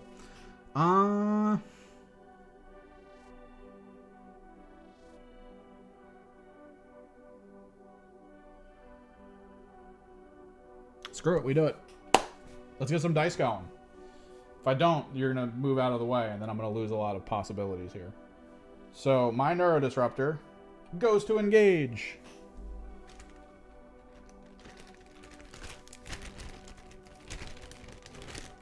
Vantage is, I believe, technically 2 up. Technically, but the Vantage here is 3. They've just universally made it 3. On average, Vantages you come across will be 3, but they do specifically state that for every 2-inch increment up, it's another tier of Vantage over your target. So we're just going to go, and we're going to see what happens. We're gonna see what happens.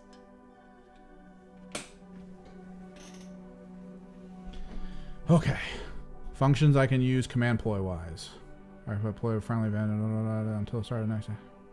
No, until it's 5 ploy friend. So after you strike. I could curtain fall. But you have too much health and the embrace won't kill it. Murderous entrance is a double. I charged. I'm in engage. I could murderous entrance.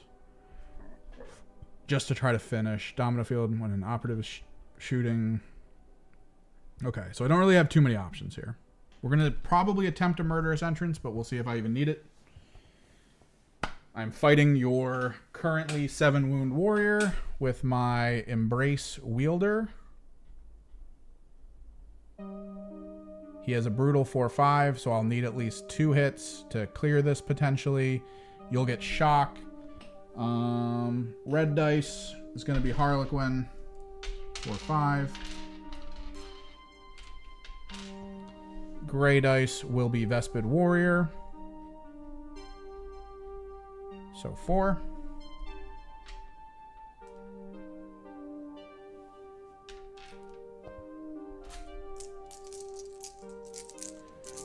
The shock one, the lethal 5 shock, because I know you were talking about that earlier.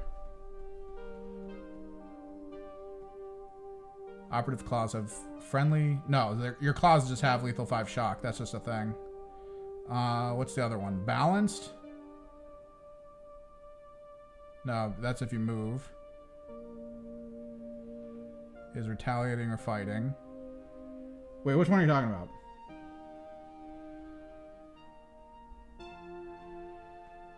Hardened exoskeleton is retaliating or fighting, so you'll have that 100% here. But the embrace is too weak to trigger it, I think. Yeah. Oh no, embrace is strong enough. Oh, that means I need to crit you. Okay. Outside of that, friendly Vespid Stingwing Operative's Claws have lethal 5 and shock. Is that the one you're talking about, Sting? Because it doesn't require you to be anything.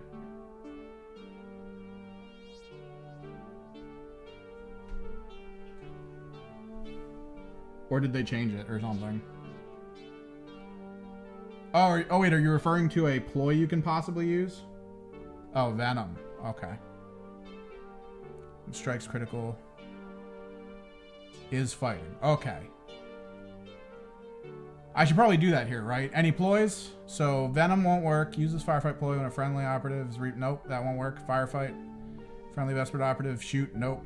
Firefight ploy when resolve critical success for a friendly Vespid signaling operative that is shooting. Nope. So Venom won't work. You don't have anything. I could do something, but I need to see the rolls.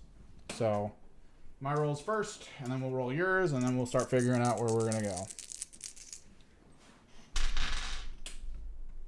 Scroll down. So I'm looking for 3s, you're looking for 4s, and you have a lethal 5 shock function. Yeah. So that's not the best. Currently my accolade right now is for shooting, not melee. I mean, this should do it though. Yeah.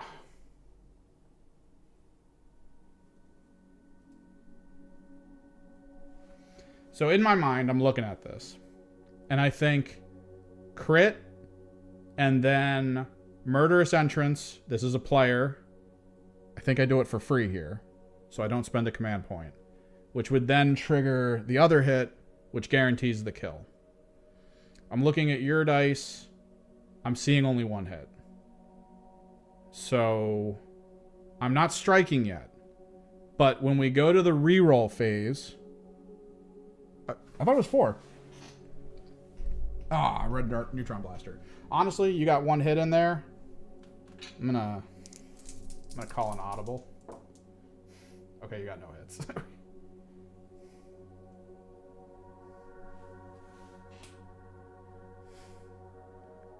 This way I don't have to murderous entrance.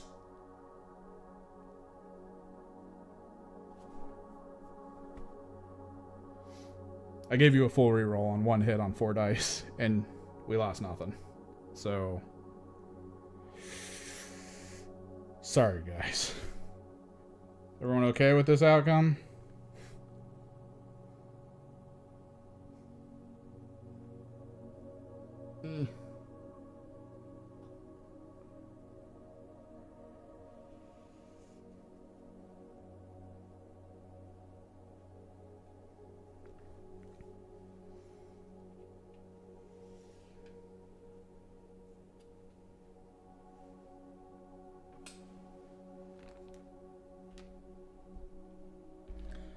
Third action point.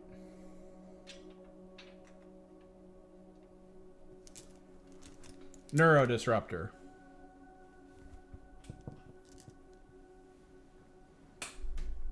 It would have burned the free ploy though, but that's where we're at. Would you be good though? So you have, we don't necessarily need this to be the moment. It's just whether or not something would trigger. So rolling a reroll here, if you even got like a hit, I would have just countered it. Oh, it's better for me, definitely. But like, if you spend a command point on a reroll and you landed a 5 giving you a lethal, I would have had to have blocked that with my crit and still killed you. Or you could have spent more command points, although it's probably not effective for you to spend command points like that here. Is what I'm saying mostly. So I'm going to line up the Neuro Disruptor, but if anybody comes up with anything, we can roll it back for game state wise. But I'm going to be Neuro Disruptoring the far warrior, not the close warrior.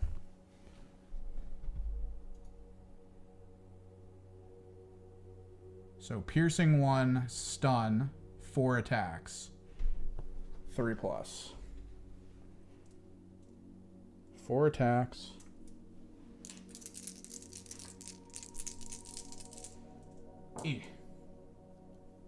So no stun.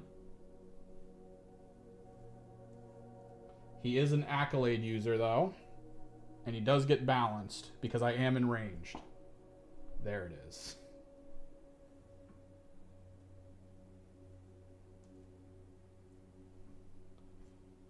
So this is going to be piercing 1. This will be 2 dice for the warrior.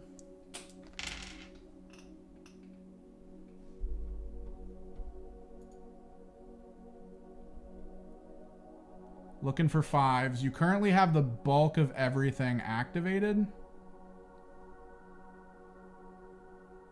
Hang on. Thinking.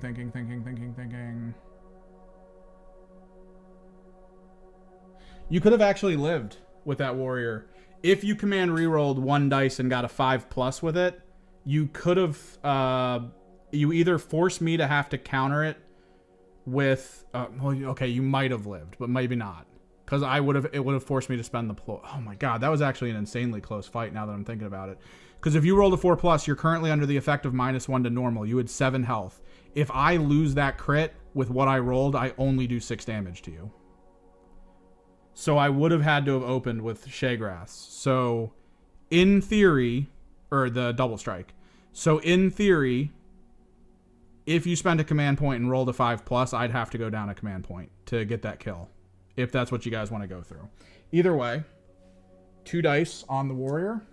Because you guys have basically most of your stuff active. He's on a 5+, but he didn't move, so he doesn't get the fun benefits.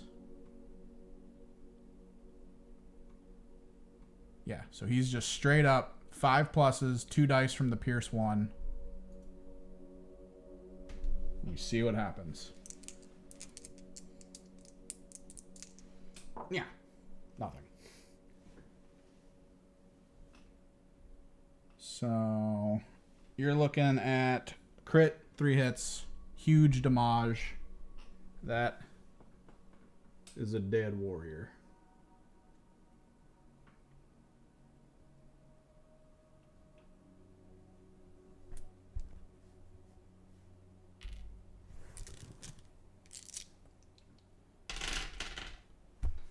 Three APL spent.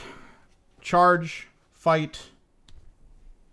No, yeah, it's definitely not good, but it was an option. It's just one of those things where I'm trying to talk through all the benefits and possibilities in my head to try to force people to have to use abilities or command ploys. Definitely not worth it because it could have been just me being like, oh, it's free. So, It's just an interesting idea. But yeah. So 2 warriors down. That's all I got. 3 command points played. Or 3 action points played out.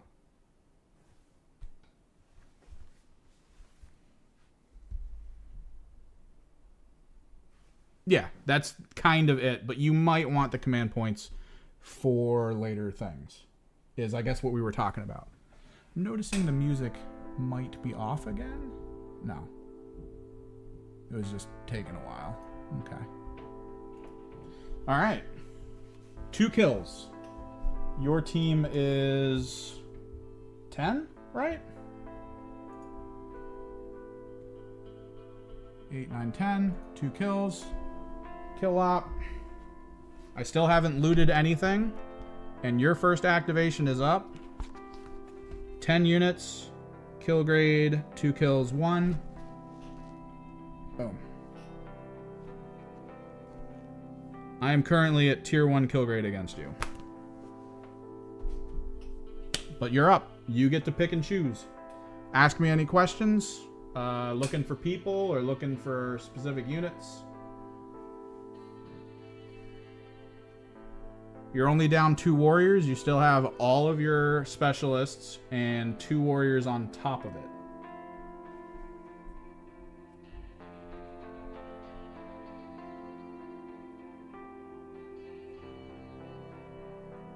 I currently have an in-engage. Can't really do much with it.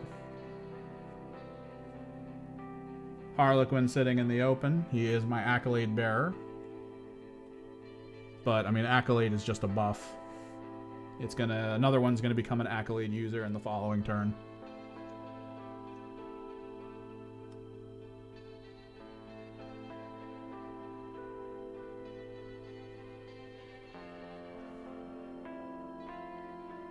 You want the injured warrior? Are you sure?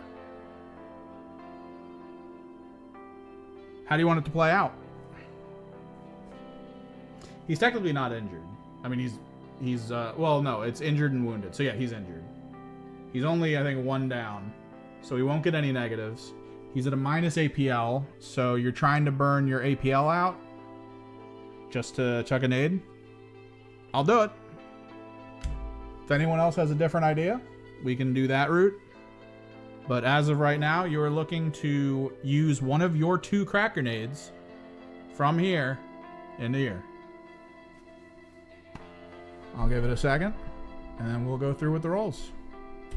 Let me just mark a crack grenade down, potentially. What up, Rax? We're trying something out, and it's a little slow, but we are in the attack phase, which has been pretty fun.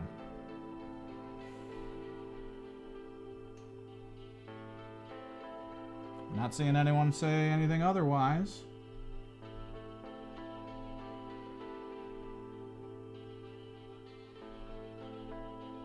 You also have 3 points. You do have 3 points currently on you, which could provide you the benefit of a free reroll. Remember, because you can use those points for rerolls. Yeah.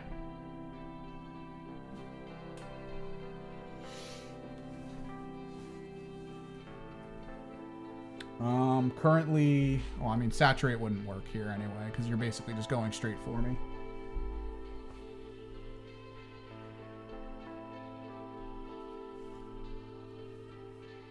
Technically, he would be in saturate range, but like we said, doesn't matter. We're going through with it then. Crack grenade. One of them being used.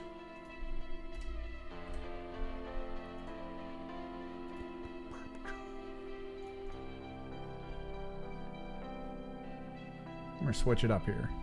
We're gonna go red dice. Crack grenade. 4 attacks. 4+ to hit.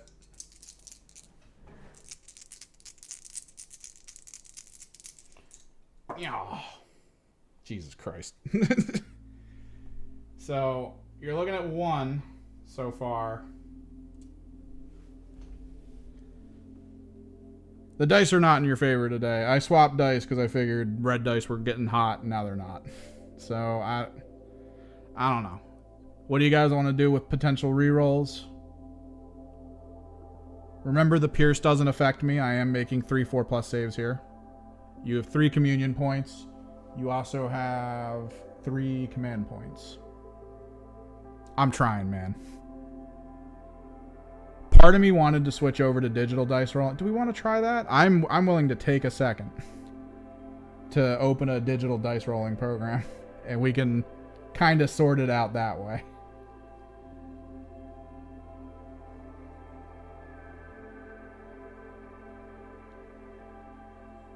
He's done activating. So, I mean, like, eh.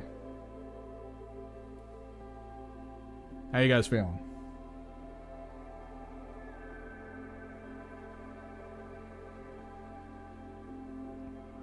This is why I don't like crack grenades, by the way. I don't like any of, like, the hitty grenades. Because the 4+ makes me scared. It makes me so scared. You need to combine it with so many other abilities to make it even, like, remotely worth it.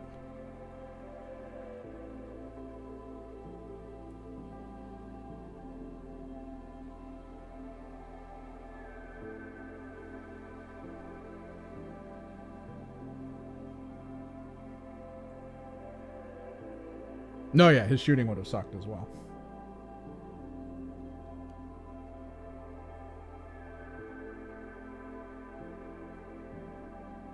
I'm not hearing any rerolls. All I've heard is cut losses. 4+. I get it. Oh my, dude. Oh my god. Oh my god. Oh my god, so many crit saves.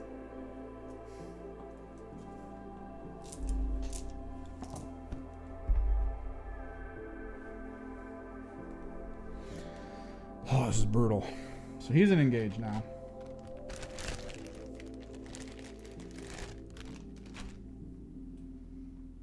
And his APL thing is gone.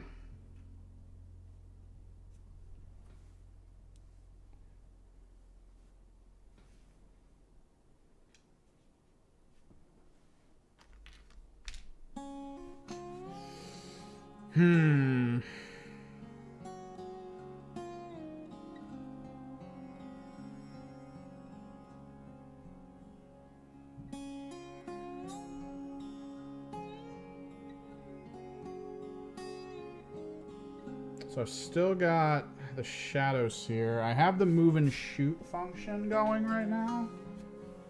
What guns does he have access to?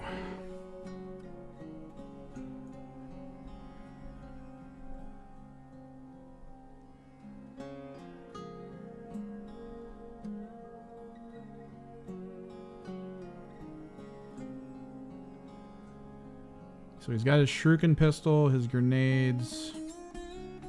Don't really want to do any of that.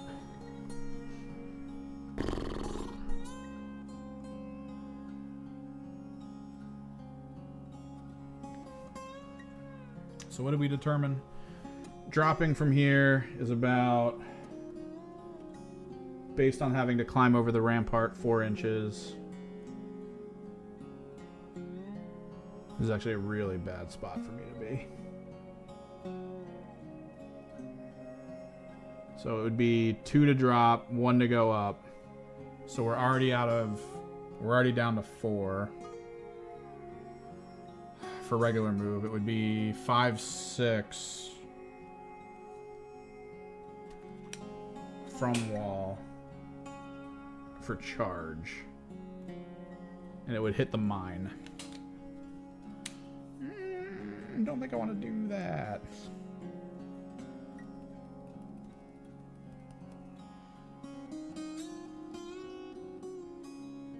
We could forcibly position and see what happens. I'm thinking this guy, loot, and then with a move and a dash here.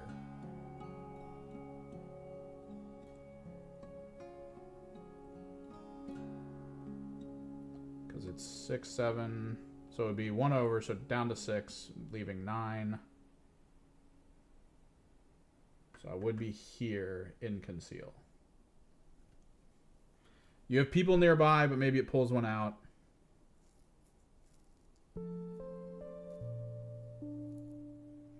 At the very least, I can loot point 2. What's the loot function? Is it score upon looting, and then that's it? And you guys can't loot it till next turn? I'm pretty sure that's the system. Whenever a friendly operative performs loot, you get a VP. Up to 2 per round. I think we do it. Sticking in conceal, looting, moving and dashing.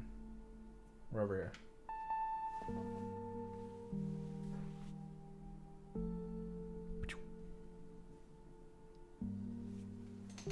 You're up.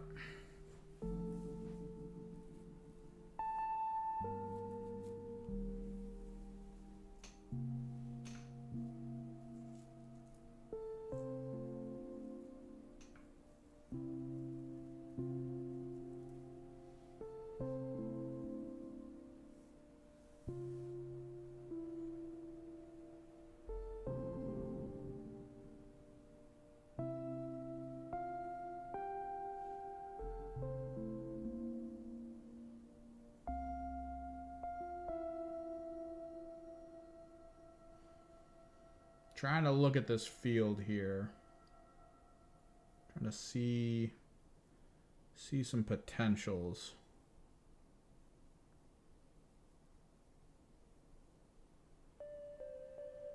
At the very least, you have a northern warrior who can try to loot that, or given his position, he could sort of self-sacrifice, run to the middle and loot, if that's the focus here. Considering what I have on the field, my Shadow Seer could burst out of that door at any minute and go grab that middle point for loot.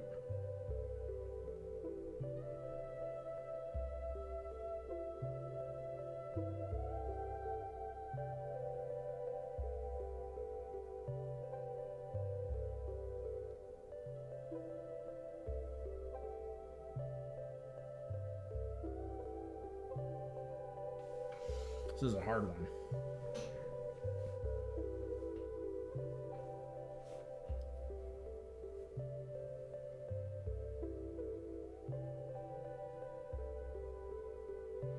It would allow your leader to potentially move up to 1 at the end of the turn to then loot that. It's going to be very hard for me to go get point 1. Point 1, I feel like, conceptually, timing-wise, you don't have to care about until the end. Potentially. Because that character, the one up on top of the building, can't get to you. Just based on the climbing and dropping. And then it literally ends its move too far away from 1 to do anything. And gets hit by a mine. It's pretty secure up there.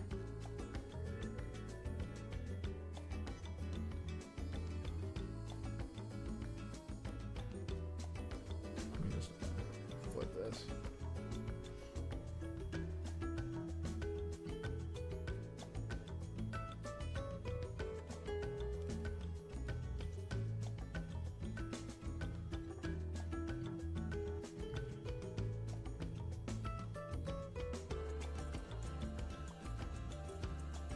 You do still have the Shade Strain here.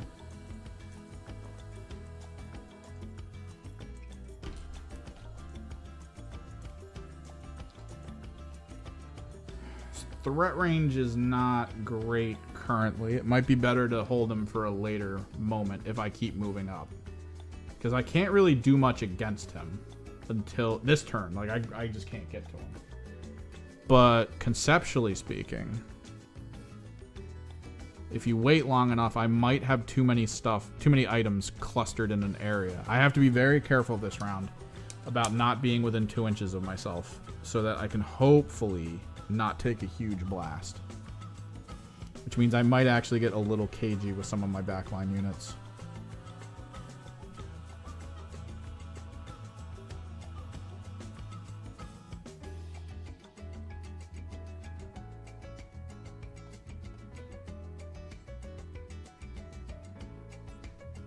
Harlequins do feel strong, though.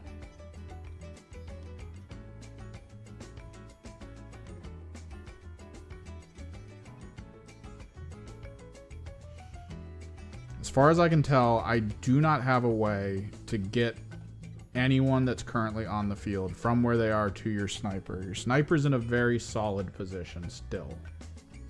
So I can't deal with it. You do have an indoor flamer here. Which you try to pre-measure something for you guys.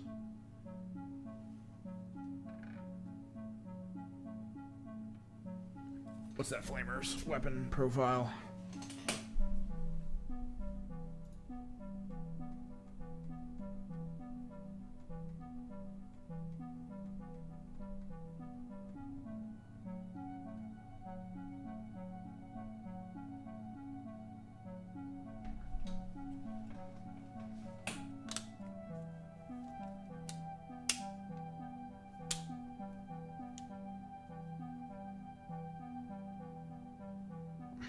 See something. Torrent 2.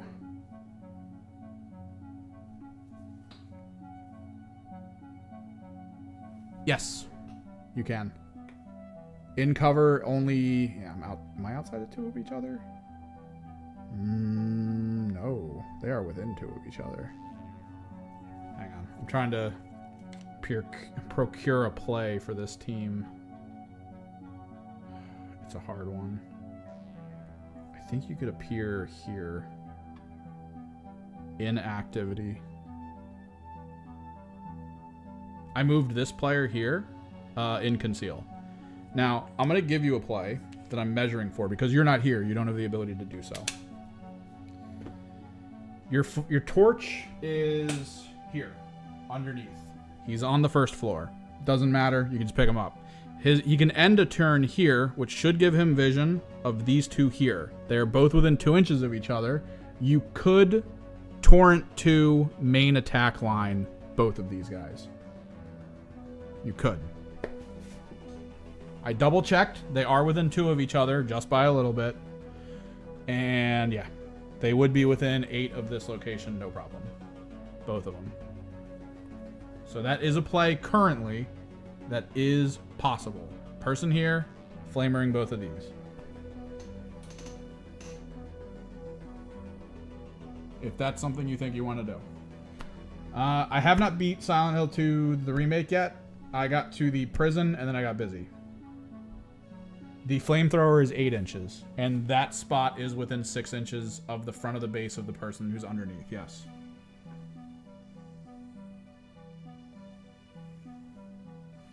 Because technically it's measured from, like, literally within, right? Like, it's literally inside the door. It would put you, like, here. You could easily see through this window, 8 inches to the farthest guy. You'd get 2 people in a single flamer shot, which, if you're unfamiliar, Harlequins hate flamers. They hate flamers so much. I murdered 3 flamers in the End of the Dark, in the Galadark with a single flamer. It's a good Silent Hill 2's remake is okay. I'm okay that I bought it. I probably could have done without it though, but it's fine. It's good. And Topid, we are trying to play a game of Kill Team live.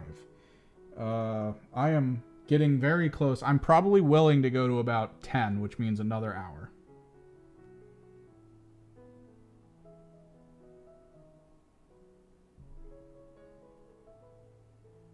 Yes, I actually talk about it in the video, but it's based on line drawn from targeting line.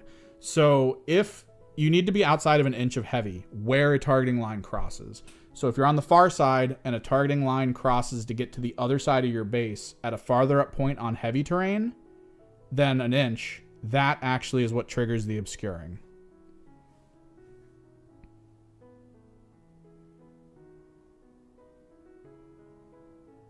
It's specifically the 2 targeting lines you've drawn. As long as one of them pierces a heavy piece of terrain that you're in cover with. Like, cover and obscuring can come from the single piece of terrain. I show it with the example from the cargo boxes in the video. I misword it because I do say outside of 2 because my brain rolled back to the old system, but it's still outside of 1. As long as one targeting line passes through heavy terrain outside of an inch of the target, then yeah. You get obscuring as well as cover, which is amazing. It's so good. So you want to do the flamer play? Because if you don't, I'm probably gonna run one of these guys away. Like I'm not lying. I'm probably gonna do that. Alternatively, this is the leader here. I don't think you can get. You're not gonna be able to get within range. He has saturate though, right? Yeah, he only has saturate. He doesn't have seek. Let me see. So down here, it is a Kiss user and a Shuriken pistol, and this one is a blade and a Shuriken pistol. The blades are really good. Those are the ones that I can upgrade a normal to a crit. You can't get your whole base onto Vantage.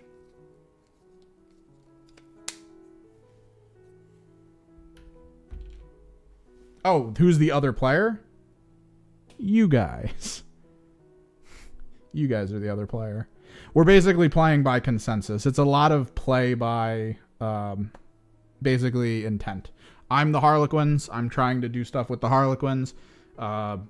Chat usually talks for a little bit about the best move or action to take with the Vespid to attempt things. And then I roll dice, which has not been going well for Vespid. I'm going to throw that out right now.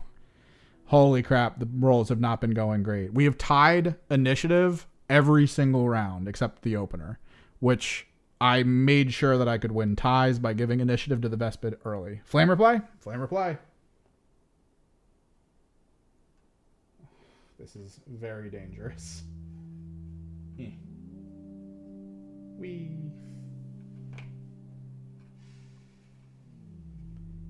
Because it would literally end him here, which he can 100% see both of them.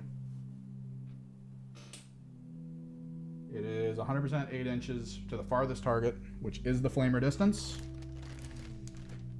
No, dude, I feel you. I took out 2 of your units with 1 guy. I 100% would want blood in this situation. So, you get 4. So you moved. We have all those active abilities. So this should have balanced, yes? Yeah, so you have balanced on this weapon. You'll get the 1 free reroll for each of these attack profiles. So you get 4 attacks hitting on 2s. Absolutely brilliant. And then, of course, I am a 4+ save. I think they up flamer damage in general. No, yeah. Dude, it's been pretty heavy. So 4 attacks, hitting on 2s, single reroll, built in. Guessing you guys want to reroll the 1. Do you want... I mean, there's no reason to. I'm just saying it out loud, knowing full well you guys are going to say no. Do you want to use a communion point for a reroll on any of the other ones?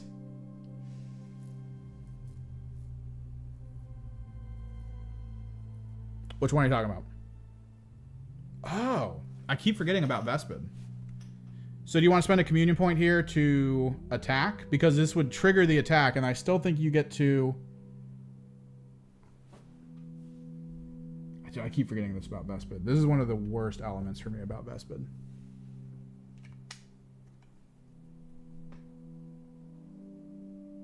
Four. He's about the same. He's about the same. He's literally dead center to 4 inches. That guy's the closest. Like, these are all the closest. You're literally dead center of a triangle right now.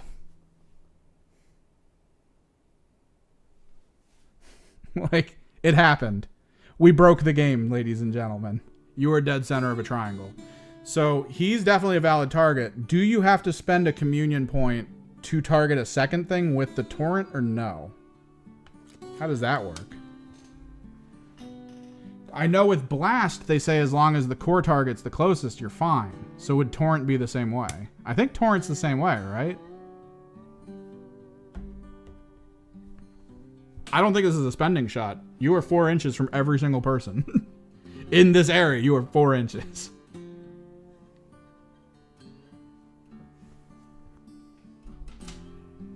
So you got 4 hits. I'm guessing you don't care about rolling for crits. I currently have a prismatic blur active, but I didn't move, so I don't think that helps me. Form an action in which it moved. Yep, I haven't moved yet. And the other one is Accolade and Move and Shoot. I have the ability. You've rolled 2 5s and 2 4s. I have a chance at spending that 1 point on using a single potential 5 or 4 to wipe it. So 3 dice, 4 ups. Okay. So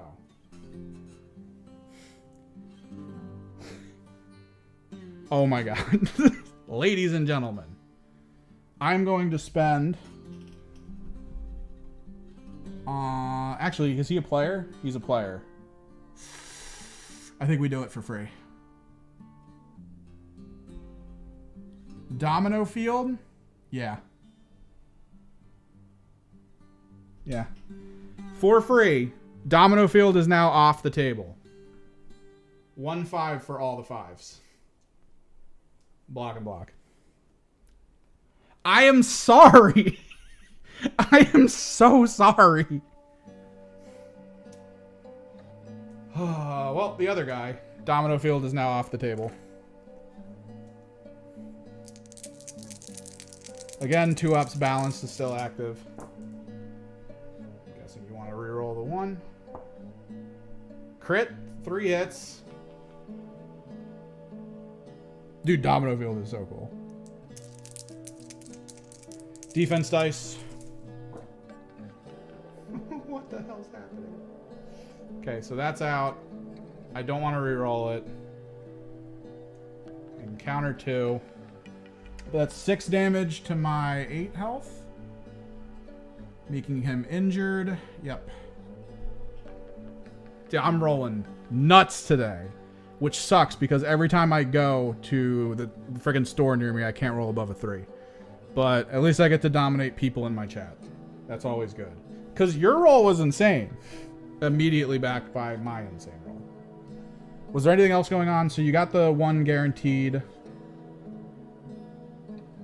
So, yeah. I think this is stable. I am down to 2 and therefore injured. With this unit over here.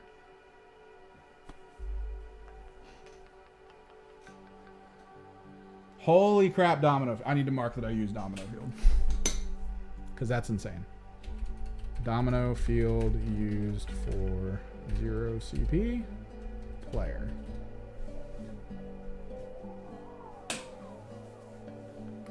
I mean, yeah, your roll was average. 100% with a reroll on a 2+.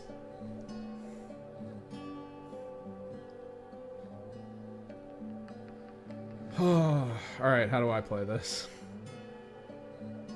Flamer's out of play. You still have your Shade Strain potential. You still have your Sniper potential. You still have your Lobber potential. Do I just go for the kill here and take your Flamer off the field? Or do I go for mid and basically seal you out of getting 2 VP for the turn? I feel like this guy on the backside that's injured, he's now down 7-6-5. So even though that was kind of Garbo, it kind of helped you a little bit. I got to go around. So definitely a full inch.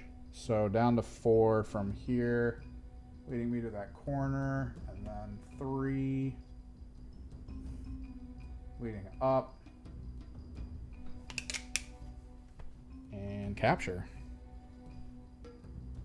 while in conceal. Putting him here.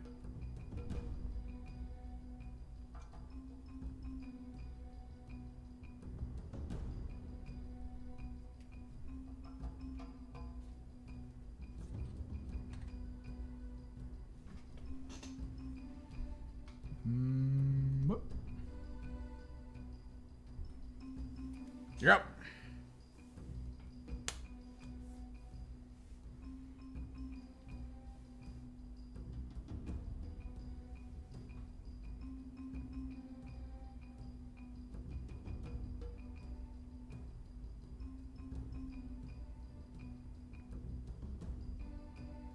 Harlequins are nuts. So far I didn't use the double strike yet.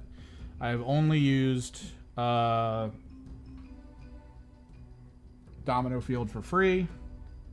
That's the only, from what we've read and from what we've determined based on the language, that is the only free of that I can use this round.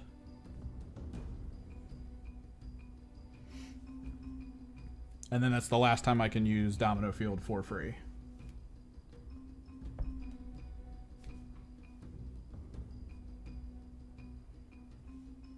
I cannot believe that first Harlequin was like, no. just straight up, just no. Oh my dude, the shutdown. The shutdown was so hard.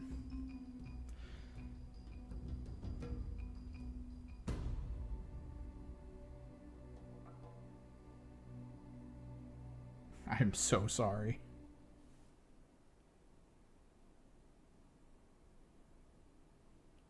Can the leader hide from this guy and shoot this guy? So your leader.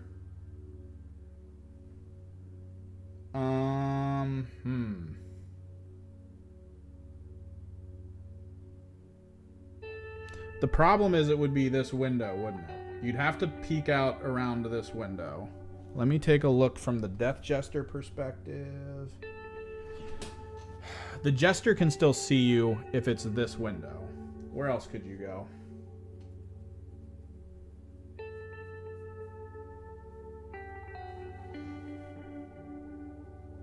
Because you're saying the super player, right? Which would be here.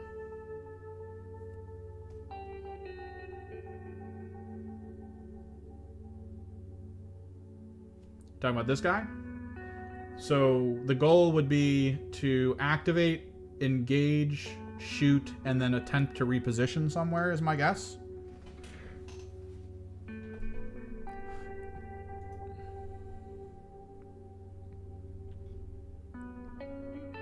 So you'd be looking at a neuron grenade launcher, neutron fallout function, blast 2 is the range. So the token, from what I understand, can be placed anywhere around your core target. Let me see something here. Because you might actually get the other guy in it too. Oh, you want to move? Wait, you want to move first? Okay, so the goal would then be to move out of line of sight of him far enough back that you can still shoot. Okay, I see what you're trying to do here. Let me see this neutron token.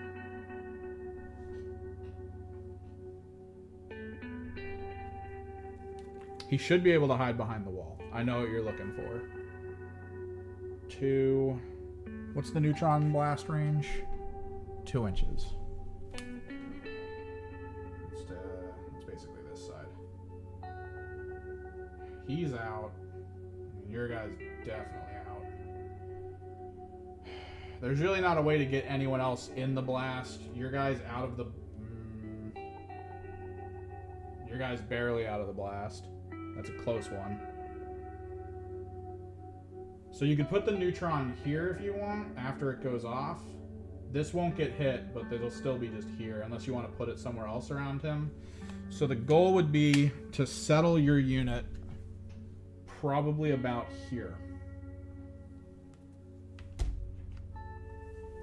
And then fire, is my guess. The question then...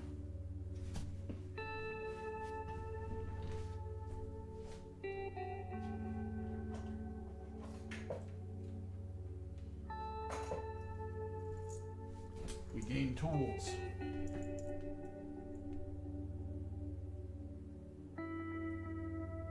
Would not be obscured, completely in sight. You cool with it? Just move back there a little bit. He won't be able to see you. Then you just open fire on him. You can change where the thing is from where I put it if you want. But yeah, you could open fire on him from that spot if you want to do that now.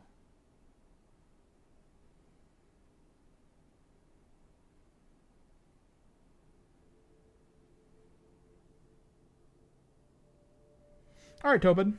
All right, going with it then? Okay. Okay. So, back here.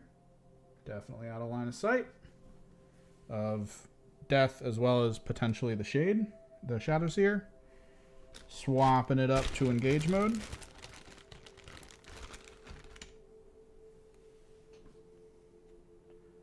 Firing on Death Jester with a Sky Blast in balance. 4 attacks.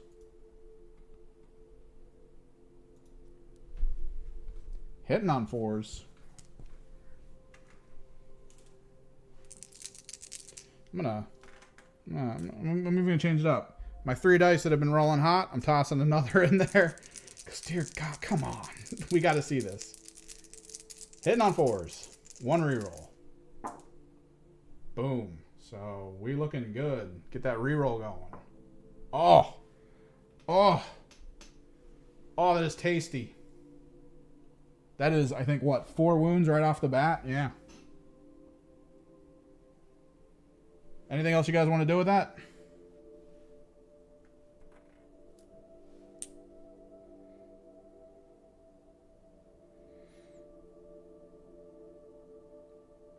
No communion spent because he is the closest target. Is it a communion? Where's the other enemy? You're firing at him, right? The other one would be here. He's out. Who else is close?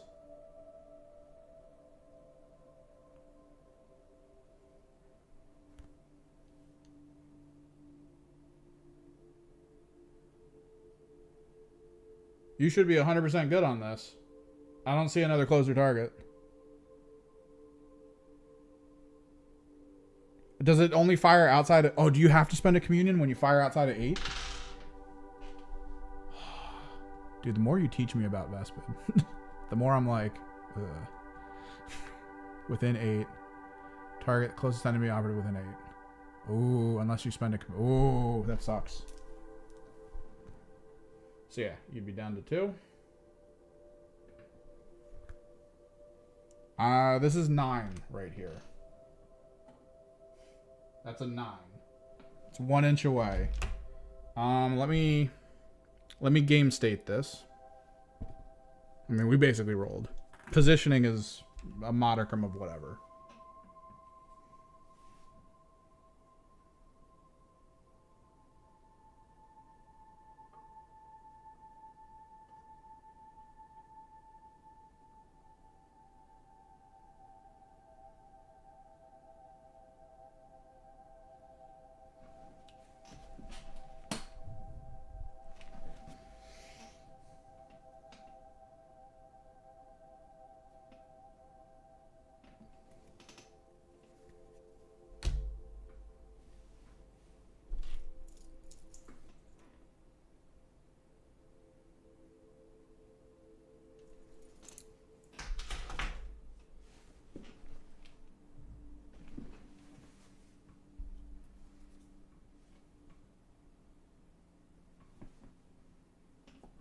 There you go.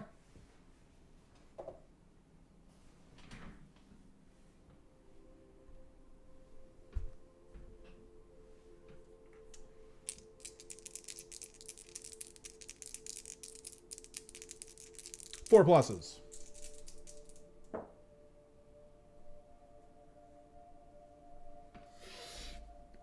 Don't feel the need to reroll. It did move, though. I do have the other thing active. I think I get a free reroll here. Because he charged. And I currently have Prismatic Blur active, yes? Yes. So one free reroll. Okay. So that's 2-4 straight off the bat. Block the reg. Because it's the same damage. It's just whether or not the dev occurs.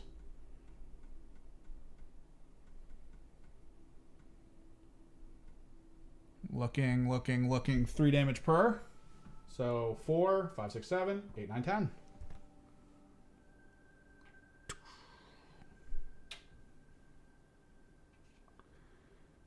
Do you want the neutron there, or do you want it to be like slightly in a different direction?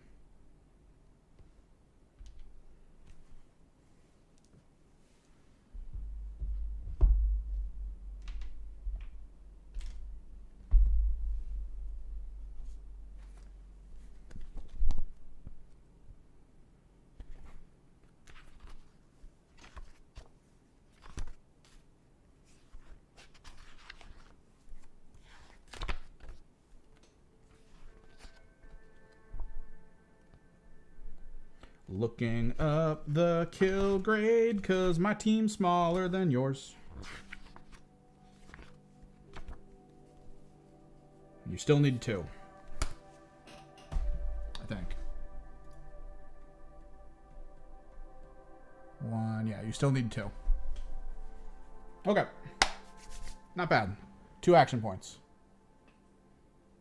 Closer to the door. Farther down. So around his body, it would be like there. Do you want it to be this door or that door? I'm guessing this door. So it would be there.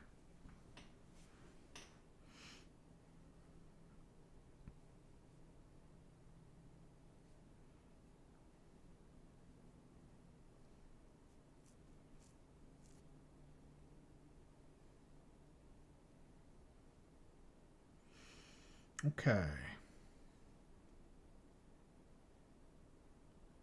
Do I go for revenge now? Do I go later?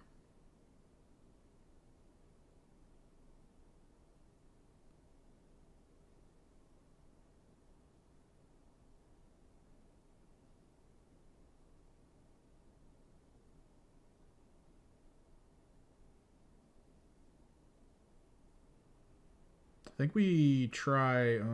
that makes me go to engage. I don't know if I like that.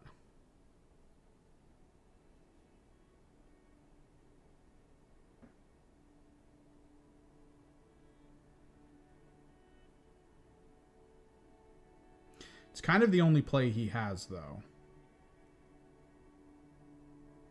I need to make sure your Shade Strain can't really get to me. And if it does, it's not that big of a deal. Do I want to do that now, or do I want to go...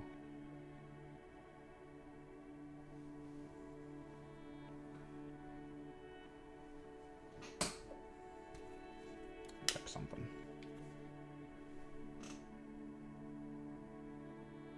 I'd have to be, like, here to attack you through the window. But I don't know if my base can even get that far. The terrain's, like, almost thick enough that it won't really help. I'd have to be, like, on the other side. Of course, herd distance. Honestly, I'm probably gonna have to... We might fish. We might fish here. Because I think this is a garbage way for me to go. So it's 3, so 2 to drop. 7, so 5. Basically, distance from there, and then 3. I'm going to pull myself with her over to here.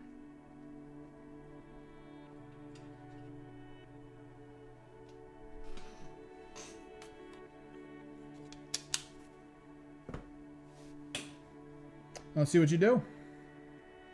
What's up, Jason?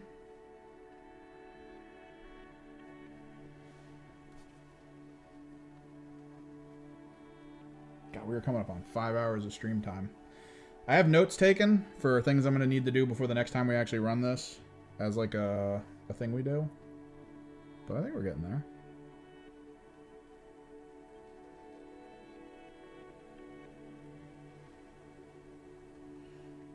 All right, next activation. You've got Warrior, North. You got Leader, still chilling. You've got Shade Strain under here. You've still got your active aura from the drone. You've still got your sniper. But we're coming to the end of activations. I've got my Leader. Got this guy. I've got the Jester who's under. And then I've got... Or the Shadow Seer who's under. Death Jester who's up top still.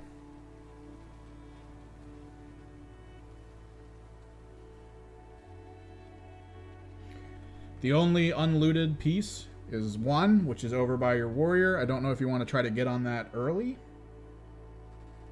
Or if you're trying to hold off for something else.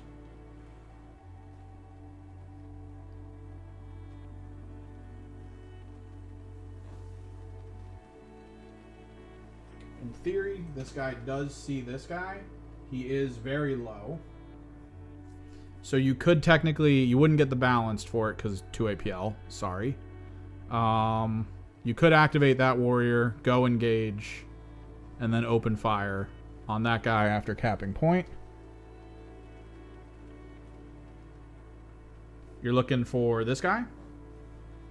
Are you looking to get in melee or are you looking to shoot? You can definitely get here. You could be like here. Where'd my token for you guys go? PvP. We might do co-op at some point. Not tonight, but we might do co-op next. I wanted to try a PvP concept. Where the hell did I put my token for you guys? There it is. Could be here. Or you could get in melee. Shoot within 4?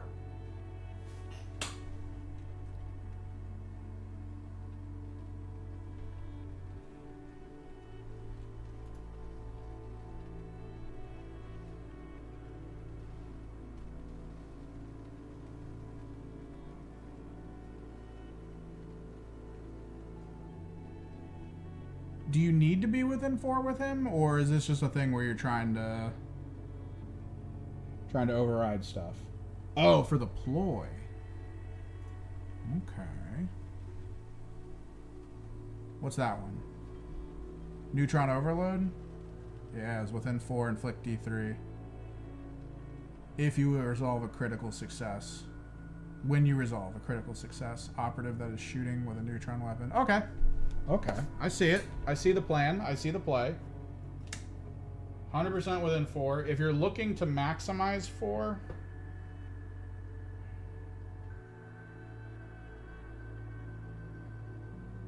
This is about as far as you can get while being within 4 and as far out this way as possible. We could do that.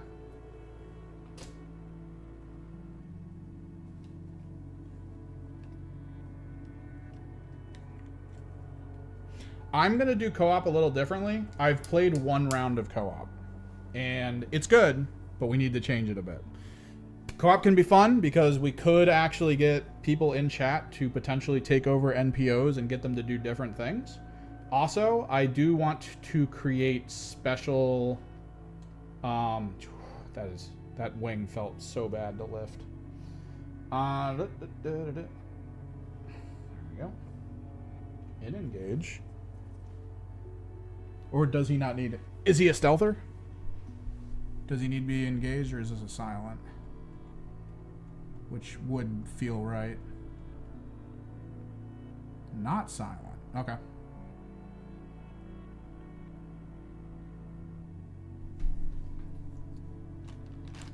Oh, dude, I'm thinking of doing $10 in donos. That's a command reroll for the opponents.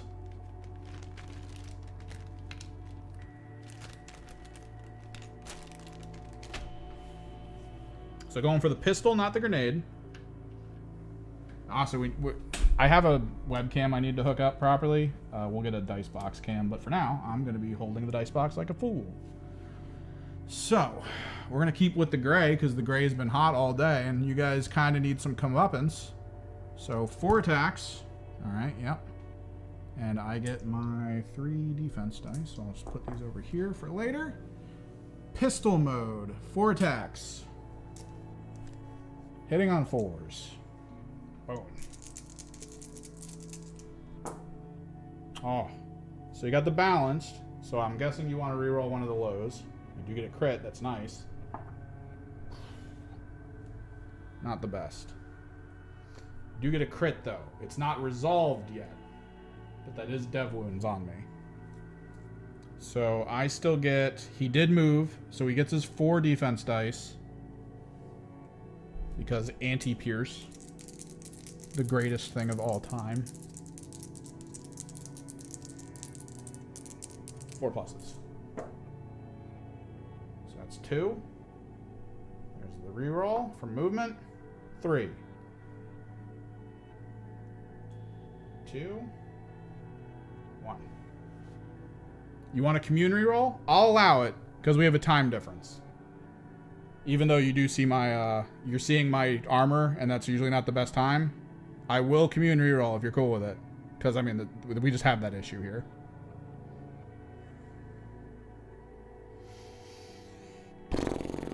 Commune reroll it is.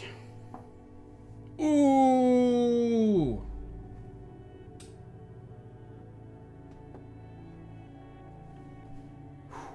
Okay.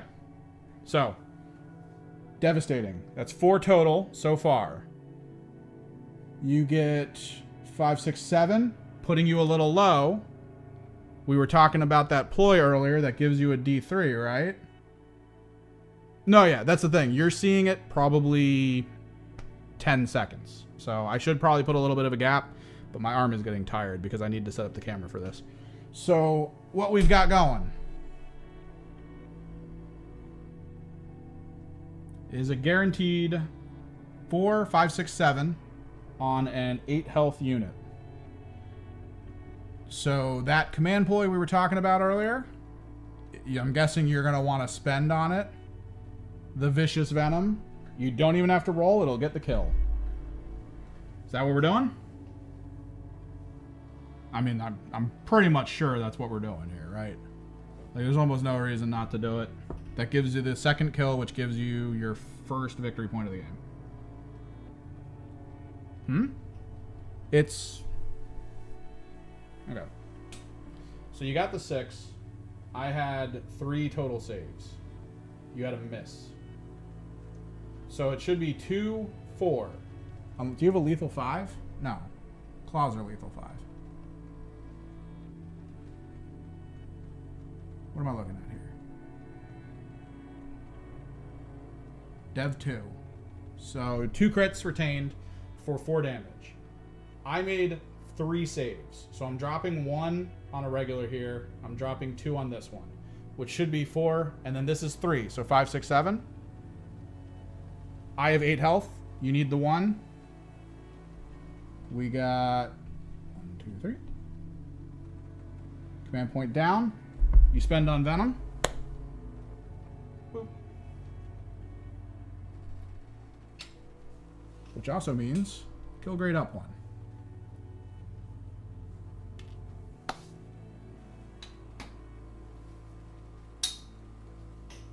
Okay.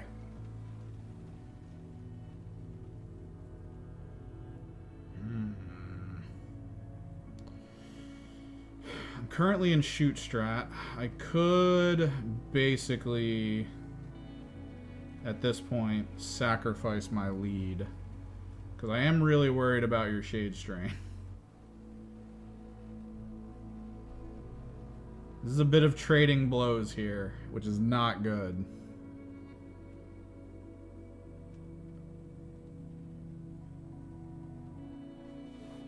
me see what I got. So 7 inches.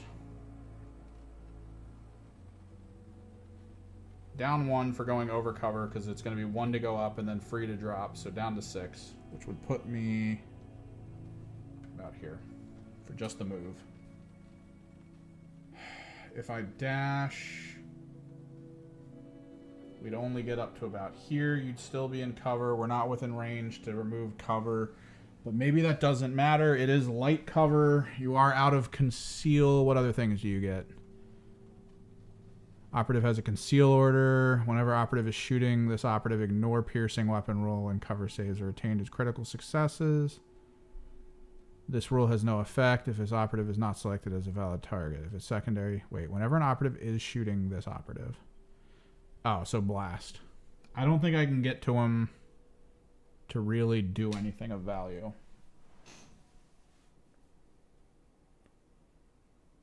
No, yeah, he's good. The thing is your avoidance of pierce, because this is a fusion pistol. That's a solid, solid function.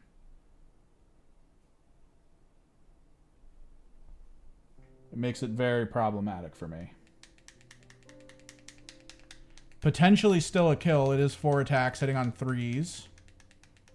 But I think I need to 2-stage this because I think I need the balanced roll on him, which means my big guy would need to kill him or kill something to hand out an accolade.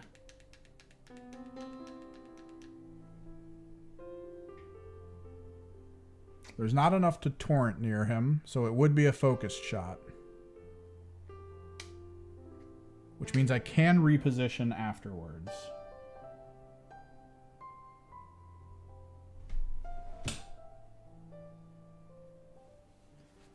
Don't think it's enough, though.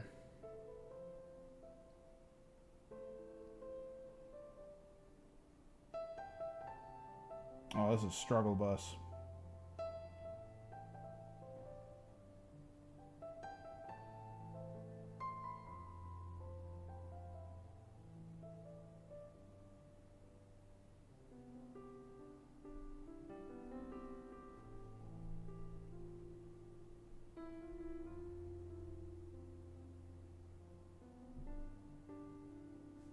Okay.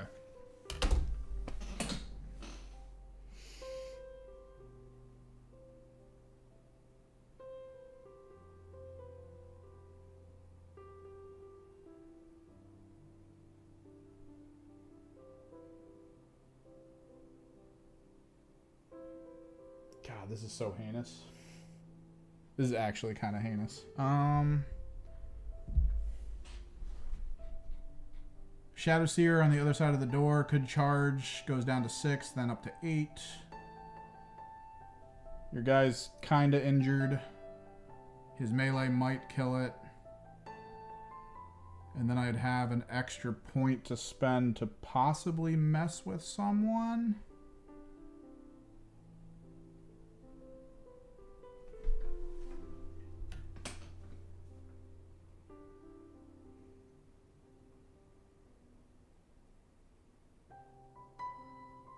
Still technically not enough if I want to go over the wall or something. God, this is horrible.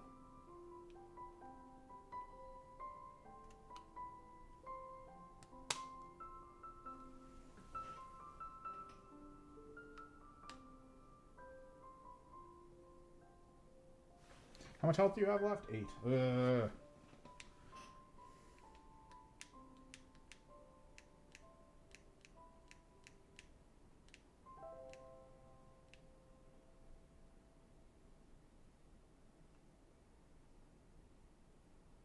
I feel like we go for the simple play.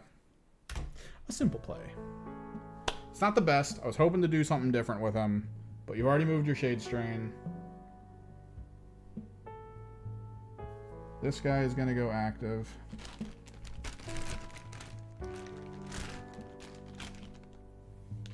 Currently, we have the move and shoot function in play.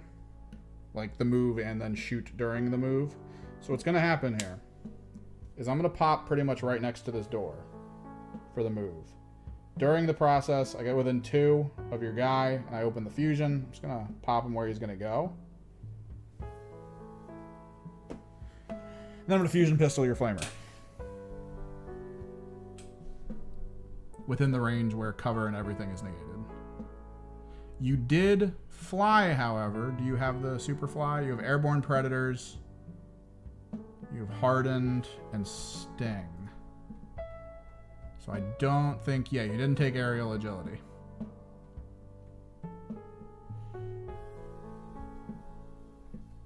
So let's go to the flamer.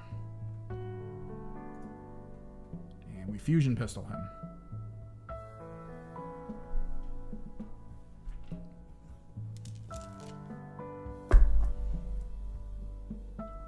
One, two, three, four.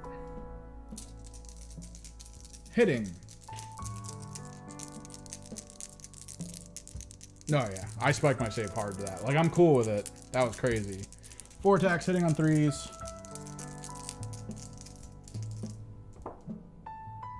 Okay.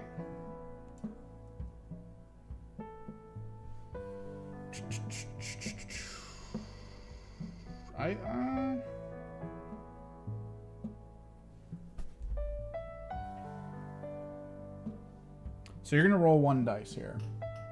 And if you make that 1 dice, you're still dead. I'm pretty sure. Yeah, that's 10 damage. Right? You're still dead?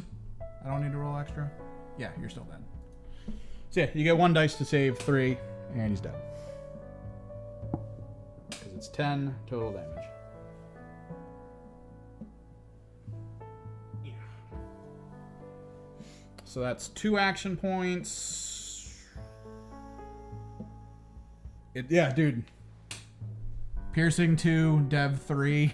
I didn't roll any crits. But yeah, this is a melt-a-gun. But it's a 3-inch range, which is why move and shoot is really good with it. Because you tend not to want to end that move. Like right there. It's a great way to just get shreked. Yeah. And then really nothing else with that last action point. He is expended. So you've got drone, sniper, leader, and a warrior all the way up north.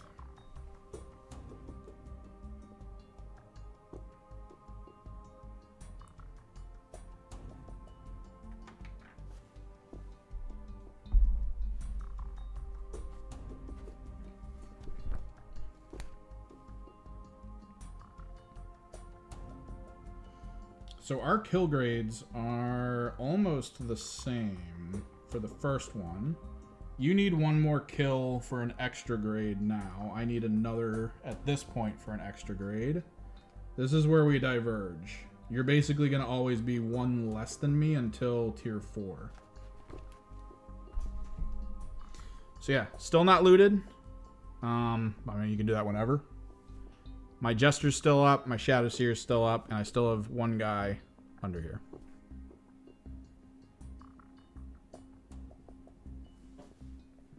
This over here so you know where he is.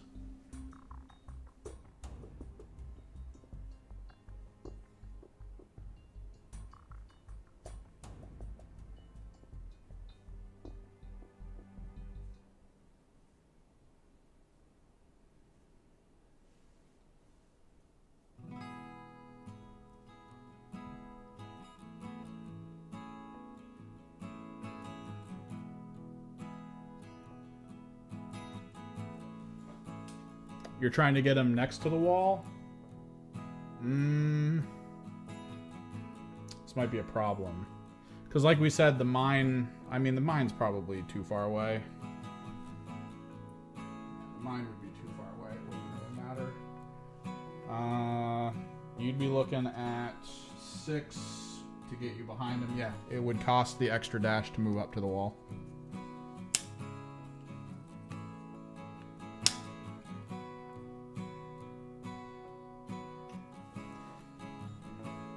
So moving a dash would put you... Where the hell did I put your token? Dude, I keep losing this token. I'm losing my mind.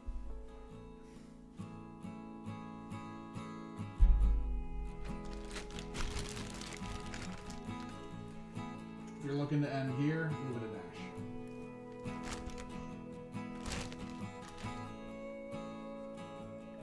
Where the hell did it go?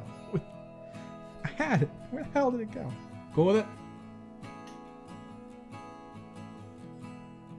Yep. All right. leaving him in conceal because I can't imagine there's a reason to pull him out of it for a move and a dash.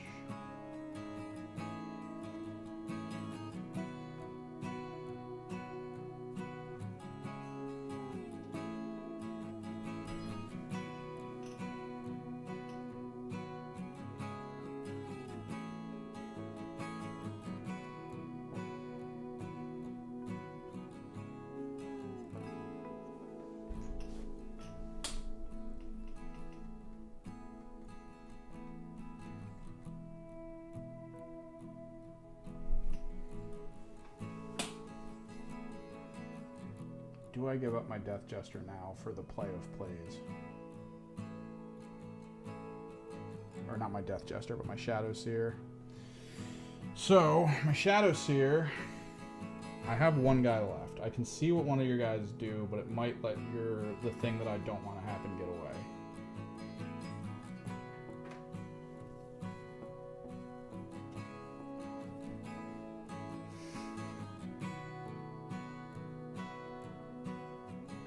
So to get this, I just need to go here. Is the Shadow Seer grenade limited? It is not.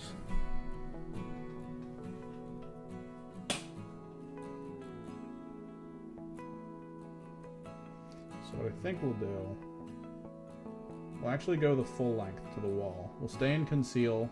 That way we're on heavy and conceal. I throw the silent grenade and then I use the spell. I think that's the play here. Yeah.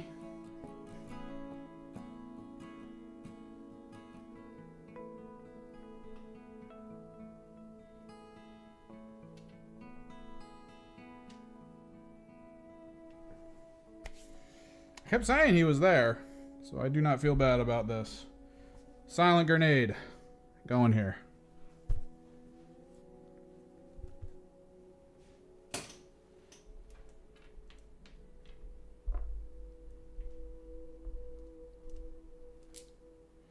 So 4 attacks for him. You guys will get your 3 armor because it's not a pierce. Yeah. Starting with the warrior.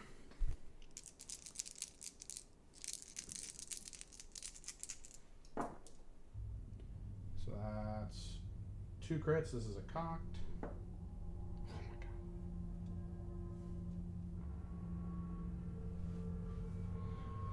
So that's 3 crits and a hit. It's not a lot of damage. Yeah, this is a real... Dude, I love this grenade, officially. Straight Seek is rare. He is straight Seek. It is so good. So there's that. Your warrior. I don't have full sight. Retention? Yay? Nay? Or you just want to roll it? Because it is 1 damage per. It's mostly about the stun. Roll it out or retain. Your call. Right here, right now.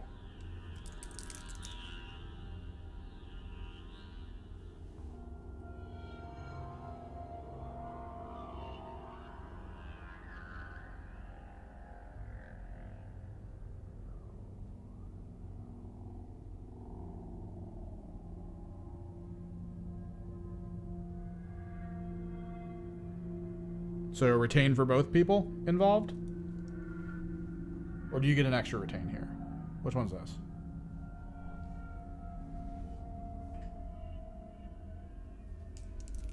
I'm trying to remember. Don't think you had the double thing. Or you didn't really have like a defensive thing going. So let's see what you get. So 2 saves. I mean, it just negates 1 damage. Regardless of how it happens.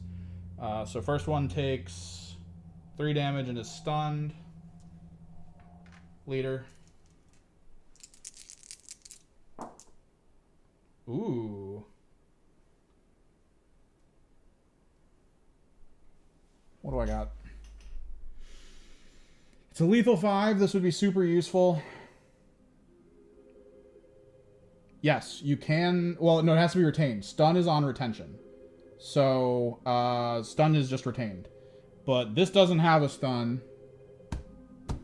I don't think I need the command points necessarily. So I'm gonna do 1. We're gonna do 1. Yes. And you said retention first? Oh, not bad. So definitely a guarantee there. Definitely a guarantee there. What's their save? 5? 4? 5. Or is your leader different? 5.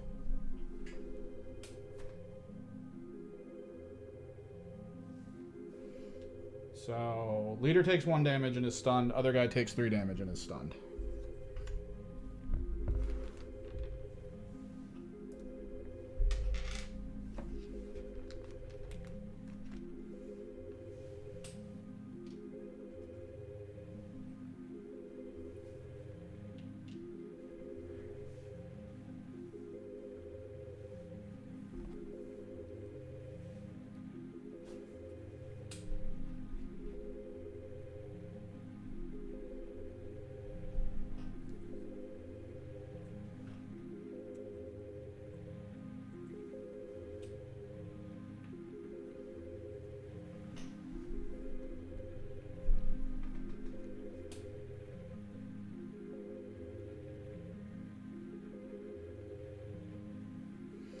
Question is, he's got 6 health left. I still have 1 action point. I'm looking to cast a spell. I think it might be on him to attempt to get the kill before you use your 1 action point and 1 of your communion points to get the turning point function, or the victory point. I think that's what I do. Right? This isn't considered a shoot, so I could do it.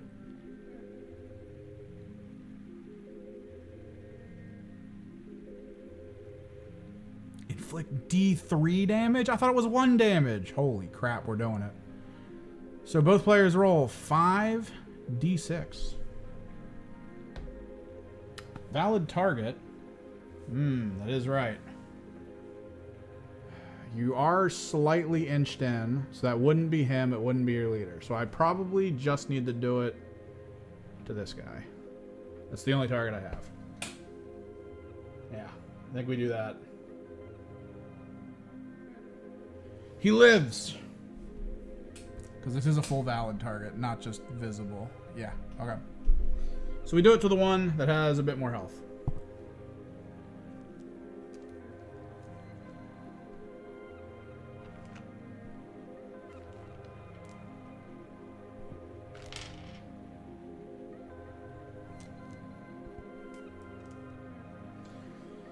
Alright, so 2 rolls of 5. Doesn't really matter what colors are what, as long as they match.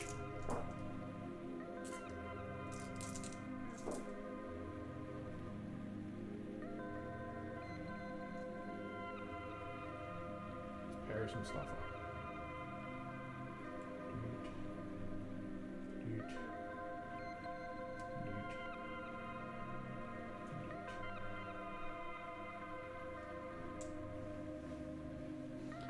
So the way that works,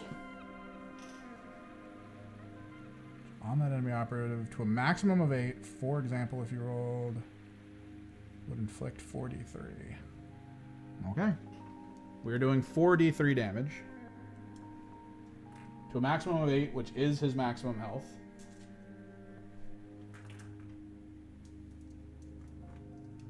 So if all of these are 5s or aboves, it works. If not, maybe we get an injury.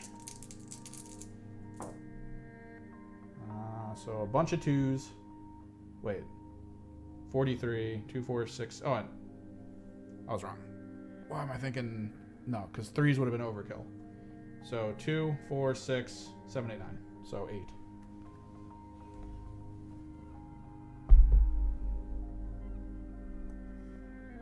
Yep.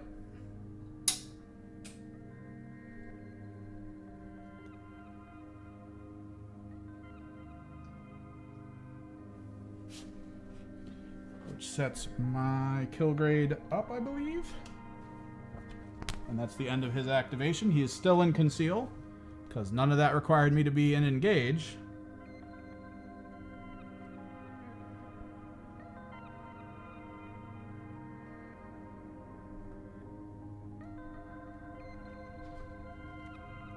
pretty sure 4 kills for a 10-man. Yep.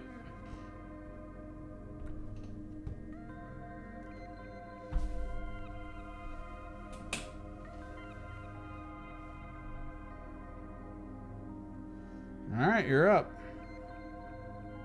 You got a stunned warrior, sniper, and a robot.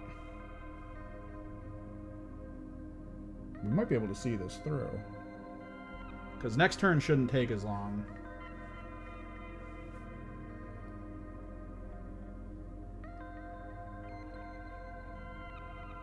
I've still got one guy under the top.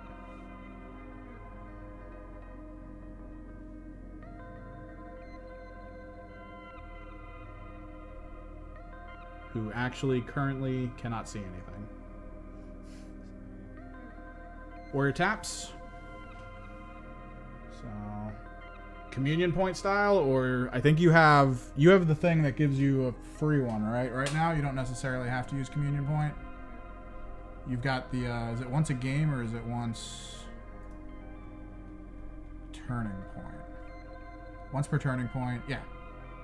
Mission action. Without spending a communion. So communion's still good. Conceal. No. Stay. I'm not turning it. Yeah.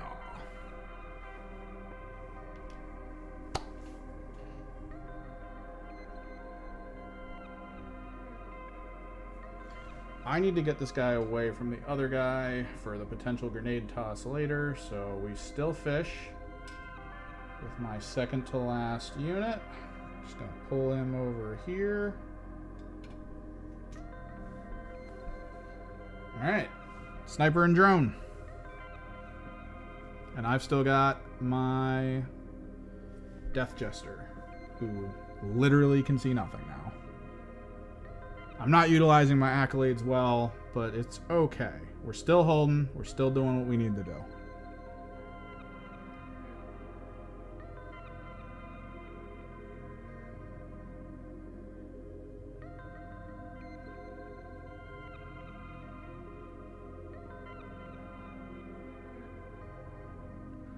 What?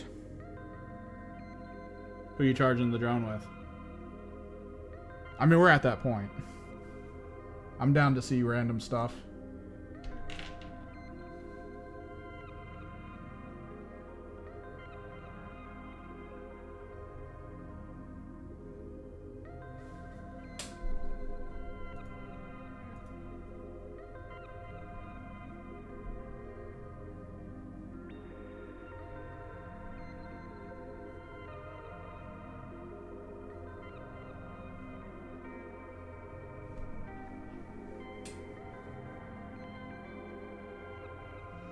Oh, who are you aiming for? What do I not know about the drone? Does he hit like a truck or something? Oh my god. Oh, that's right. You have the lethal. Oh, wait, no, he doesn't get lethal. Because it's just the regular guys, right? Wait, is he considered... Oh my god, he gets it? I love it. Sting works on the drone, as far as I can tell. Does he even... Yeah, he gets fight. He gets charge.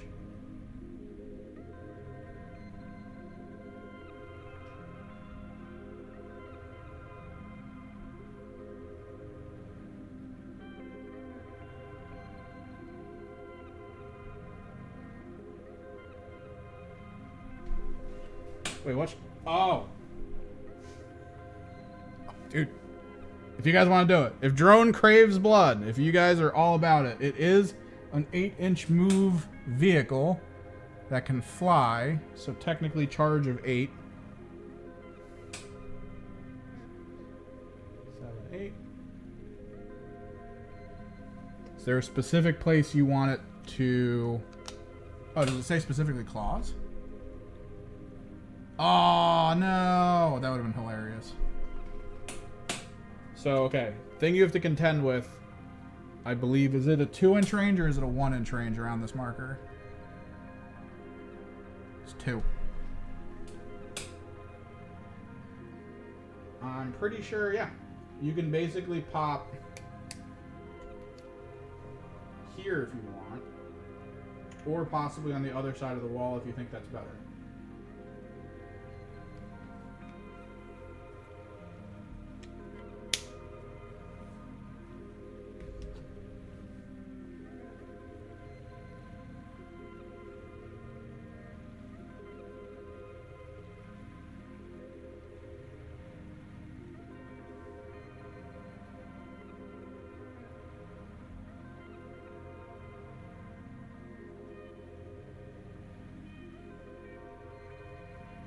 I'm down.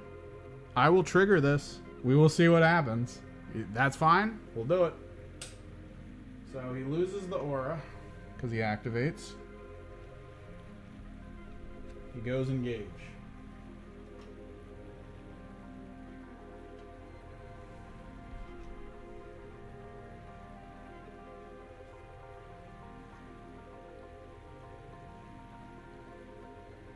He do the hardcore.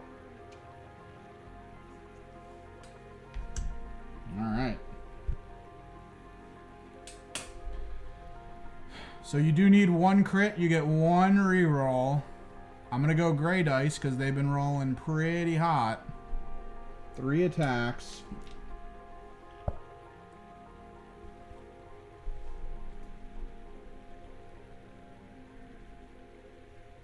Versus my one player.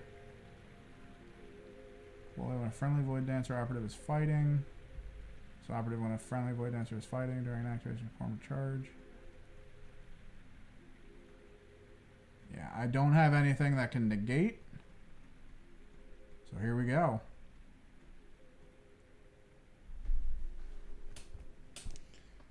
Three dice, one reroll. Looking for a 6. And then I just pick my guy up.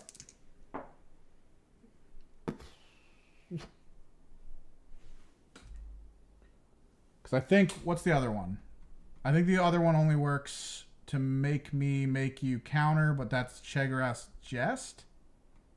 Yeah, and it only works on normals. Yeah, there it is. Don't even need to roll my end. Player down.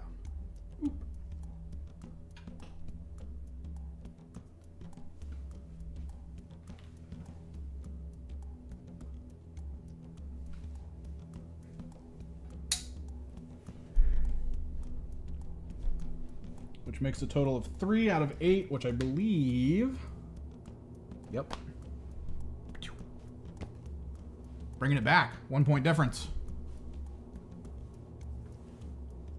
Alright, so I've got 1 activation. You've got 1 activation. So counteract is in play. Or counteract is not in play, rather. I should probably say. From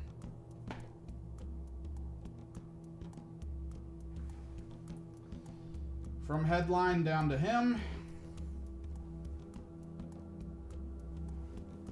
We go active, I believe. Let me measure something. So we get 7-inch move. If we do focused, it is 1 there. 3. So 4 out of 7.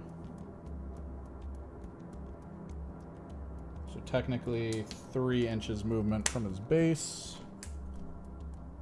Which I'll just drop him probably down to here. So we'll fire first and then I'll drop down with a reposition.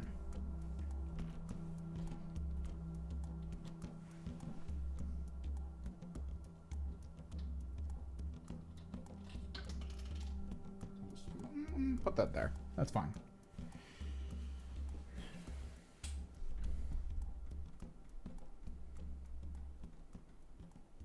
Yeah, so reposition only, humbling, cruelty, heavy. Yep, that's all it. He is accoladed, so he does get... Well, he's the lead, so he does have accolade. So he does get 1 reroll here.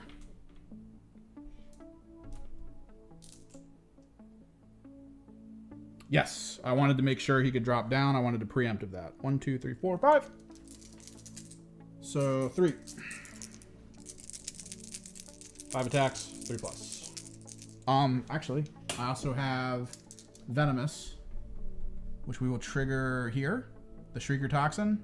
So Dev 1, currently active as well. So balanced, Dev 1.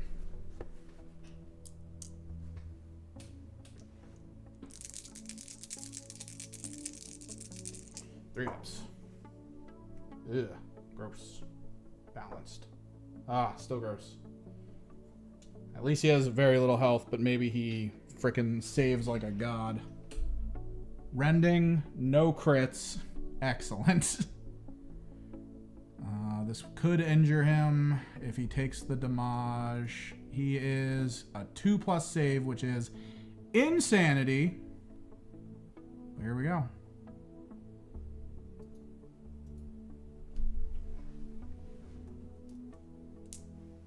Three defense dice, because to my understanding, there's nothing about him that reduces this. Whenever an operative is shooting this operative, ignore piercing. Yeah. There's operative has conceal order, cover, blah, blah, blah. Whenever determining visible to this operative, round disc, blah, blah, blah. Yep, good. Okay, yeah. Nothing that reduces defense dice. So he has 3 2+ saves. So probably good, honestly. Yep, super good. Didn't even take damage.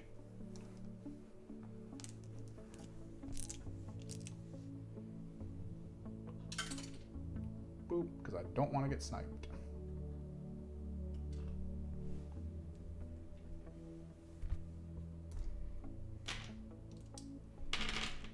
Speaking of which, what do you want your sniper to do?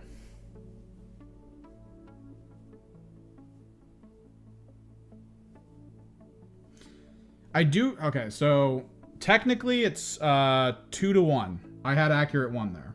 Oh wait, no, down there. That's right. 2. I mean, honestly,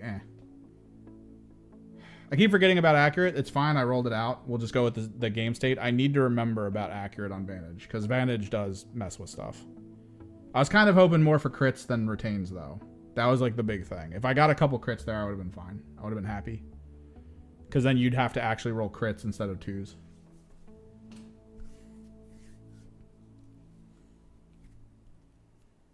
But yeah.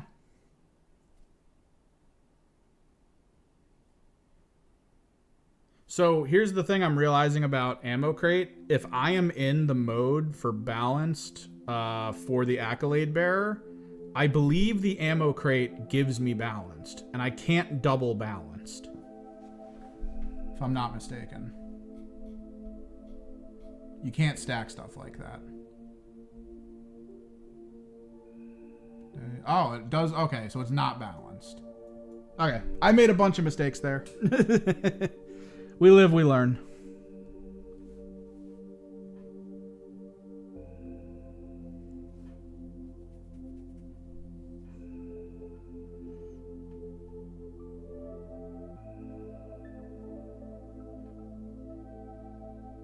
But yeah, your sniper is up. It is 10:08. We're at the end of turning point 2. I might have to get moving, though, because this is going to take till like 11 o'clock, I think. And my buddy just messaged me, so I have to edit here in a second. This has been a good dry run, though. This was decent.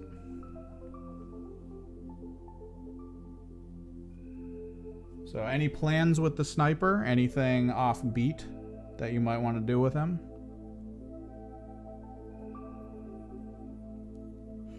Because technically, this is still mildly close. I have taken out your warriors, but you still have a lot of key players on the field. Personally, I would probably want to see what next turn's initiative looks like, which we can do. Because based on the initiative roll, there's a lot of things we could do. You would definitely 100% push yourself to collapse. You just want to move to the other window?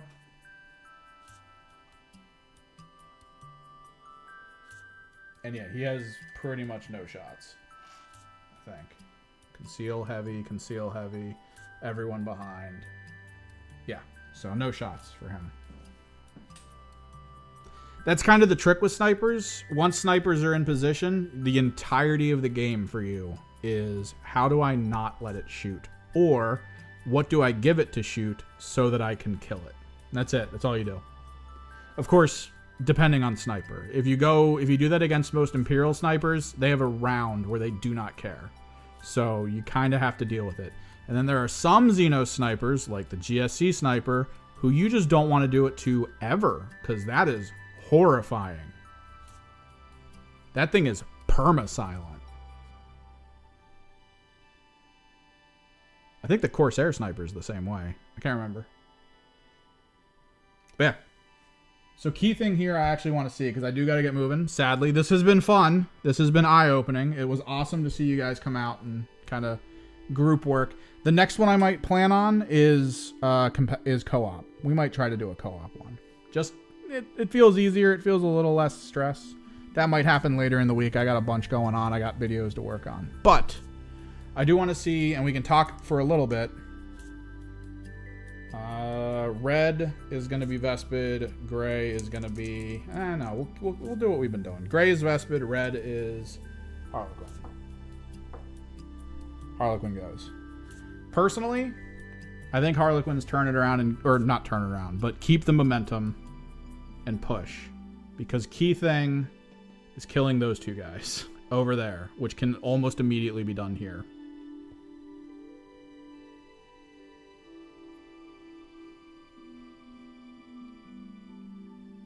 You have one guy who's low enough that the mind game would work. Like, literally the opening activation would probably be him here, loot, and then maybe, like, mind blast one of these guys to death.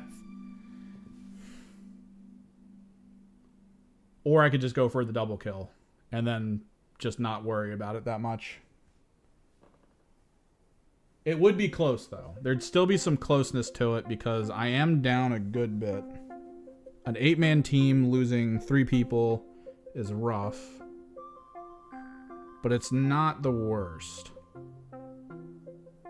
The Death Jester's threat is still a thing. I think this would still be close at the end of it, personally. I think a good roll here, a bad roll there. I think we could be probably 1 or 2 point different by the end of it.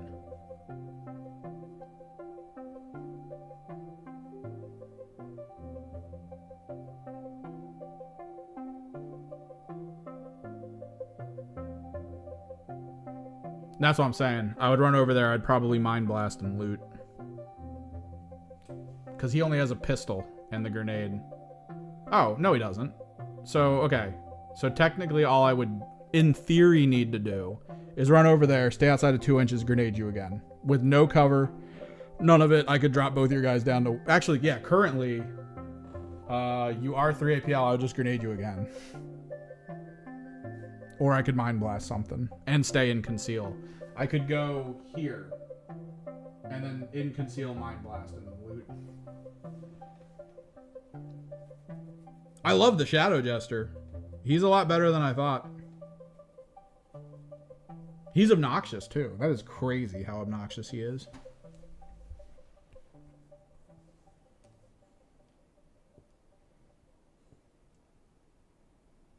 But yeah, I do think this would still be close.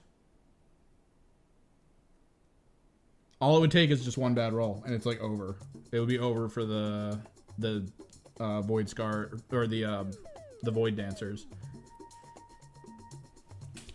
What's the command points looking like? So you would go up 2. I would go up 1. You'd have enough to do a serious round yet again.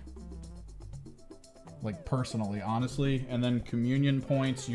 I didn't kill your little dude, so that kind of sucks. You'd be playing with a full house of communion points this round. I think this round would push it to be like whatever's at the end of this might not even choose who wins, honestly.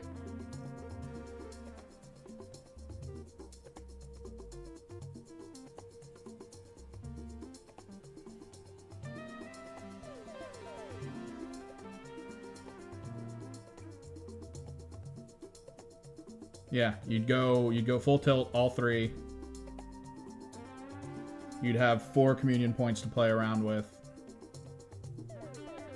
as well as your bonus that you get the ability to, do a free mission if you need to. I would basically...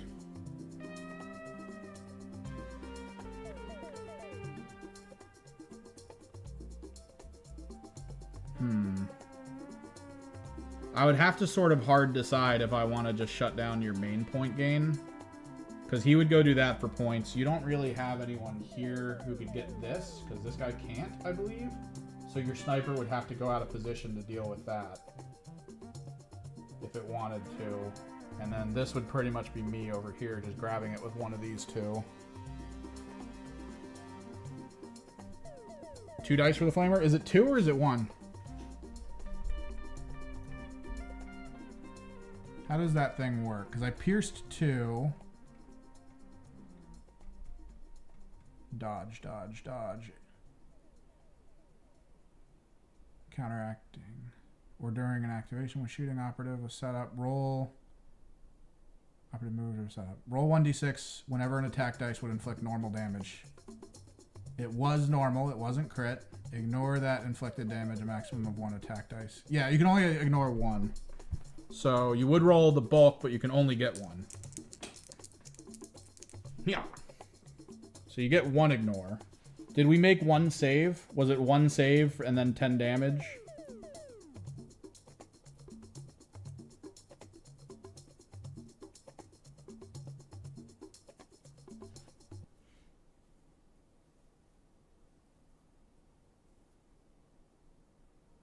So he might have lived, but that's kind of where this guy was for. Because this guy had the follow-up, which would have probably been melee.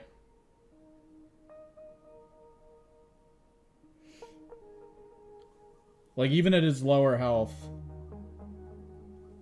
Yeah, but okay, so that went first. This guy was still here, right? He would have gone engage. He would have charged. I would have done a 1 command point curtain call and then just dashed out after hitting you for the death. It would have shifted me 1 command point here. So I'd have 1 command to go.